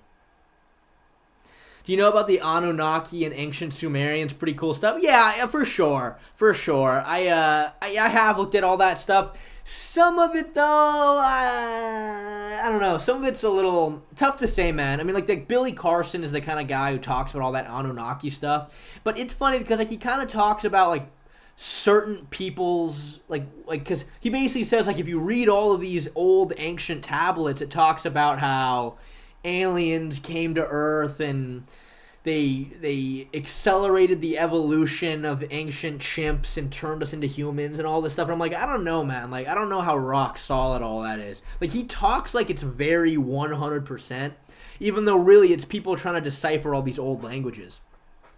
Lick the middle of Oliveira's chest for 30 seconds. I mean, Swanson, $1.99's a bit low for that typically, but fine. Only because only because it is Oliveira.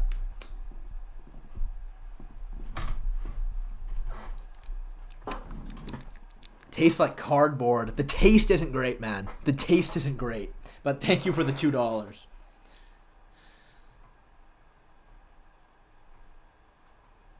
is not a good... Well, John Paul, again, man, is not a good boxing.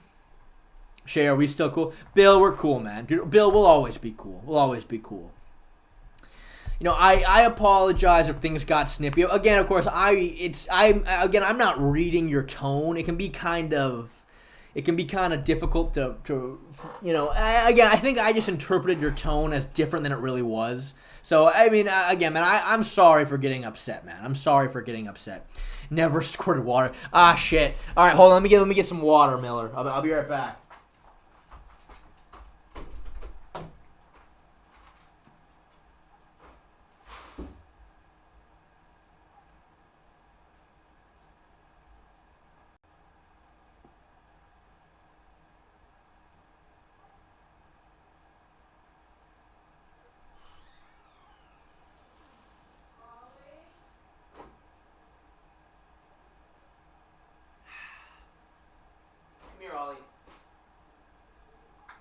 Come on, in here.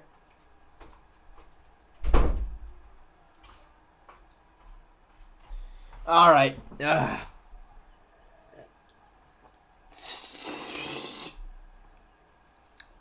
I still don't really know how to squirt water through my teeth in a way you want me to, man. The skunk ape at your door. Was confused by reading part. I really want to know my top 5 goats. My goats of what?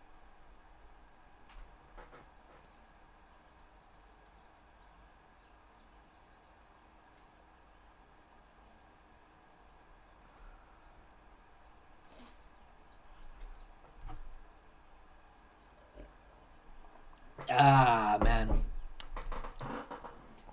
Shit, what do you think the skunk ape smells like? Pretty fucking bad, I think. Pretty fucking bad.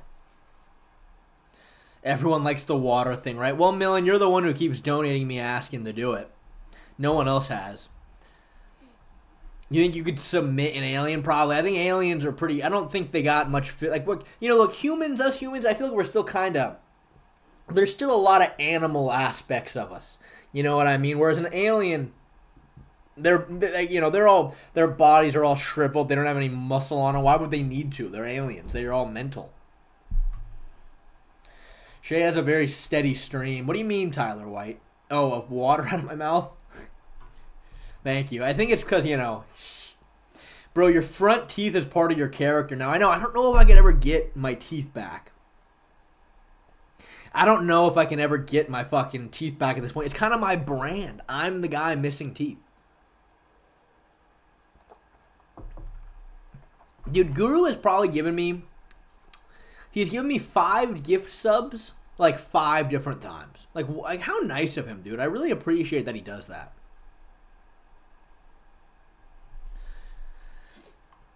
Shay, if aliens had good enough technology to cross millions of light years of distance, they could easily hide themselves from us unless they wanted us to know about them. You see, I hear you, Lagler, but here's what I want you to think, Lagler. Here's what I want you to think. You know the story of Captain Sully? Tom Hanks played the guy in a movie. And this was a real thing that actually happened where this guy, Captain Sully, he's flying a commercial jet. A bunch of, what would you call it? A bunch of birds flew through the plane and damaged the plane's engines. And all of a sudden the plane didn't have any engines. And he had to make a crash landing in the middle of a lake or something. And it was like a big deal, right? Imagine that. Imagine us compared to birds in terms of intelligence. Imagine that. Imagine our fucking airplane, which, think about that. A fucking passenger jet compared to a bunch of birds. That's all it took for them to really destroy one of our planes. There's a bunch of birds flying at us. Like, the notion that it's impossible for them to make a mistake, it's impossible for there to be an accident, you know what I mean? Like, I disagree. But what's interesting is, and again, I'm not saying any of this is true, but what people in the know say is that back in the 40s, back in those early days, when crashes would happen, we would find the alien bodies. And they say today, though, when a crash happens, there's no bodies. It's all remote piloted, which would make you assume that the aliens, quote unquote, are learning from their mistakes. They're realizing, like, oh, that's not a good idea to be flying there.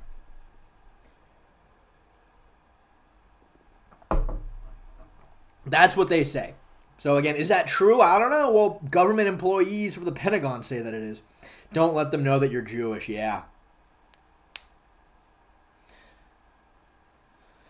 Back in the 40s, then those black could use the same bathrooms. Yeah, true, John Paul. True. Are pigeons government drones? Dude, now wouldn't that be a conspiracy theory? Wouldn't that be a conspiracy theory?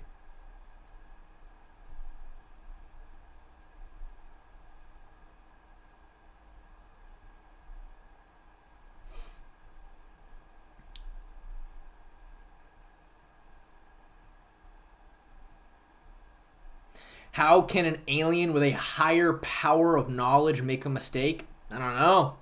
But they have crashed.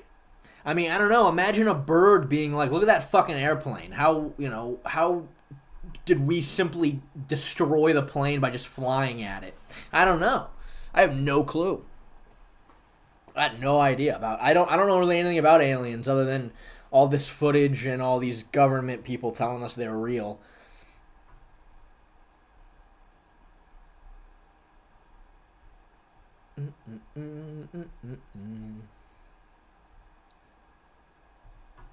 Maybe they crash intentionally to fuck with us. I have heard that theory. I've heard the theory that they crash just to give us the equipment. I've heard that.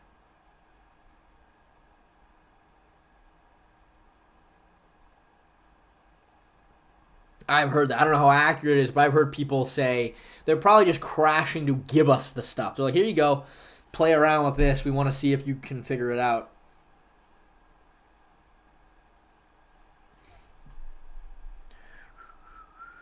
Why don't you debate with Lucas Tracy? I don't know if Lucas wants to do a debate with me, man. I would love to myself. I don't know if he wants to.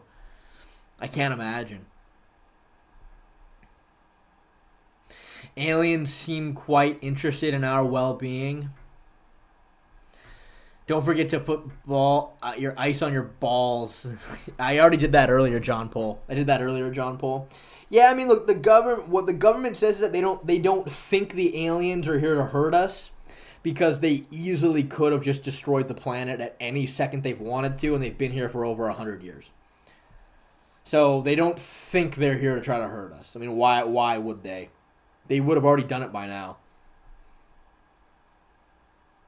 All right, Birdie. Take it easy, man.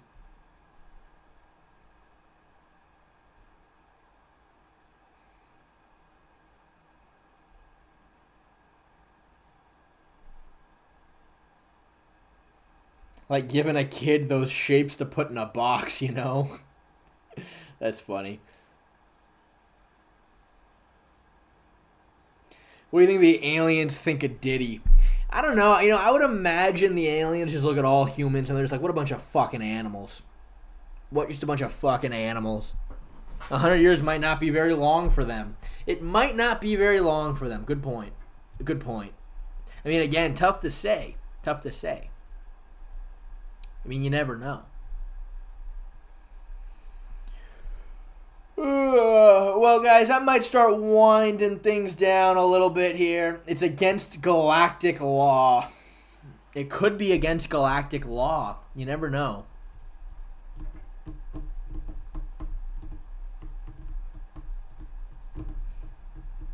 Were aliens at the Diddy parties? Now, wouldn't that be a conspiracy theory, huh? That they've just been hanging out with us the whole time?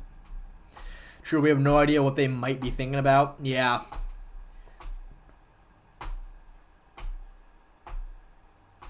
How much I gotta donate for you to get high out of your mind? You want me to get high out of my mind like right now?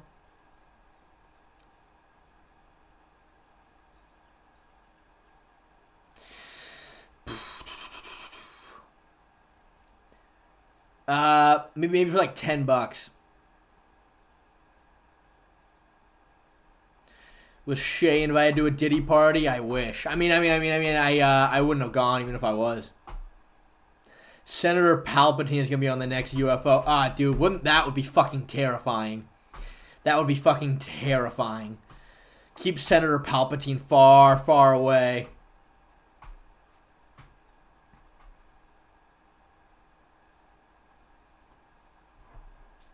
I wish the Force was real. I think the Force is kind of... It's a little inconsistent, though. You know what I mean? Like fucking... Why didn't Obi-Wan Kenobi just fucking Force grab Grievous and crush him? Why did Obi-Wan just decide to fucking throw down with Grievous in a lightsaber battle? So what if instead of aliens, we found humans on other planets? I mean... The scary thing is that, and again, no one knows, but what the whistleblowers are saying is that the aliens are humanoid. The aliens are humanoid. They have eyes, they have mouths, they seem to have noses and heads with brains in their heads, and that's a little weird, isn't it? But I mean, think about it. If, there's an Earth-like planet, and there's a bunch of single-celled organisms on this Earth-like planet with a very similar, there's oceans and there's, why wouldn't those single-celled organisms kind of end up evolving to kind of look humanoid? Right? Why wouldn't they look like that?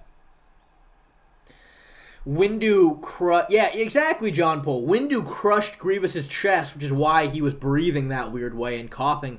Well, then why did Obi-Wan Kenobi, instead of just grabbing Grievous with the Force and fucking crushing him, why did he just fucking... Favorite game apart from Red Dead Redemption 2? It's a good question. I really like Mario Sunshine. It's a good game. I like Mario Sunshine a lot. I like... I mean, if we're getting down to mobile games, if you're including mobile games, I gotta add Clash Royale in there. I played Clash Royale for many, many years.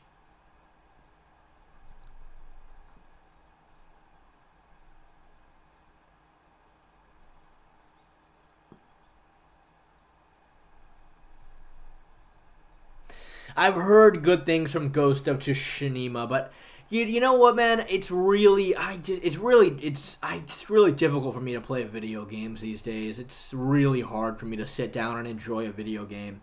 It was one thing when I worked a job with hours, and it was okay, I go to work for 8 hours, then I get home and I'm done. You know what I mean? Now I can just relax and do whatever I want. But when I'm just sitting at home in the middle of the day, it's well, I have no excuse not to be trying to work on videos. I will 10,000% play GTA 6 though. With that being said, of course I'm gonna play GTA 6, no question.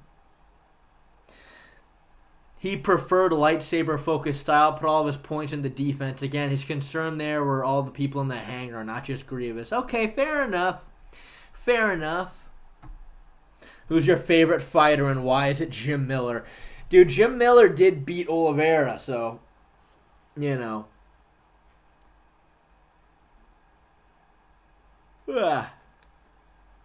remember playing Clash on launch in the 7th grade. That's funny because when Clash Royale launched, I was in the 9th grade. I was in the 9th grade when Clash Royale launched, I think. Pretty sure. Yes, I played Red Dead Redemption 2. Red Dead Redemption 2 is a fucking beautiful... What a fucking video game that is.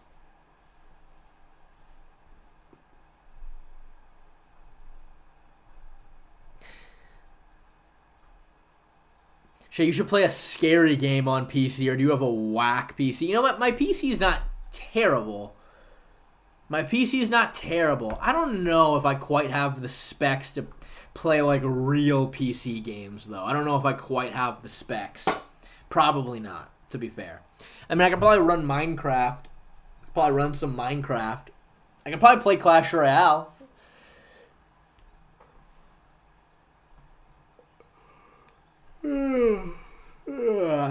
Yeah.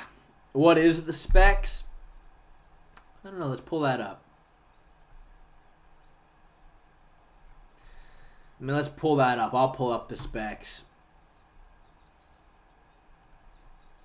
I'm trying to think, Joe, is there anything that pulling this up would not be good for you guys to see? No, I don't think so, right? I mean, computer buffs tell me if I just pull up my computer specs right now, there's nothing like I'm giving away, right? Like it's like there's nothing here that's like sensitive information, is it? It's just giving me the device name, processor, RAM, device ID, product ID, system type. Nah, you're good. All right. Well, here. Oops.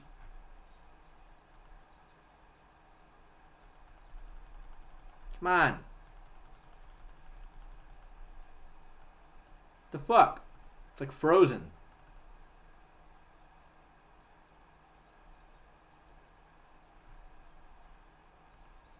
There we go. This is what I got. I mean, I don't think I don't think there's a shot that I could actually run a real PC game on here. Not a shot.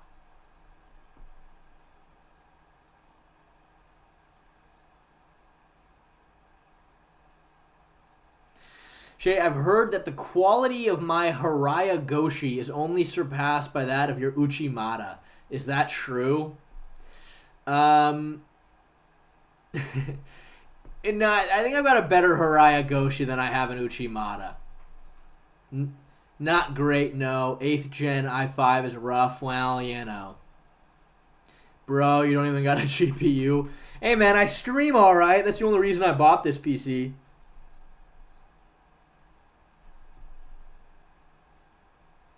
Haraya Goshi tutorial. I thought about doing that, Liquid Ketamine, because I was teaching the jiu-jitsu, because I teach jiu-jitsu, and I was going over Haraya Goshis with them. All right, bye, Aaron. See you later. Yeah, I was going over Haraya Goshis with them, and I thought it would be funny if, like, I was like, hey, can you film this? I want to put it, like, on my Instagram story of me teaching the class how to do a good Haraya Goshi. Maybe I will do that.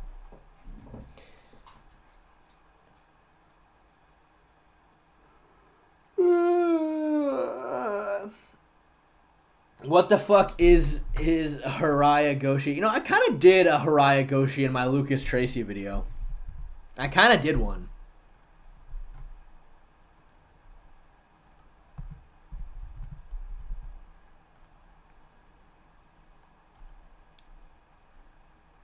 Let me see.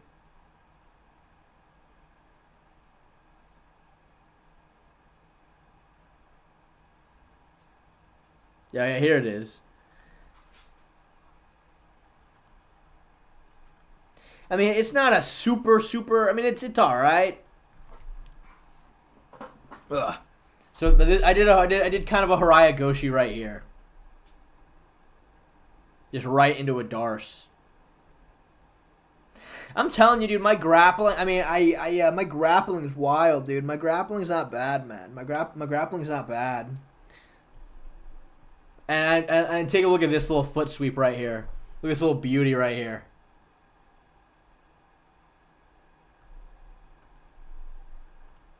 Telling you, man.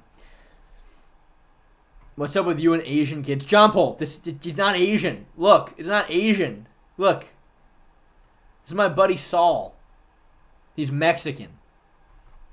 It's not Asian. He's Mexican. Look at his face. This is clearly a Mexican. This is a Mexican man.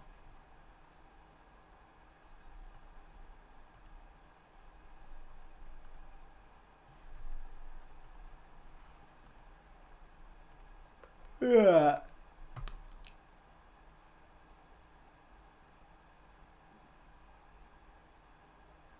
It's cool, but try that against me in the street and see what happens. When you throw by or slide by whatever you were doing from the collar tie, control the elbow much better. Oh, thanks, Opie Taylor. Appreciate the advice. What do you like about Dylan Dennis?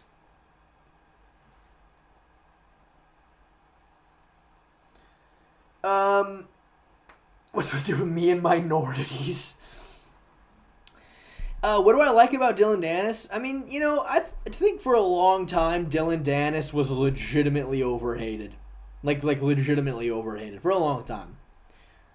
How old were you when you lost it? What, my virginity or what? I just saw 2 Mexicans grappling. Don't get me started. No liquid ketamine. I'm not Mexican.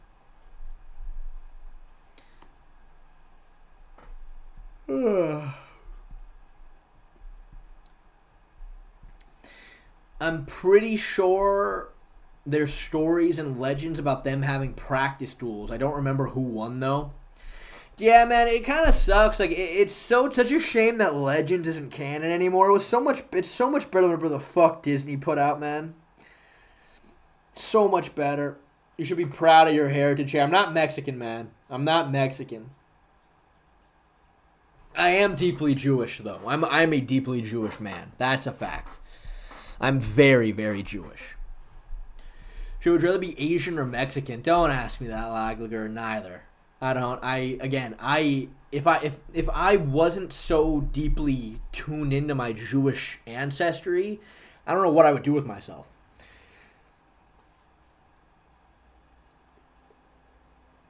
It really sucks. I can't practice grappling alone, unlike striking. Yeah, I know. That's the one problem with grappling. 1 to 6%. No, Lagler, I'm not. It says I'm 5% Jewish. Remember, they can be off by 3%. They typically try to lowball you with your percentages. So really, I'm much closer to 8%. We'll round that up to 10. We round that up to 10.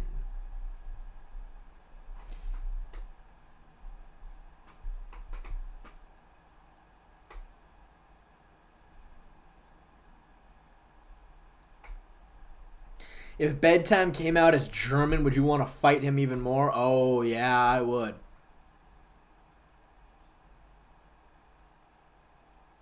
You can grapple with your wiener by yourself.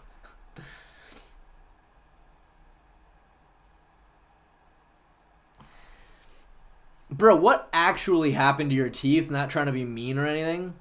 I mean, American Arts, for $2, I'll tell you what happened to my teeth. For $2, I'll tell you exactly what happened to my teeth.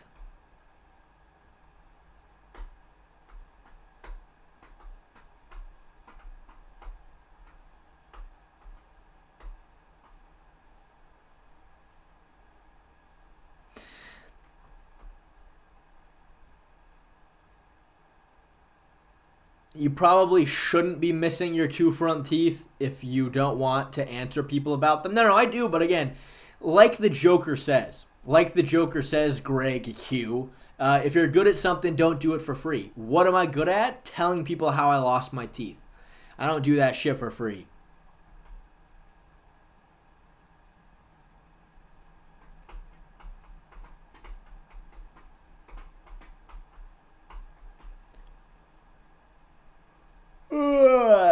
Don't tell that guy the traumatizing teeth story. All right, TLG.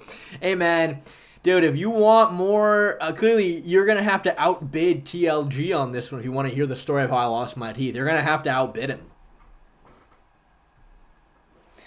Bro, Shay must have otherworldly game to have pulled a girlfriend without teeth. Yeah, look, I don't know, man. I think I got some decent riz, bro. I got some decent riz.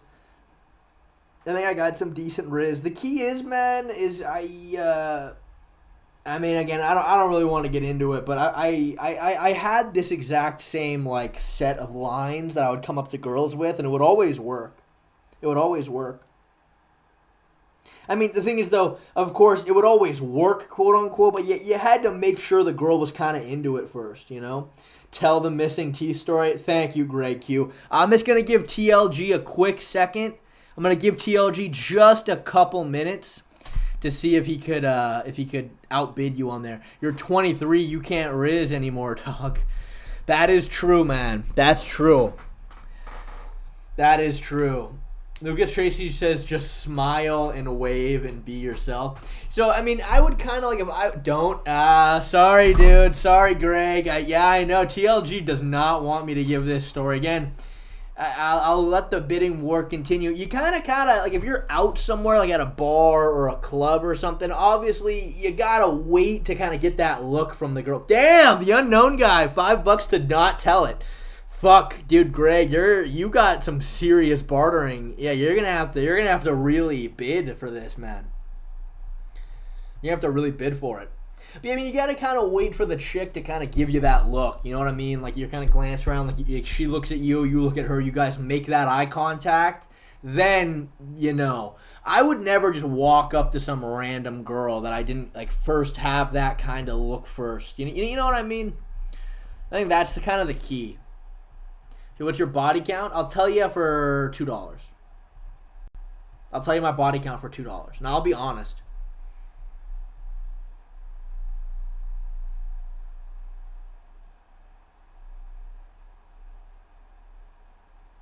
I will empty my bank account for him not to tell it. Greg, you have a challenge issued. Make a kissing. No, I will. 100%. I'm gonna make me kissing Charles as a new emblem for the channel. For people who were members for like more than 3 months or something, I would say. UFC 308 parlay. Kevin Dong, just rewind the stream, brother. It was at the very start. Shay, is your girl a juggernaut? What do you mean, is she a juggernaut? What the fuck does that mean? Like, juggernaut, like fucking huge? No, I wouldn't say so. I would not say she's huge.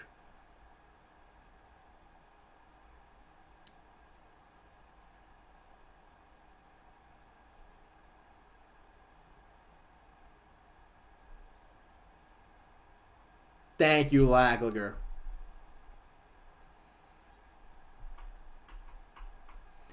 How tall am I, Shay? About 6'2". About 6'2". I know the stream is going to have a fucking aneurysm about it. I'm just over 6'1.5". Just over 6'1.5". I'm going to round up rather than round down, obviously. But again, my stream gets weird when I say that these days.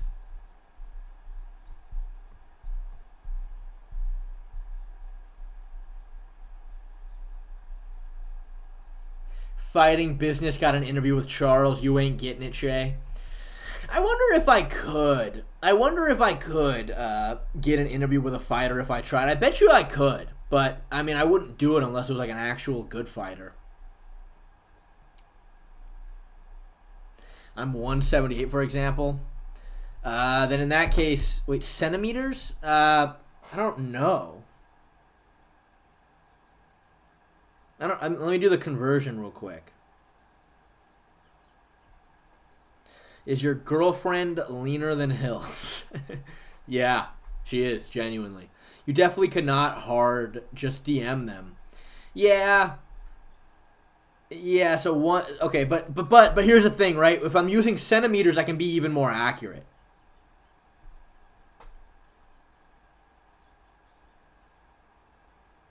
And a half. I'm 186.69 centimeters. 186.69. Yeah, you know, centimeters kind of is better than using feet and inches because you can be more exact with your height. And then I wouldn't even need to round up or down. I could just tell you exactly what I am. If Armin DM'd you and he's a big fan and would want an interview, would you reject? No, I would interview Armin Sarukian 100%.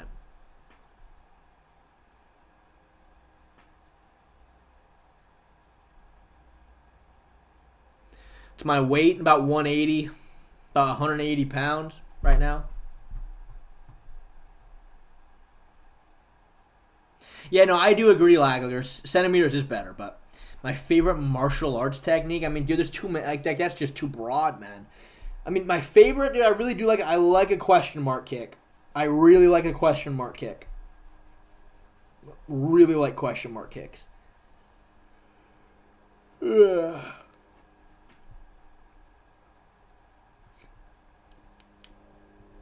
Could I beat Mario Batista? I could probably beat Mario Batista in like a specific, like if we just grappled or just rolled or just did striking, I probably actually could. But like in a MMA all around, I wouldn't favor myself. I would need a lot more time to like really train all aspects of MMA at once because it's different, you know what I mean? Dipped out and you started talking about monkeys. Hey, Matt Panawinder, I think you missed out, man. I think at the very least I got some people to think critically about Bigfoot. I think I got some people to think critically about it. Flying knee or Superman punch, I don't really use either. No, Mario Batista would hold you against the fence for 15 minutes. You think any UFC fighter can beat a chimpanzee? No.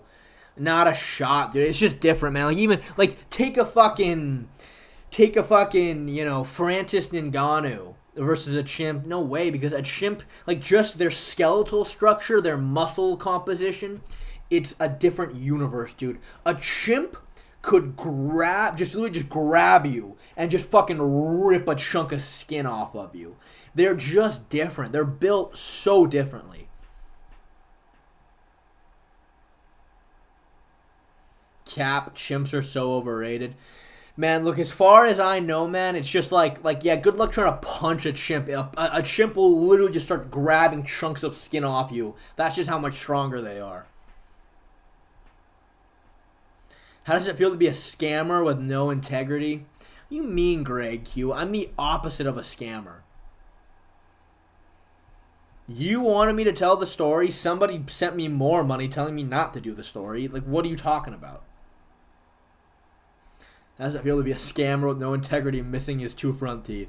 Yeah, man. I'll tell you what, dude. Sometimes, like, I'll take a bite out of something, and I'll just look at the bite that I took, and I was just like, wow.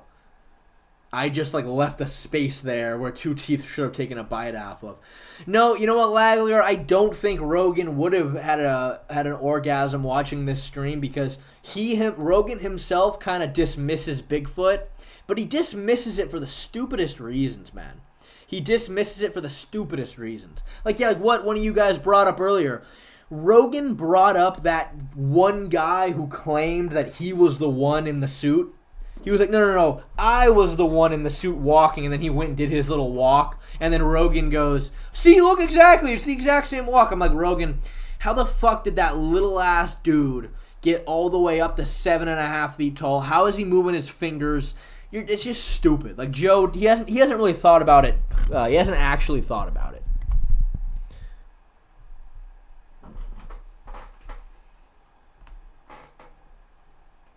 Oh, you meant chimpanzee. Oh, okay, well, there you go, Lagler. There you go. Shay, would you do ayahuasca? Do you believe in the Yeti, Shay? I have not seen any evidence of a Yeti.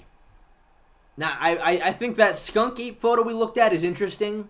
I think the North American Bigfoot walking video is fucking crazy.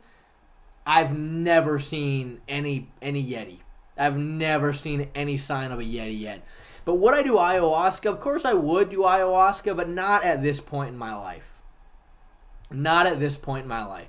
If there's one thing that doing ayahuasca or like DMT or mushrooms or whatever at a high enough dosage, the problem is with all of that is it's going to give you ego death. You're going to be reborn. You're going to kind of realize that we're all one and we should all love each other.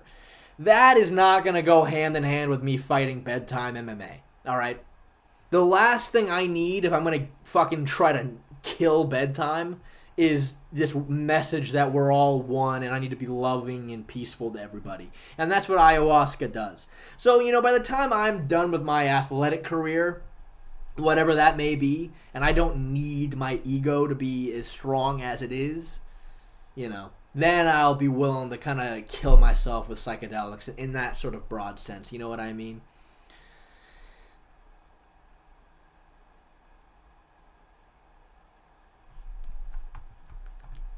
Have you ever played Punch-Out before? Oh, hell yeah, I've played Punch-Out. I played the original Punch-Out, and I also started the Punch-Out on the Wii.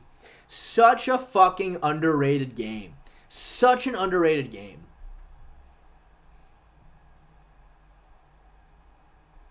Bob Gimlin thinks the Gimlin film is fake. I don't believe that, dude. I don't believe that.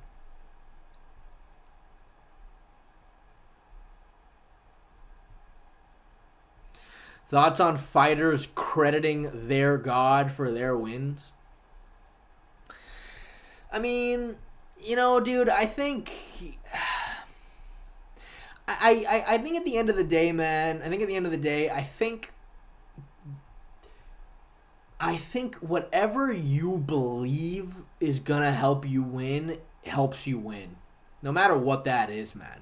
No matter what that is. As long as you believe it, you know, I'm sure some fighters will tell you, like, I believe with all my heart and soul that God has destined me to win. And that confidence that gives them is absolutely going to help.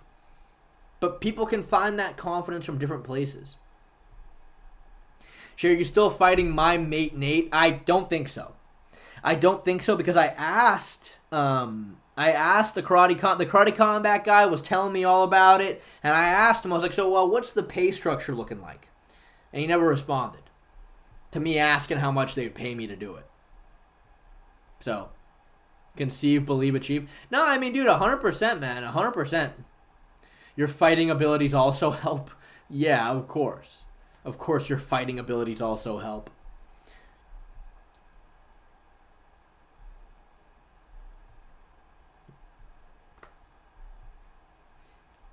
Any updates on the bedtime fight? Well, again, the last we heard about the bedtime fight was that the guy went, all right, let me get my card in December finished, and then once I'm done making the card for December, I'll reach back out to you in bedtime and we'll get it official for February. It's the last I've heard. So we're still waiting on that, more or less.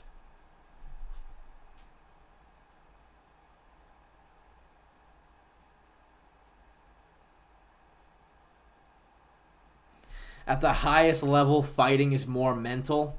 I think it's a mixture. I mean, of course, your fighting skills matter a tremendous amount, but at the same time, yeah, your mental absolutely matters.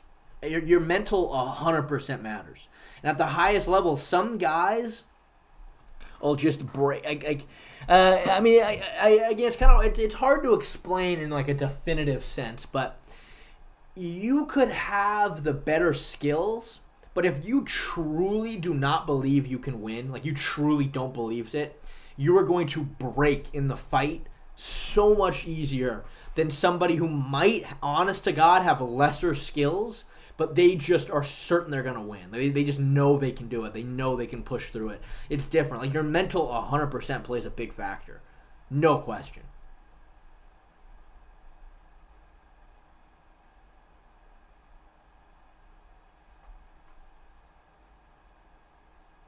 Is that guy called bedtime because he puts people to sleep? I don't know. You know, it's a good question, man. I really don't know why. Do you believe you can win a fight not with an Asian child? I have won fights against non-Asian children. Of course, though, I'll admit, like, yeah, if you match me up against an Asian child, immediately I'm like, okay, I've got a real shot here.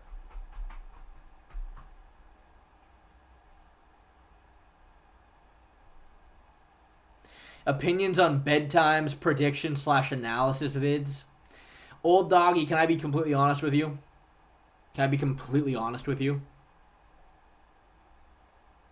I've never watched one. I've never watched one before. I mean, I don't know, maybe I should have, but I haven't. I'm just being frank with you. I mean, I don't know, man. To be honest with you, dude, most MMA YouTubers, they don't. Like, I don't know, man. I'm not going to sit there and watch a 40-minute video of somebody being like, oh, this guy's a marauder. This guy's a fucking... I don't know. You know what I mean? Like, I don't think there's typically a lot of substance in those videos. You should watch one and get a feel. Maybe. I might. It's just, like, the thing is, right, like, before I started making MMA YouTube videos, I was not the kind of person to watch MMA videos. Like prior, you know?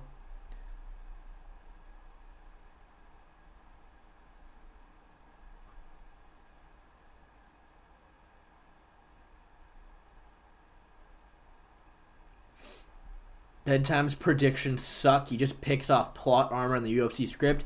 Yeah, I mean, you know, he's got his own style of things, you know what I mean? He's got his own style. For sure. You know, it's different than what I would do typically if I'm doing a breakdown.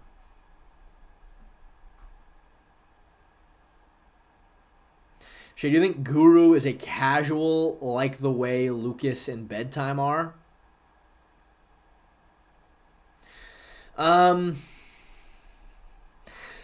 You know, it's fun. I mean, I don't know. People kind of toss around the term casual a lot. But, like, what exactly does that mean? What does exactly it mean to be a casual? You know? Like, the sport of MMA has kind of different, there's different aspects of it.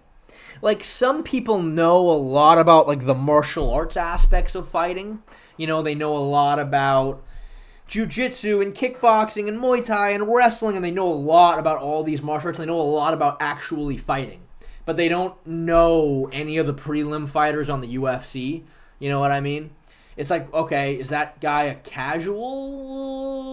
Is a guy who knows every single aspect about the UFC but doesn't know anything about actually fighting, is he a casual? Like, where do you draw the line? I really don't know.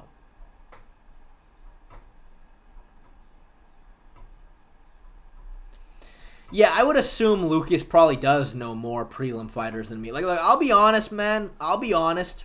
A lot of times, I just don't really give a fuck about. I just gotta be honest, man. If there's two fighters that I've never seen before, it's like I don't really, you know, like I can't say I'm super enthralled. I'm just being honest. Have you gone through Magomed versus Rakic yet? Yeah, I talked about it. I'm bummed because I really wanted to make a members only video about Rakic Magomed, but I just got sick and I couldn't do it in time.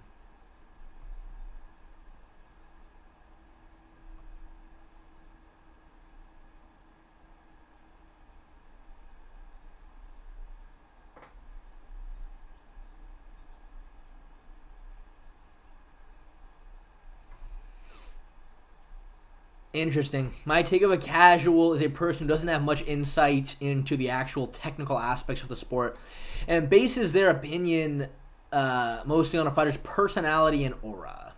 Yeah. Like, you know, look, to be honest with you, man, I don't think aura is necessarily nothing. Like I genuinely believe that, like, there are certain aspects to a fight. Like, I think, like, Volkanovski, like, especially, like, after the Ortega fight, after the third Max Holloway fight, where, like, he's doing all these impossible things.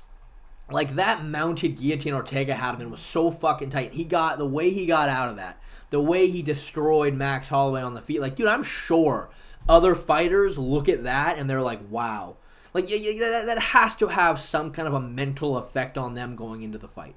You know what I mean? Like, I'm sure it's something. But again, it's not as important as the technical aspects of them fighting, you know? Who you got then? Ankalaev should win that one fairly easily, just being honest. Ankalaev, I mean, again, you could just rewind the stream. I already went over all of it. The first 2 hours of the stream was the parlay. The next, like, hour and a half, 2 hours was about Bigfoot and aliens. And now we're just kind of into the epilogue.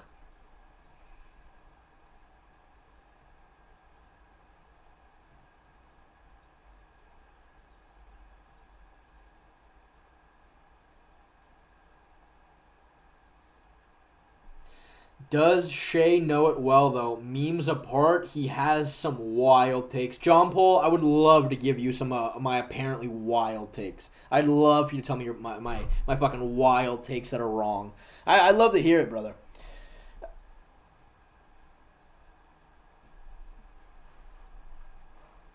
I'm very curious what John Paul thinks my wild takes are.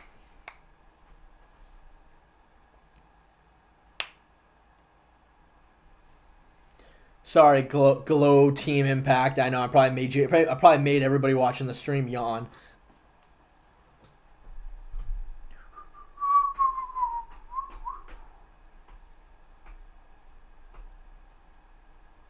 How many Shays to beat a Bigfoot? Probably a lot, dude. Bigfoot's fucking giant. Bigfoot seems so fucking strong and meaty. Probably like 6 of me. I would say 6 of me could probably do some damage to a Bigfoot. Shay's first wild take. Charles is going to lose to Dariush. Hey, look, you know what, Lagliger? Okay, fair, Lagliger, but brother, dude, my breakdown for that fight, like, I did really get into it, man. You can't deny that. Like, the logic I used for that pick wasn't completely just nonsense. All right. Well, apart from Tom, I don't remember much. All right, fair. All right, well, there you go, huh? Apart from Tom, I don't remember much.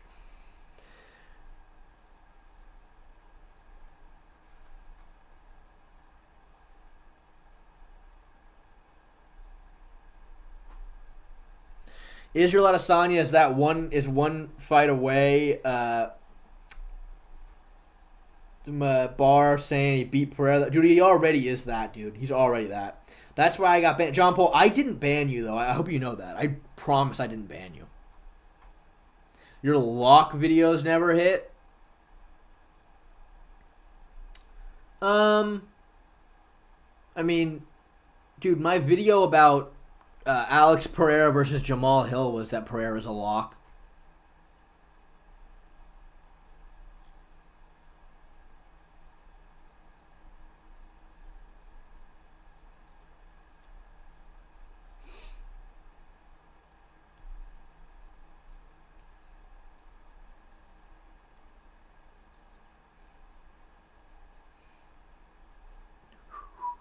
Logic ain't gonna justify you getting the most important fight of your YouTube career wrong. Well, you know, getting that fight wrong did kind of help me blossom the Charles Oliveira fan club, though, for sure. You know, remember Molly McCann lock? Dude, I mean, yeah, I hear you, man, but dude, that Molly McCann one was rough because I had an 8-fight parlay and she was the only one that I got wrong. No, I'm not trying to say I never got something wrong in my life, but again, though, like, to me, man, it's more so, like, look, MMA is a bit of a, you know, there's just so many aspects to it, so many things can go wrong, somebody can eat a body shot and then get hurt, and, you know, to me, it's the analysis, to me, is what's important.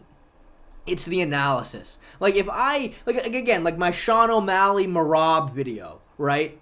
Yeah, if somebody just scrolls by it and sees the title and the thumbnail, they're going to go, oh, wrong, aged like milk, in the comments is the first thing they're going to say. But the truth is, to me, what's important is the analysis. Like, the analysis that I gave on why I thought what was going to happen, the background information I included to, like, why this is going to happen. Like, dude, like, even with the hindsight of the Merab fight that happened post, like, my video wouldn't have been any different. You know what I mean? It wouldn't have been any different. Right, it's like the reason why Merab beat Sean O'Malley was because he avoided all of the things that I said he can't do. Like, to me, and to me, like, I don't look at that like, oh, I was dead wrong. It's like, no, he, you know, feels like you have no life streaming for 4.5 hours. I mean, this is my job, dude. This is my job, is YouTube, so I can dedicate time to it for sure.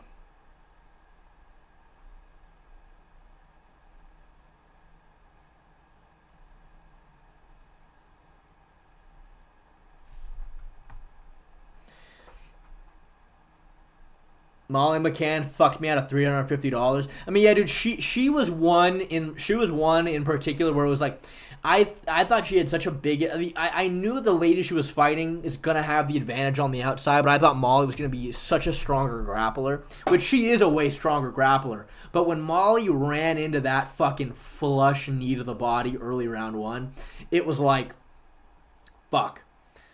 Like, she was immediately hurt by it, and it was like, fuck. And that was the whole fight was over. And it's like, regardless of the... I mean, again, though, she probably... I don't know.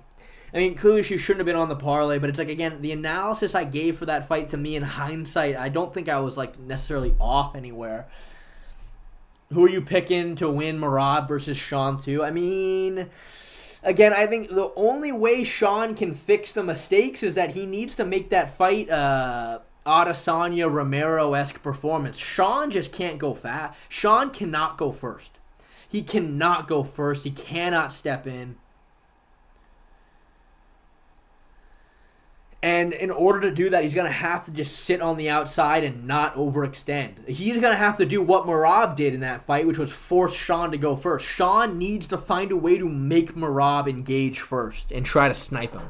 Because Merab's not going to go first. Merab's going to hang back and wait for Sean to go forward. So look, again, it's you know, it's tough. It's tough. I think you would kind of have to lean towards Merab to win there, to be fair. Again.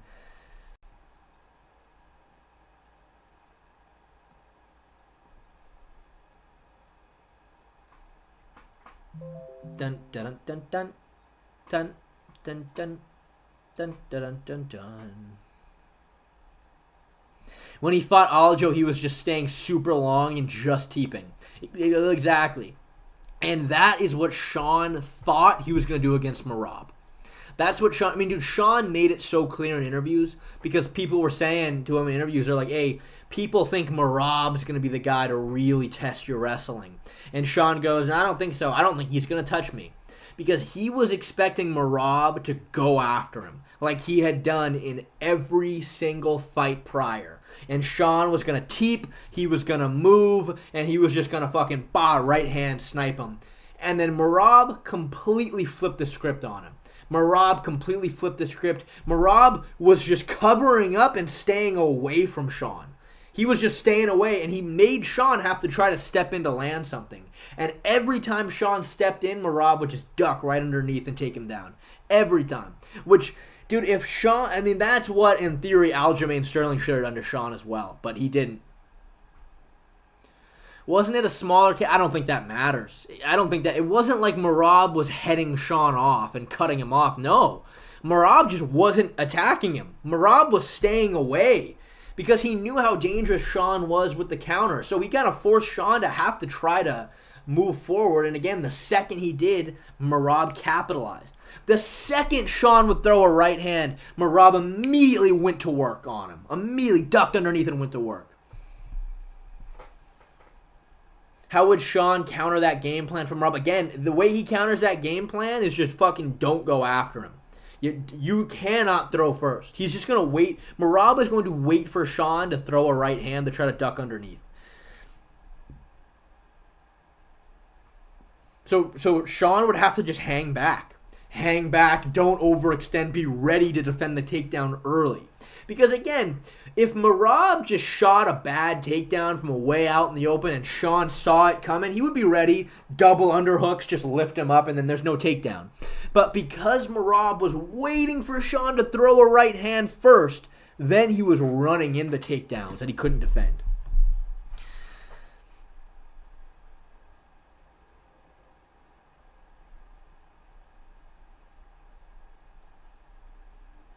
I was here telling you that Aljo should have done that, and you said it was wrong.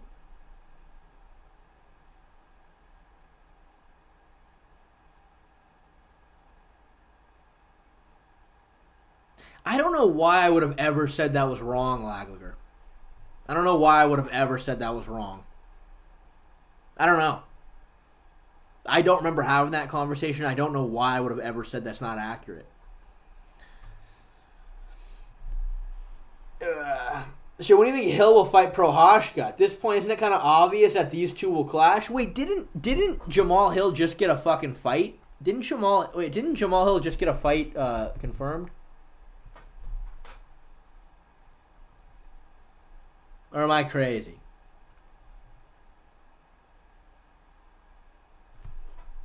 Maybe not. Maybe not. Maybe not. I thought Jamal had a fight signed, but I mean, I guess not.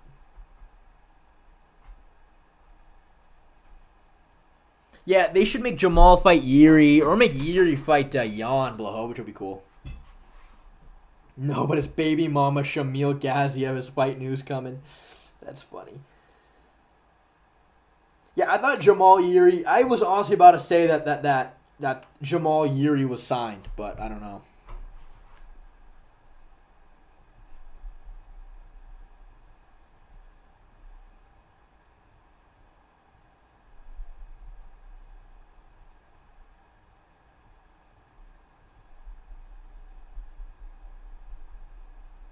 Shay, I've seen a lot of posts saying MVP and Leon Edwards in the works. Thoughts on that? Dude, yeah, that's the fight to make. That's 100% the fight to make. I mean, Leon Edwards is 100% going to try to take him down, though. 100%. I mean, dude, if Leon is shooting takedowns on Bilal, he shot a takedown and took Colby Covington down, he is 1,000% going to try to take down Leon. Again, on the feet, MVP's a motherfucker. But why? He doesn't deserve that? You don't think MVP deserves? Why wouldn't MVP deserve? I mean, dude, the fight against Ian Gary was close. And dude, he was clearly way better than Ian Gary on the feet. Clearly way better. Now, again, though, Leon Edwards is probably just going to try to grapple fuck MVP, and I think you'd honestly probably have success doing so.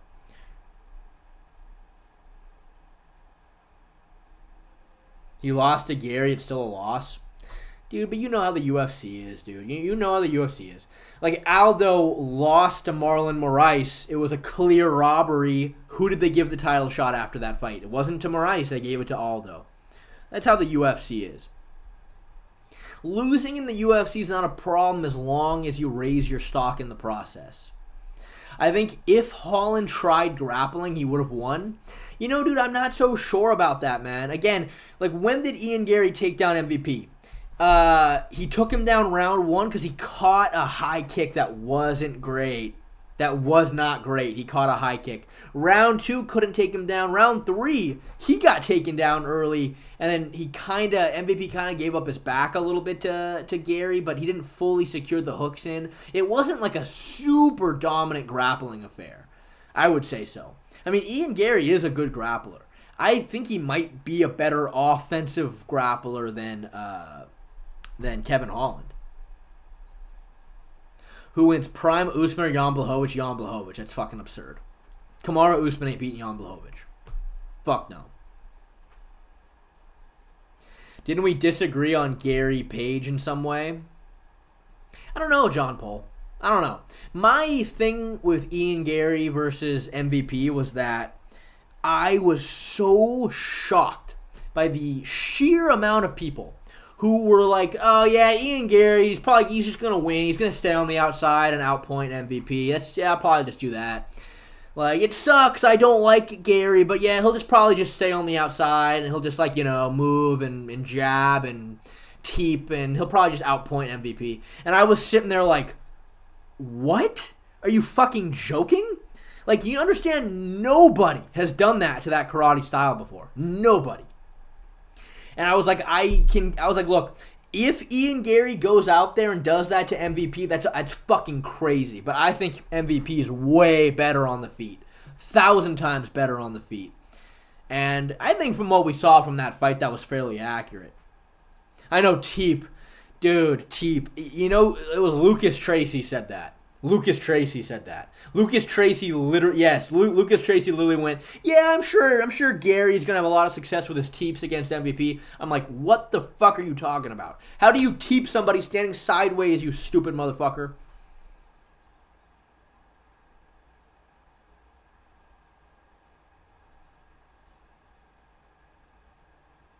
Dude, John Paul, they were saying it, brother. They were saying it, man. Rakic will finish Ankalaev. Mark my words. Vital facets, dude. The problem is, you're like the 12th person today to tell me that about different matchups. So, I mean, I don't know, man. No shot I remember you saying that. Gee, I got an 8-second walk-off KO on my fight last Friday. Oh, Hayden, I'm so proud of you, man.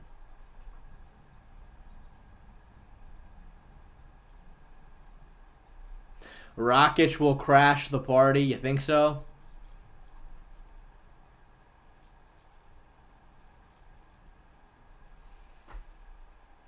I mean, John Paul, if you want some answers about where I saw that from, Lucas Tracy's breakdown of that fight.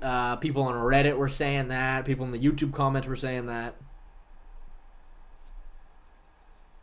Yeah, no, Merab is ducking Umar, 100%.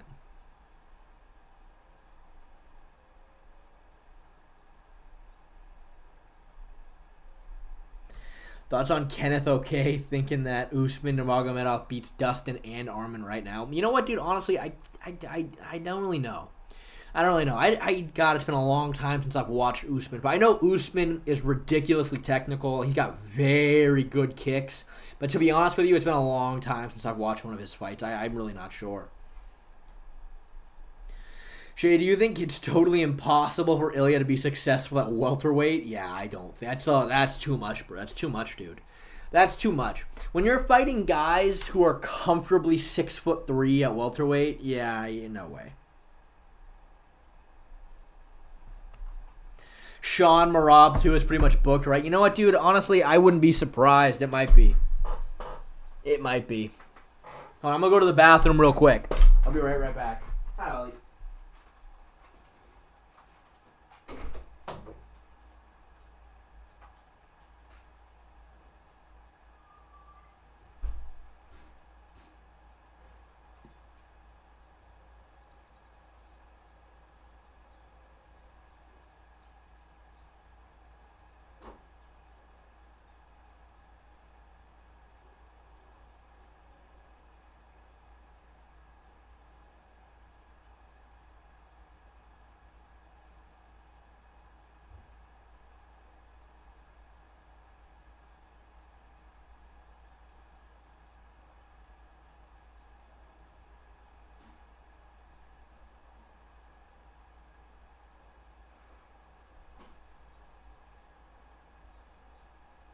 Come on, Ollie.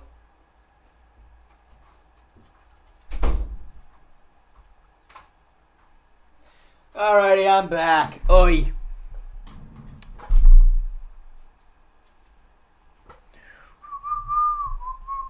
I love how I said I'm going to start wrapping it up like 30 minutes ago. Let me, now that I'm not using my other screen, let me just kind of lower myself up a little bit.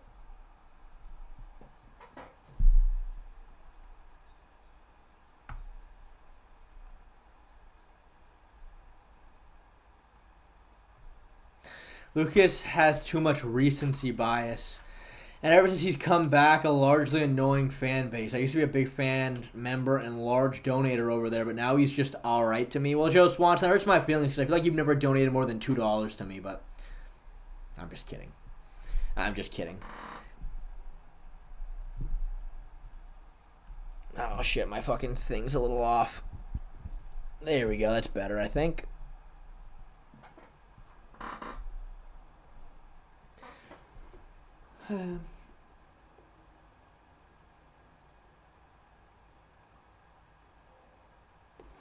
What'd you send, Jim?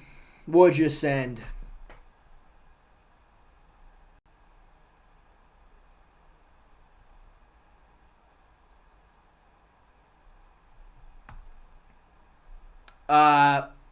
Why'd you send Guru's stream, Jim?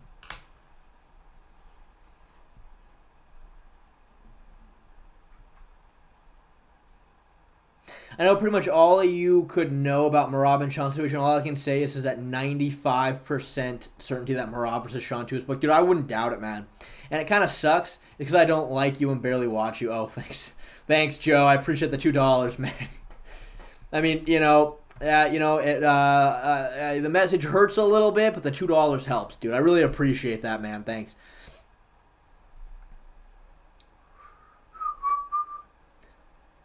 Ilia versus Dustin, dude, it's a good fight, man. That's genuinely a very good fight. I'd be very curious about that. I don't know, man. It's tough to say. LOL, I swear, Shay used to like me, but now he down? What do you mean? But now he don't. Oh, dude, Jim, I love you, dude. What are you talking about, man? I do love you. But why did you send Guru's stream and said no way? What happened? Bro, my man Guru mentioned you. Dude, what can I say, man? We're good friends. We're good friends. We're very good friends. I would say we're very close. I would say we're very, very close. Let me see. Let me see if I can find it. When did he mention me?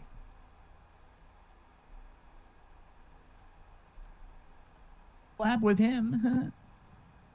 Never seen Whittaker's dad and you in the same.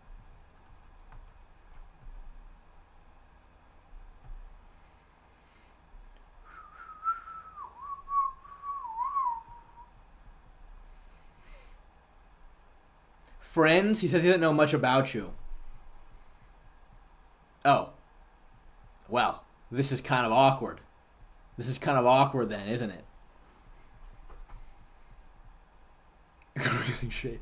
I'm just kidding. Well, yeah, he's hopped in my stream a few times. He's hopped in my stream a few times, and he's donated me probably like $30 worth of members, which is pretty cool. But because he's been in my stream a few times, I say we're friends. I'm just kidding.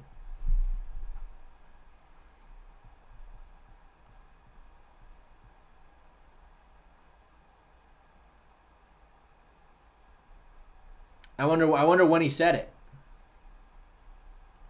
He needs to chill out, honestly, with the weight gain that he's doing.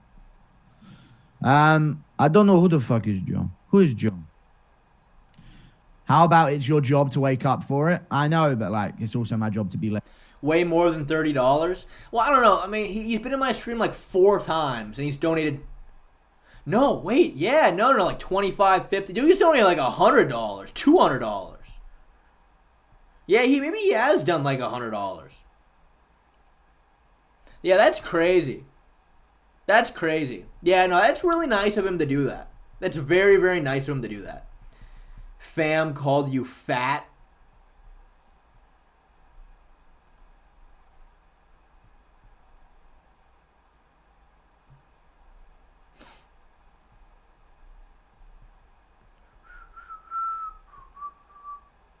I like when you do dirty stuff for money. Amen.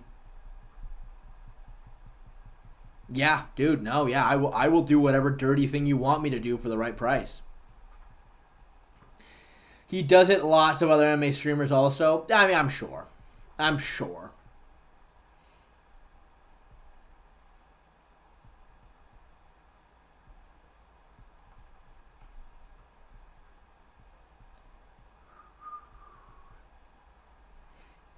Fam called you fat. Called me fat? Can we go to sleep? It's like 0:30 a.m. here. Yeah, go for it. Go ahead. Go to sleep. Go to sleep. How much for the salute? Like what, the Hail Hitler salute? I would do a Hail Hitler for $5.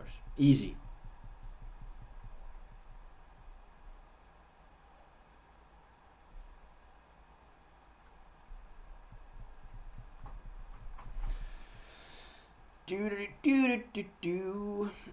Oh, man. Going to sleep, fake Shay Cell, yeah. Only 5. Yeah, I'll Hail Hitler for $5. 100%.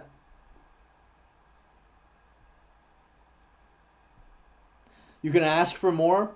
I would ask for more if I think it warranted more money. No, I'll do it. $5. I'll do it right now.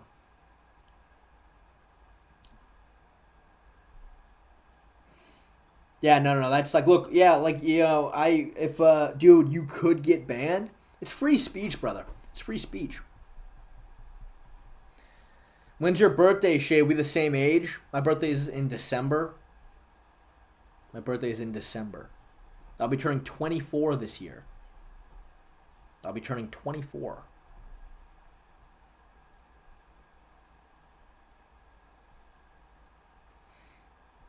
You can 100% get banned for so it's not in fact free. Well, technically it is free speech, but I understand that YouTube is a private company that can do whatever they want.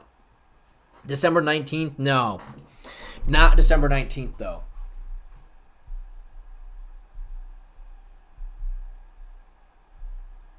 It's freedom of expression, not free speech. Do the salute. I'll give the YouTube moderators a real long time to see me do it.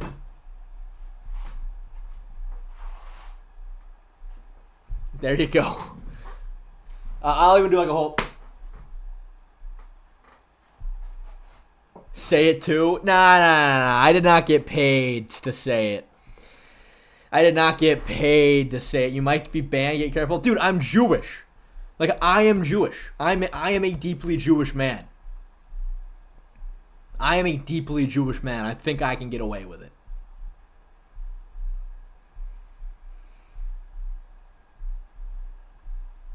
Say the hard R. Okay, that would be a little bit more money. That would be a little bit more money. Again, man, I'm Jewish. You know what I mean? Like, what do you talk? Like if anyone's allowed to make that joke, it's me. If anyone's allowed to make that joke, it's me.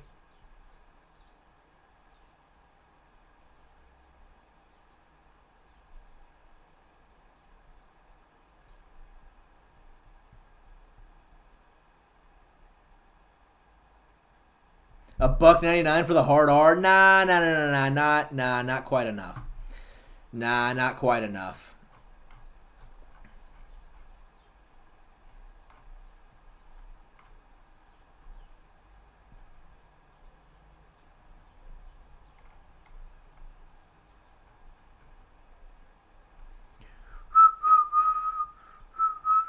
Hard R for 30 pounds right now.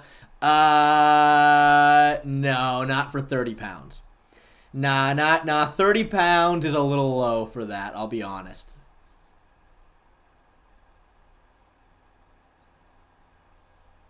£30 is a little low for that. Why'd you give him all 3 angles like a mugshot? I mean, again, the problem is, like, right, I technically gave 3 angles. The problem is the first 2 angles are out of frame anyway. Like, the first 3 angles, that you don't even know what I'm doing. You can't even see it. You know what I mean? So it's like, to me, it's like, does that even really fucking count? Can Native Americans say the N-word? I don't think so. I don't think so. I wouldn't be surprised, but I don't think so.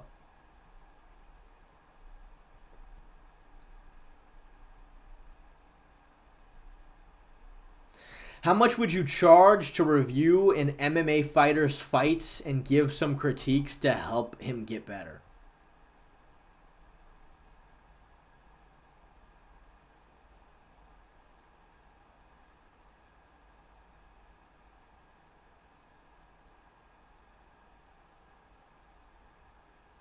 I have no idea. I have absolutely zero reference point on how much I would charge for that kind of a thing.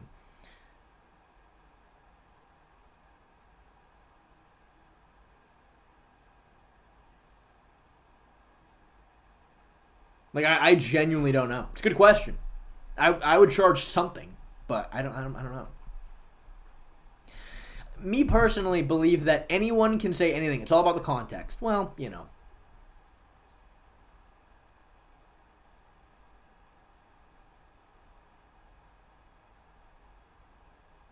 Shay, you need to redo a DNA test, get 1% African, you know. The K word. What the hell is the K word?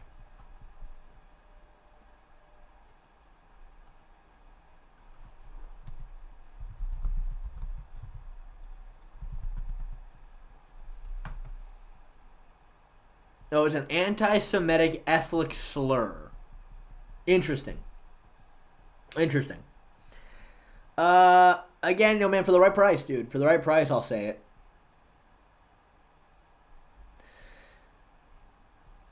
That's why Chimaev went over to Russia. They don't test over there. Yeah, man. I mean, dude, USADA ain't going to the fucking mountains of fucking Dagestan that often, dude. I guarantee it.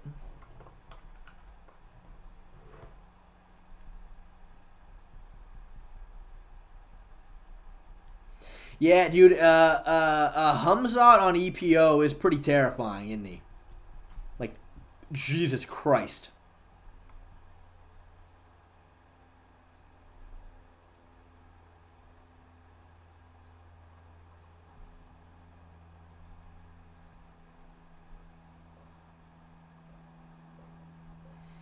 Oh, yeah, that's right. I forgot. USADA's not even around anymore.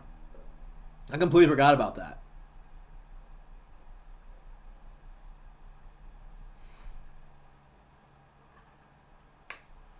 Yeah, dude, I don't know. Khamzat on EPO, that's got me thinking about changing my parlay a little bit.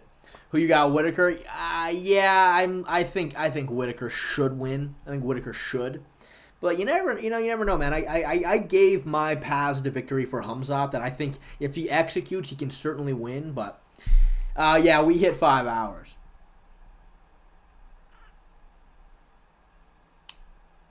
Why don't you ever do stuff for the wrong price? It's a good question. It's a good question. Why don't I ever do things for the wrong price? Maybe I should start doing that. Oh, thank you for the 99 cents, Joe Swanson. I appreciate it, buddy. Thank you so much. Very, very kind of you. Very, very kind of you.